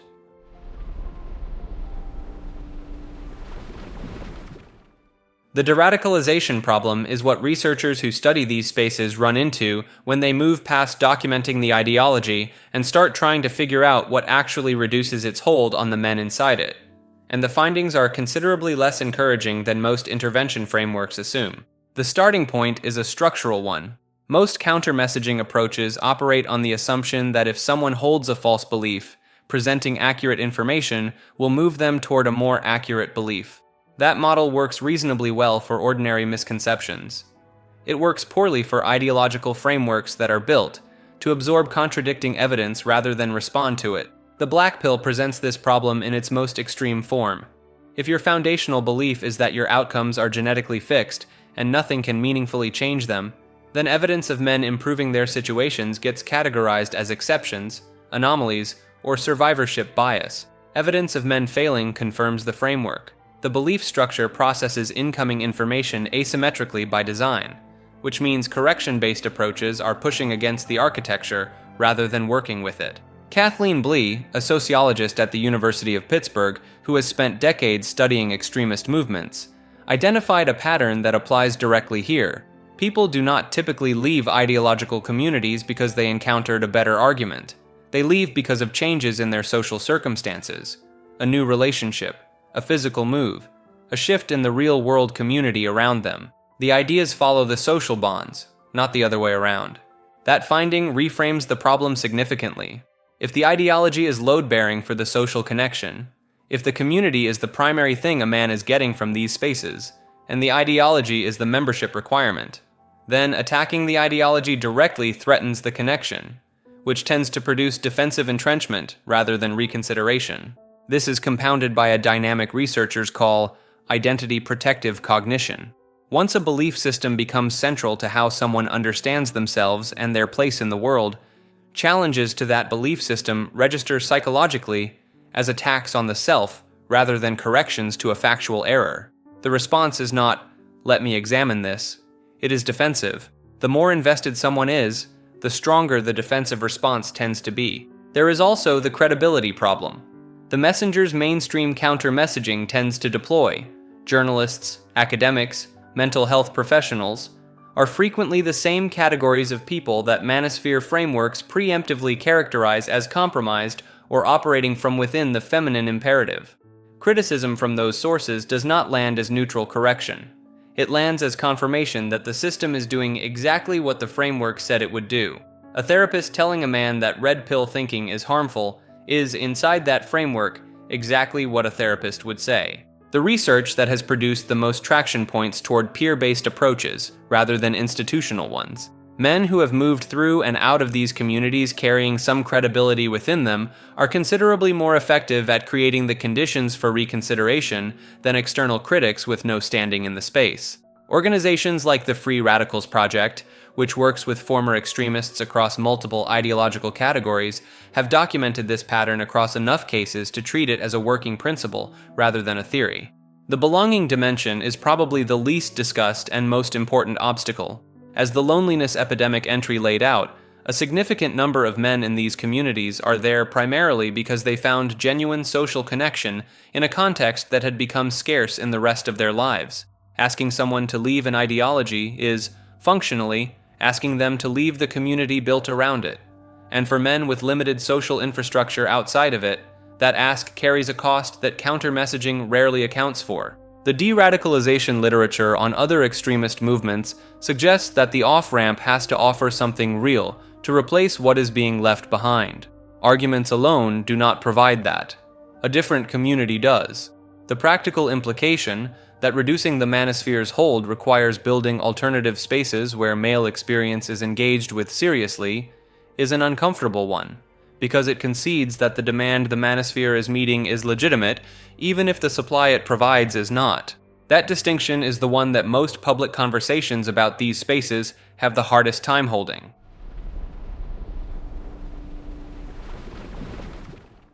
Warren Farrell occupies a position in this ecosystem that almost nobody who casually engages with manosphere content is aware of. He is, by most serious accounts, the intellectual origin point for a significant portion of the academic and philosophical groundwork that the men's rights and broader manosphere space was built on. Farrell's 1993 book, The Myth of Male Power, is the foundational text. It argued that the conventional framework of male privilege failed to account for the specific burdens, sacrifices, and disposability that men experience. Occupational death rates, military conscription, homelessness, custody outcomes, and the social expectation that male worth is contingent on utility and performance. The book was methodical, extensively sourced, and written by someone with credible academic standing. That standing is the part of Farrell's biography that tends to surprise people encountering him for the first time. Before writing The Myth of Male Power, Farrell had served on the board of the National Organization for Women in New York City during the 1970s. He was, by any reasonable measure, part of the feminist institutional establishment. His shift toward men's issues wasn't a reactionary pivot. It came out of his own research and the conclusions that research produced, which he followed regardless of where they led politically. His later work included The Boy Crisis, co-authored with John Gray, examining declining outcomes for boys across education, mental health, and social development. The reason Farrell matters as an entry on this iceberg is that his work represents the version of men's issues advocacy that existed before the internet communities, the Red Pill framework, and the more extreme ideological developments covered throughout this video. Depending on your perspective, those later developments either built legitimately on his foundation or took a body of careful research and used it to prop up conclusions Farrell himself has never endorsed. Farrell is still active, still publishing, and has consistently kept his distance from the more extreme ends of the space that claims him as an influence.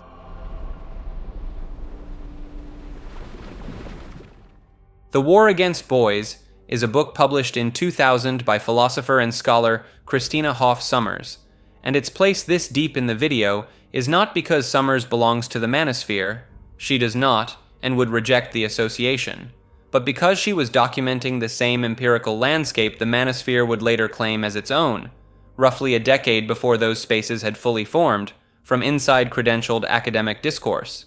Sommers was a resident scholar at the American Enterprise Institute, and had already established herself as a critic of what she described as ideological overreach in mainstream feminism through her earlier book, Who Stole Feminism, published in 1994. The War Against Boys extended that critique into education specifically, and the argument it made was data-forward and pointed.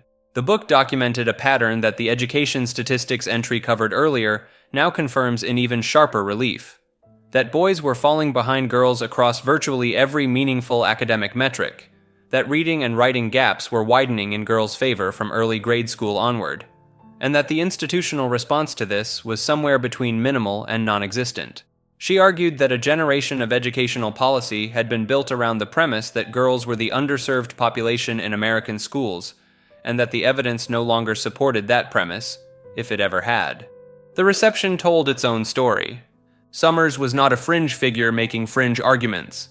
She was citing Department of Education data, peer-reviewed research, and longitudinal studies. The response from mainstream academic and feminist circles was not primarily to engage with the data. It was to question her motives, challenge her credentials as a feminist thinker, and frame the book as a political project dressed up as scholarship. The Washington Post, the New York Times, and prominent academic journals ran critical pieces that spent considerably more energy on her affiliations than on her statistics. That reception matters as a data point in its own right. A credentialed scholar presenting documented evidence of male educational underperformance was treated as suspect, not because the numbers were wrong, but because the numbers were inconvenient. The distinction Sommers drew that gets lost in most summaries of her work is the one between equity feminism, which she supported, the straightforward position that women deserve equal legal and social standing, and gender feminism, which she criticized, the theoretical framework that treats most observable gender differences as products of social construction and male power structures. Her argument was that the second framework had captured educational institutions and was producing policy with measurable negative consequences for boys, regardless of intent. Richard Reeves at the Brookings Institution would make structurally similar arguments 2 decades later in his 2022 book Of Boys and Men, arriving at roughly the same empirical destination through updated data and receiving a comparably complicated reception. The through line between Sommers and Reeves is one of the cleaner examples of a legitimate policy conversation that kept getting deferred, and the space left by that deferral kept getting filled by voices with considerably less interest in policy than in grievance. The Manosphere did not need to cite Sommers directly to benefit from the gap her reception exposed. The fact that mainstream institutions repeatedly declined to engage seriously with documented evidence of male educational struggles meant that when men went looking for communities that would engage with it, those communities were not academic ones.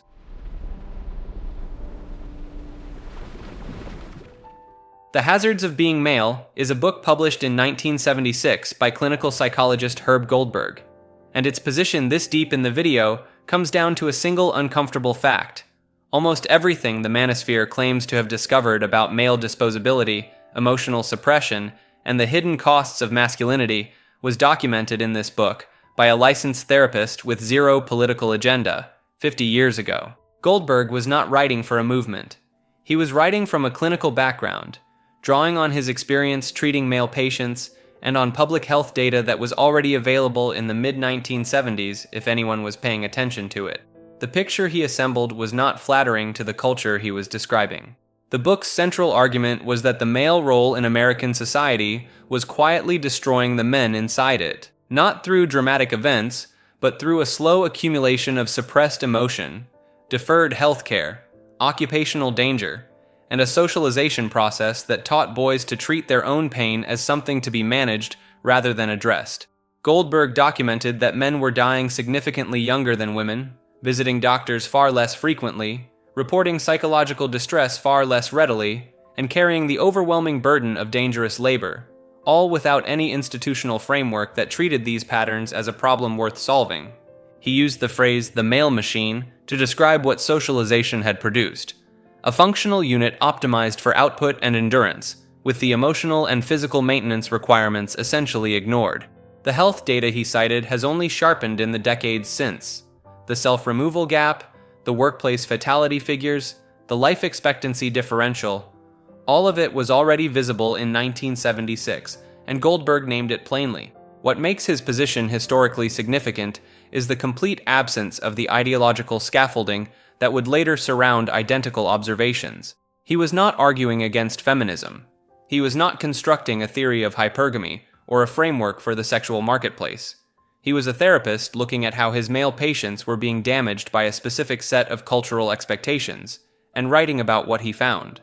The book sold well enough to generate a follow-up, The New Male, in 1979, and Goldberg continued writing and practicing for decades. He did not become a movement figure. His work did not generate a community or a content ecosystem. It was absorbed quietly into the general library of men's psychology and largely stayed there. Warren Farrell, whose book, The Myth of Male Power, arrived in 1993 and is more frequently cited as the origin point of serious male grievance literature, was building on intellectual ground that Goldberg had broken 17 years earlier. Farrell acknowledged the influence directly. The reason this entry sits where it does is that Goldberg's work demonstrates something the Manosphere rarely credits, that the legitimate concerns at the foundation of the male grievance tradition did not require the internet, did not require a radicalization pipeline, and did not arrive packaged with hostility toward women. They were observable, documentable, and available to anyone willing to look at them through the lens of clinical care rather than cultural combat. The fact that those observations were available for decades before they found a mass audience, and that the mass audience they eventually found was served by something considerably angrier than a 1976 psychology book, is a significant piece of the overall picture.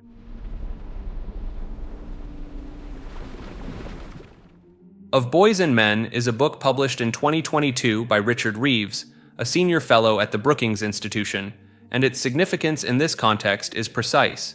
It is the moment a credentialed centrist policy researcher looked at the same empirical landscape the Manosphere had been citing for years, and reached many of the same factual conclusions, in a form that mainstream institutions could no longer dismiss by association. Reeves is not a conservative figure. He had spent years writing about inequality, social mobility, and economic opportunity from a position that placed him comfortably within mainstream policy discourse. That background is a significant part of why the book landed the way it did. The argument was harder to categorize as ideologically motivated than it would have been coming from someone with a more obvious axe to grind. The data he assembled tracked closely with everything covered in the Real Statistics entry. Boys trailing girls at every level of education, men declining in workforce participation, the self-removal gap, the collapse of male community and civic involvement, life expectancy differentials that had been widening rather than closing. Reeves presented all of it with the sourcing standards of a policy institution, which meant the numbers were difficult to challenge on methodological grounds. His specific policy proposals drew the most attention. He argued for redshirting boys, delaying kindergarten entry by a year for male students to account for documented developmental differences in maturation between boys and girls at that age. He called for a deliberate effort to recruit more male teachers, particularly in elementary schools, where the near-total absence of male role models in educational settings had received almost no institutional attention. He proposed creating a dedicated office within the federal government, focused specifically on the challenges facing boys and men, an equivalent to the existing infrastructure focused on women and girls. The reception illustrated the pattern Christina Hoff Sommers had encountered 20 years earlier, though with some differences.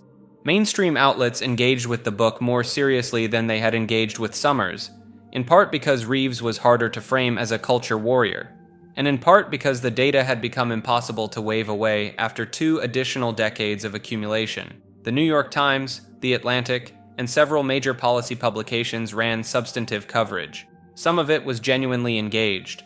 Some of it spent considerable effort distinguishing his argument from the Manosphere's use of similar data, a distinction Reeves himself drew explicitly and repeatedly. That distinction is the core of what makes his work a useful counterpoint in this video.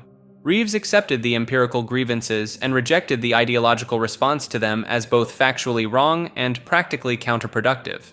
His position was that male struggles and female struggles are not in competition, that acknowledging one does not require diminishing the other, and that the zero-sum framing the Manosphere imposes on the data is a political choice rather than a logical conclusion. The Manosphere's reception of the book was predictably mixed. Some corners treated it as external validation, a mainstream scholar finally admitting what the Red Pill had been saying all along. Others were dismissive on the grounds that Reeves stopped well short of the broader framework, and was, in their view, treating symptoms without accepting the diagnosis. Reeves was aware of the tightrope he was walking. He addressed the Manosphere directly in interviews, acknowledging that the communities he was writing about had legitimate grievances at their foundation, while arguing that the ideological structure built on top of those grievances was making the actual problems harder to solve rather than easier. His position was that the men most harmed by the trends he documented were also the men most likely to be pulled toward frameworks that left them angrier and more isolated rather than better equipped to navigate a changing world. Whether that argument reached the audience most in need of it is a different question. Books published by Brookings Fellows and reviewed in The Atlantic tend to circulate in specific demographics. The men deep in Blackpill forums were not the primary readership, but as a marker of where mainstream policy discourse had arrived by 2022, grudgingly, belatedly, and still without the institutional follow-through Reeves was calling for, the book is one of the more significant documents this video covers.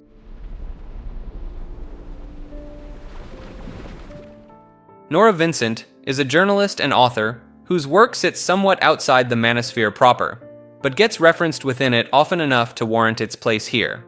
In 2006, Vincent published a book called Self-Made Man, documenting an experiment she spent roughly 18 months conducting.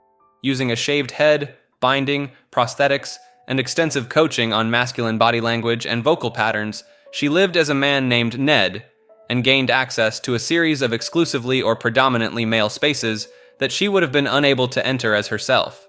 The spaces she infiltrated were deliberately varied: a blue-collar bowling league, a strip club, a monastery, a men's retreat involving group therapy and emotional processing, a sales job.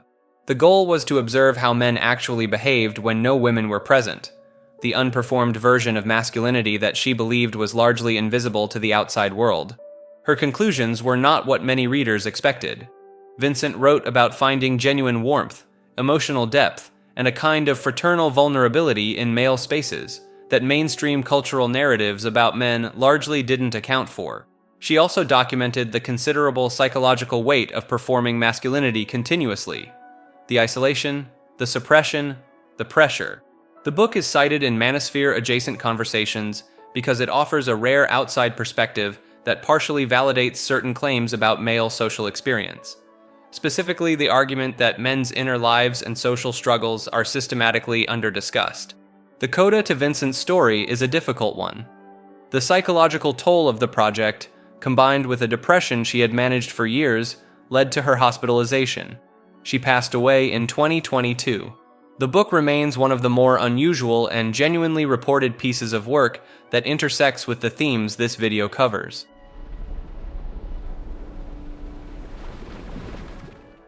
Evolutionary psychology, as a field, sits in an uncomfortable position relative to the manosphere, legitimate enough to lend credibility when cited, complex enough that selective citation consistently distorts what the research actually says. The academic literature the manosphere draws on most heavily comes from researchers like David Buss, whose work on mate preferences across cultures is among the most cited in the field. Buss's studies, conducted across dozens of countries, did find consistent patterns, women tending to weight resource acquisition and status in mates more heavily than men did, men tending to weight physical indicators of reproductive fitness more heavily than women did. These findings are real, replicated, and taken seriously in academic circles. Parental investment theory, developed by Robert Trivers in 1972, provides much of the underlying framework. The core argument is that the sex which invests more biologically in offspring, in mammals, typically the female, will be more selective about mates, while the lower investing sex will compete more intensely for access. This principle, and a related concept called Bateman's principle, drawn from fruit fly research, gets used regularly in manosphere content as the scientific foundation for claims about hypergamy and female selectivity. The divergence between the actual research and the pop science versions circulating in these communities happens at several points. Buss's own work consistently notes that mate preferences vary significantly across individuals, cultures, and contexts. The consistent patterns are tendencies in aggregate data, not deterministic rules about individual behavior. The manosphere version tends to treat the aggregate finding as a law of nature that predicts and explains individual women's behavior. Bateman's principle has also faced substantial revision since its original formulation. Later researchers found significant methodological problems with the original fruit fly studies, and subsequent work across different species produced considerably more mixed results than the clean principle the manosphere inherited. The pattern across most of these citations is the same: real research, real findings, stripped of their methodological context, their limitations, and the ongoing academic debates around them, and reassembled into a framework that feels more certain and more universal than the actual literature supports.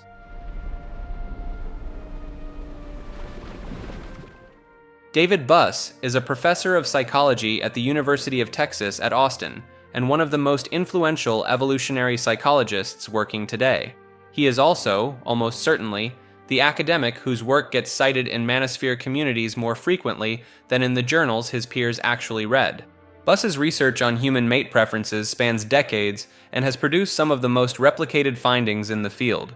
His landmark 1989 study on mate preferences across 37 cultures found consistent cross-cultural patterns in what men and women prioritize when selecting partners, findings that appeared in his widely read book, The Evolution of Desire, which translated the academic work into accessible language and reached a general audience. His later book, The Dangerous Passion, examined jealousy and mate retention strategies. The Murderer Next Door explored the evolutionary roots of homicidal psychology. Across all of it, Buss has been willing to engage with findings that mainstream social science found uncomfortable, which is a significant part of why he became a go-to citation in spaces that frame themselves as willing to say what others won't. The gap between Buss's actual positions and how they circulate in manosphere communities follows the pattern described in the evolutionary psychology entry. Buss has been consistent in his published work and public statements that his findings describe statistical tendencies in large populations, not rules that govern individual behavior, and not a justification for how any particular person or group ought to be treated. He has also continued publishing research that complicates the cleaner narratives built on his earlier work, including studies on female agency, strategic flexibility in mating behavior, and the degree to which social and environmental context shapes the expression of evolved preferences. That later, more nuanced body of work tends not to travel as well in communities that found exactly what they needed in the earlier material and stopped there.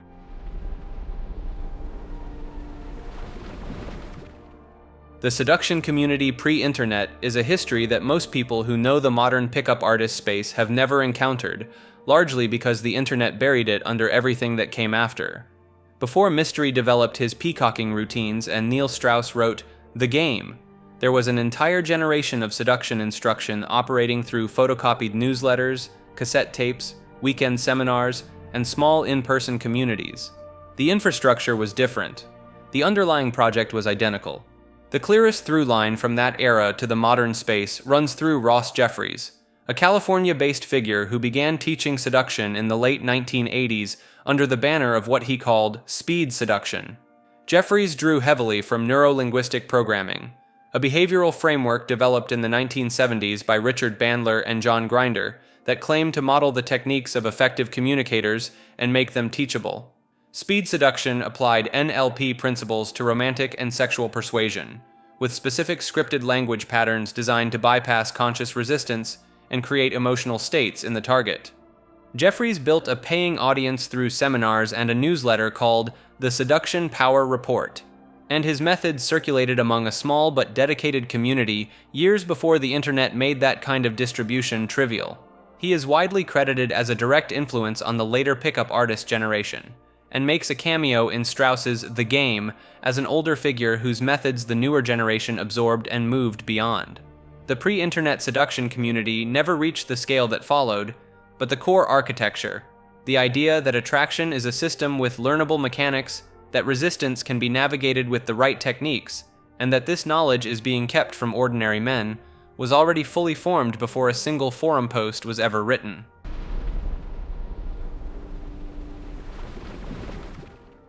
Ross Jeffries is one of the most direct links between the pre-internet seduction underground and the pickup artist community that followed. His influence on figures like Mystery is documented, and the methodology he developed was specific enough that tracing it through the later community is relatively straightforward. Jeffries built his approach around neuro-linguistic programming, or NLP, a behavioral framework developed in the 1970s by Richard Bandler and John Grinder, originally designed to model the communication techniques of effective therapists and make them teachable. The core premise of NLP is that language patterns, tonality, and behavioral mirroring can be used to influence the emotional states of other people in predictable ways.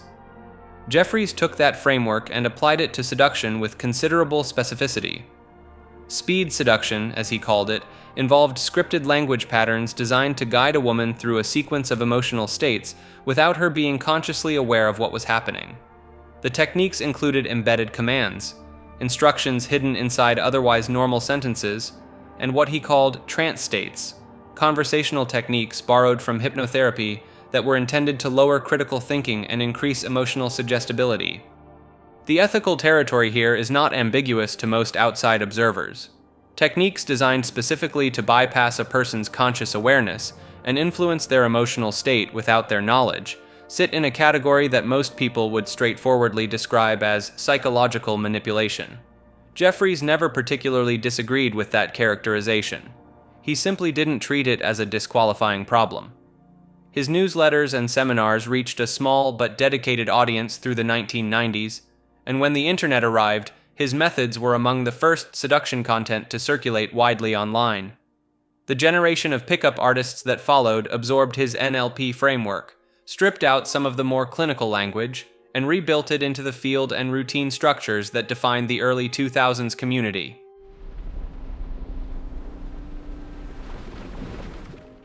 The mythopoetic men's movement is the branch of men's work that predates the Manosphere by roughly 2 decades and arrived at some of the same observations about male emotional life through an almost entirely opposite method: poetry, Jungian psychology, and fairy tales rather than pickup theory and dating statistics.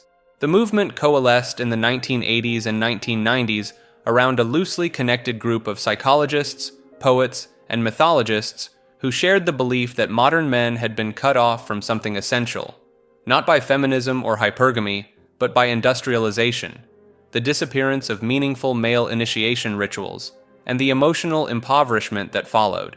The central figure was Robert Bly, a poet and activist whose 1990 book, Iron John, A Book About Men, spent 62 weeks on the New York Times bestseller list and remains in print today.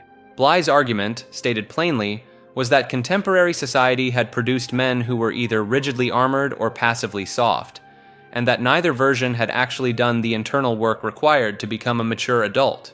His diagnosis of male emotional suppression, father-son disconnection, and the absence of meaningful initiation into adulthood overlaps significantly with concerns that would later find a very different home in the Manosphere. The difference is what he prescribed for it. The book is built around an interpretation of an old Brothers Grimm fairy tale called Iron Hands. A young prince accidentally releases a wild man who has been caged in his father's courtyard and is taken into the forest as a result. He fails, struggles, works in a kitchen, disguises himself, and eventually, after a long and decidedly unglamorous series of experiences, arrives at something resembling wholeness. The wild man at the end of the story is revealed to have been enchanted all along, and is freed by the prince's willingness to go through the process rather than around it. Bly used this story as a framework for arguing that men need a descent, a period of genuine struggle, grief, and contact with the parts of themselves they have exiled, before they can function as fully realized adults.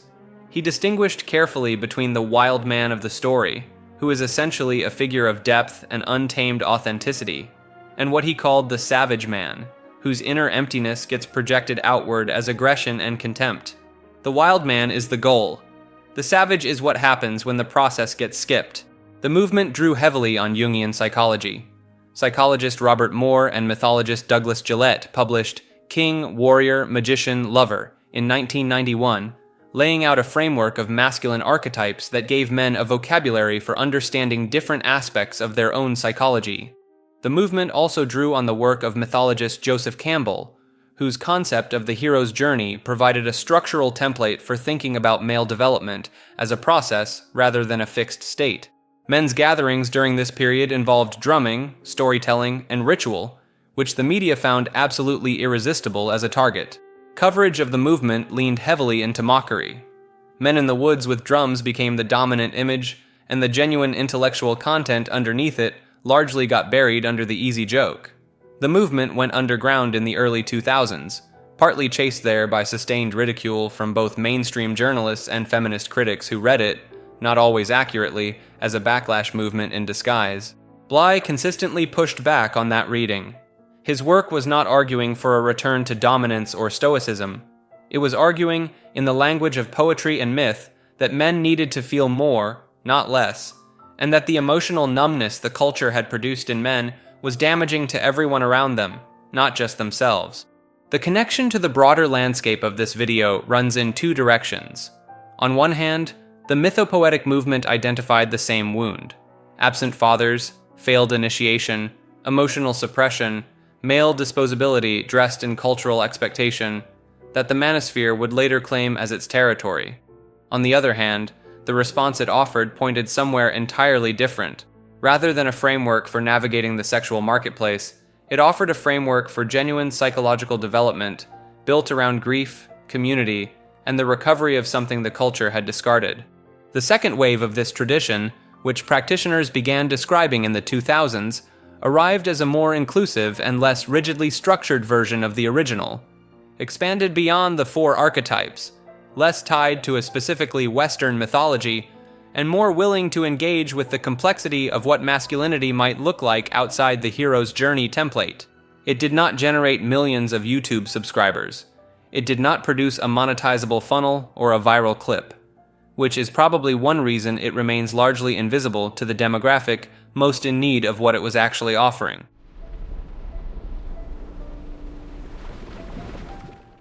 Men Are the Real Romantics quietly reframes everything that came before it. The claim runs counter to almost every cultural assumption about gender and emotional investment. The conventional image positions women as the romantic sex, the ones who want connection, commitment, and emotional depth.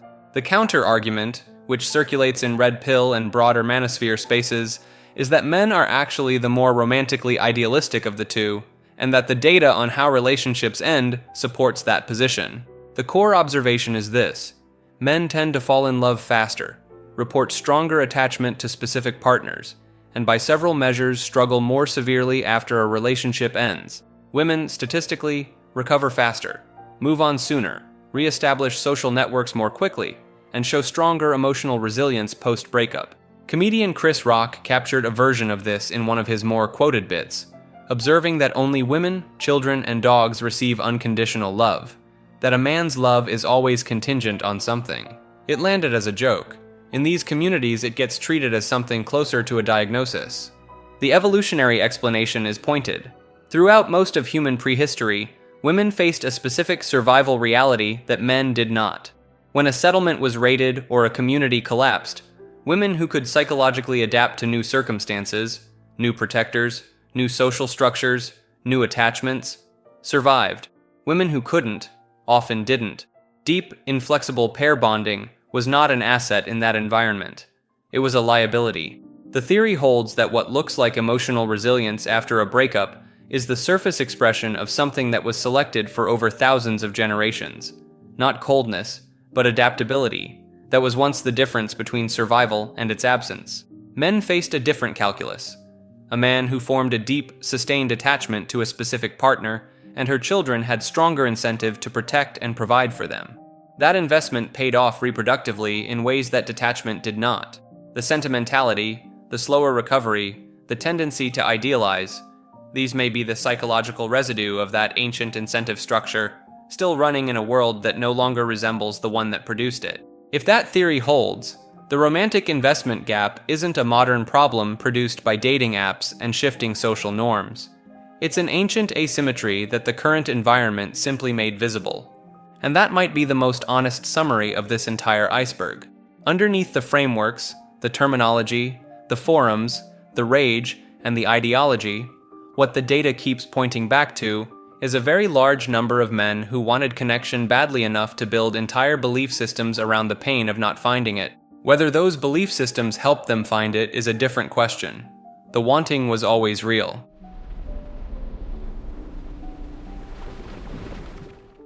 At some point, a set of ideas stopped being a position and started being an assumption.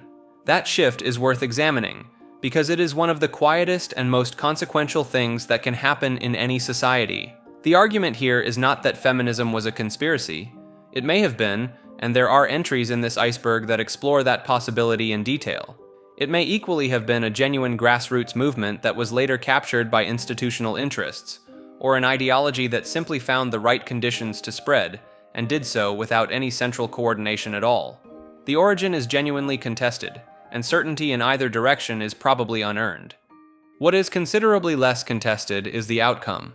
Over several decades, a specific set of assumptions migrated from activist spaces into universities, then into the academic literature those universities produced, then into the policy frameworks built on that literature, then into HR departments, government health campaigns, school curricula, and media coverage. At each stage, the assumptions were treated less like a perspective and more like a baseline. The perspective had become the water. The assumptions themselves are worth naming plainly. That male disadvantage is not a serious subject. That female grievance carries inherent institutional legitimacy. That disparity between men and women in any domain is evidence of systemic bias by default. That men who describe their own difficulties are either deflecting or exaggerating. These are not self-evident truths. They are positions. But they have been distributed through institutions with the aesthetic of neutral information for long enough that a generation of people absorbed them before they were old enough to evaluate them. This infographic is a small but clean example of the mechanism in practice. Produced by a health advocacy organization, sourced from real survey data, visually formatted to resemble a public health resource, handed to young people through schools and social programs. The content tells young men there is no one way to be a man while spending the bulk of its space documenting the ways they are currently falling short. There are no solutions offered, no explanations sought. The statistics exist purely to establish a moral position, dressed up as information. Most people who encountered it would not have registered it as persuasion at all. Look at the content itself, and something becomes apparent. An infographic framed around male identity spends roughly half its statistics tracking how men treat women. Not how men experience the world, how they treat women. When viewing this from a specific lens, this is textbook propaganda. This reflects something that rarely gets named directly. Men are conditioned on how they should treat women. Women are conditioned on how they should expect to be treated by men. The educational materials, the health campaigns, The social messaging consistently orient male behavior outward toward the needs and experiences of women, while orienting female expectations inward toward what they are owed. Both sides of that dynamic are shaped by the same pipeline. Neither group chose it consciously. The other side of that process is less about what was added and more about what was removed or pathologized. Masculine traits that had been treated as functional, stoicism, competitiveness, aggression in appropriate contexts, hierarchy, the drive to protect and provide, were gradually reframed as symptoms. Toxic masculinity as a framework did not distinguish between male violence and male strength. It treated the capacity itself as the problem. Schools adopted emotional processing models built on communicative, relational frameworks that map more naturally onto female developmental patterns. Boys who struggled within those structures were medicated, disciplined, or simply fell behind. The institutional response was rarely to question the framework. It was to question the boys. What this produced across a generation is a shortage of men who were taught how to be men by other men. Fathers were displaced by family court statistics and a cultural narrative that treated paternal absence as an unfortunate but manageable condition. Male spaces were progressively closed or discredited. Mentorship structures that had existed informally through trades, military service, religious communities, and civic organizations eroded without replacement. The knowledge of how to inhabit masculinity in a functional, grounded way stopped being transmitted, because the transmission infrastructure was either gone or actively discouraged. The Manosphere, for all its dysfunction, is partly an answer to that vacancy. Some of what fills the vacuum is useful. Much of what fills it online is not. But the vacuum itself is real, and it was not an accident of history. It was the downstream consequence of an institutional project that spent decades telling men their nature was the problem, without ever offering them anything to replace it with. The men across this iceberg, at every tier, are in some way responding to that conditioning. The responses range from reasonable to extreme, from analytical to deeply destructive. But underneath most of them is the same basic experience, a set of rules they absorbed without consenting to, that turned out not to apply equally in both directions. Most of them couldn't have told you when they learned those rules, and that's the point. That concludes this video. Thank you for watching.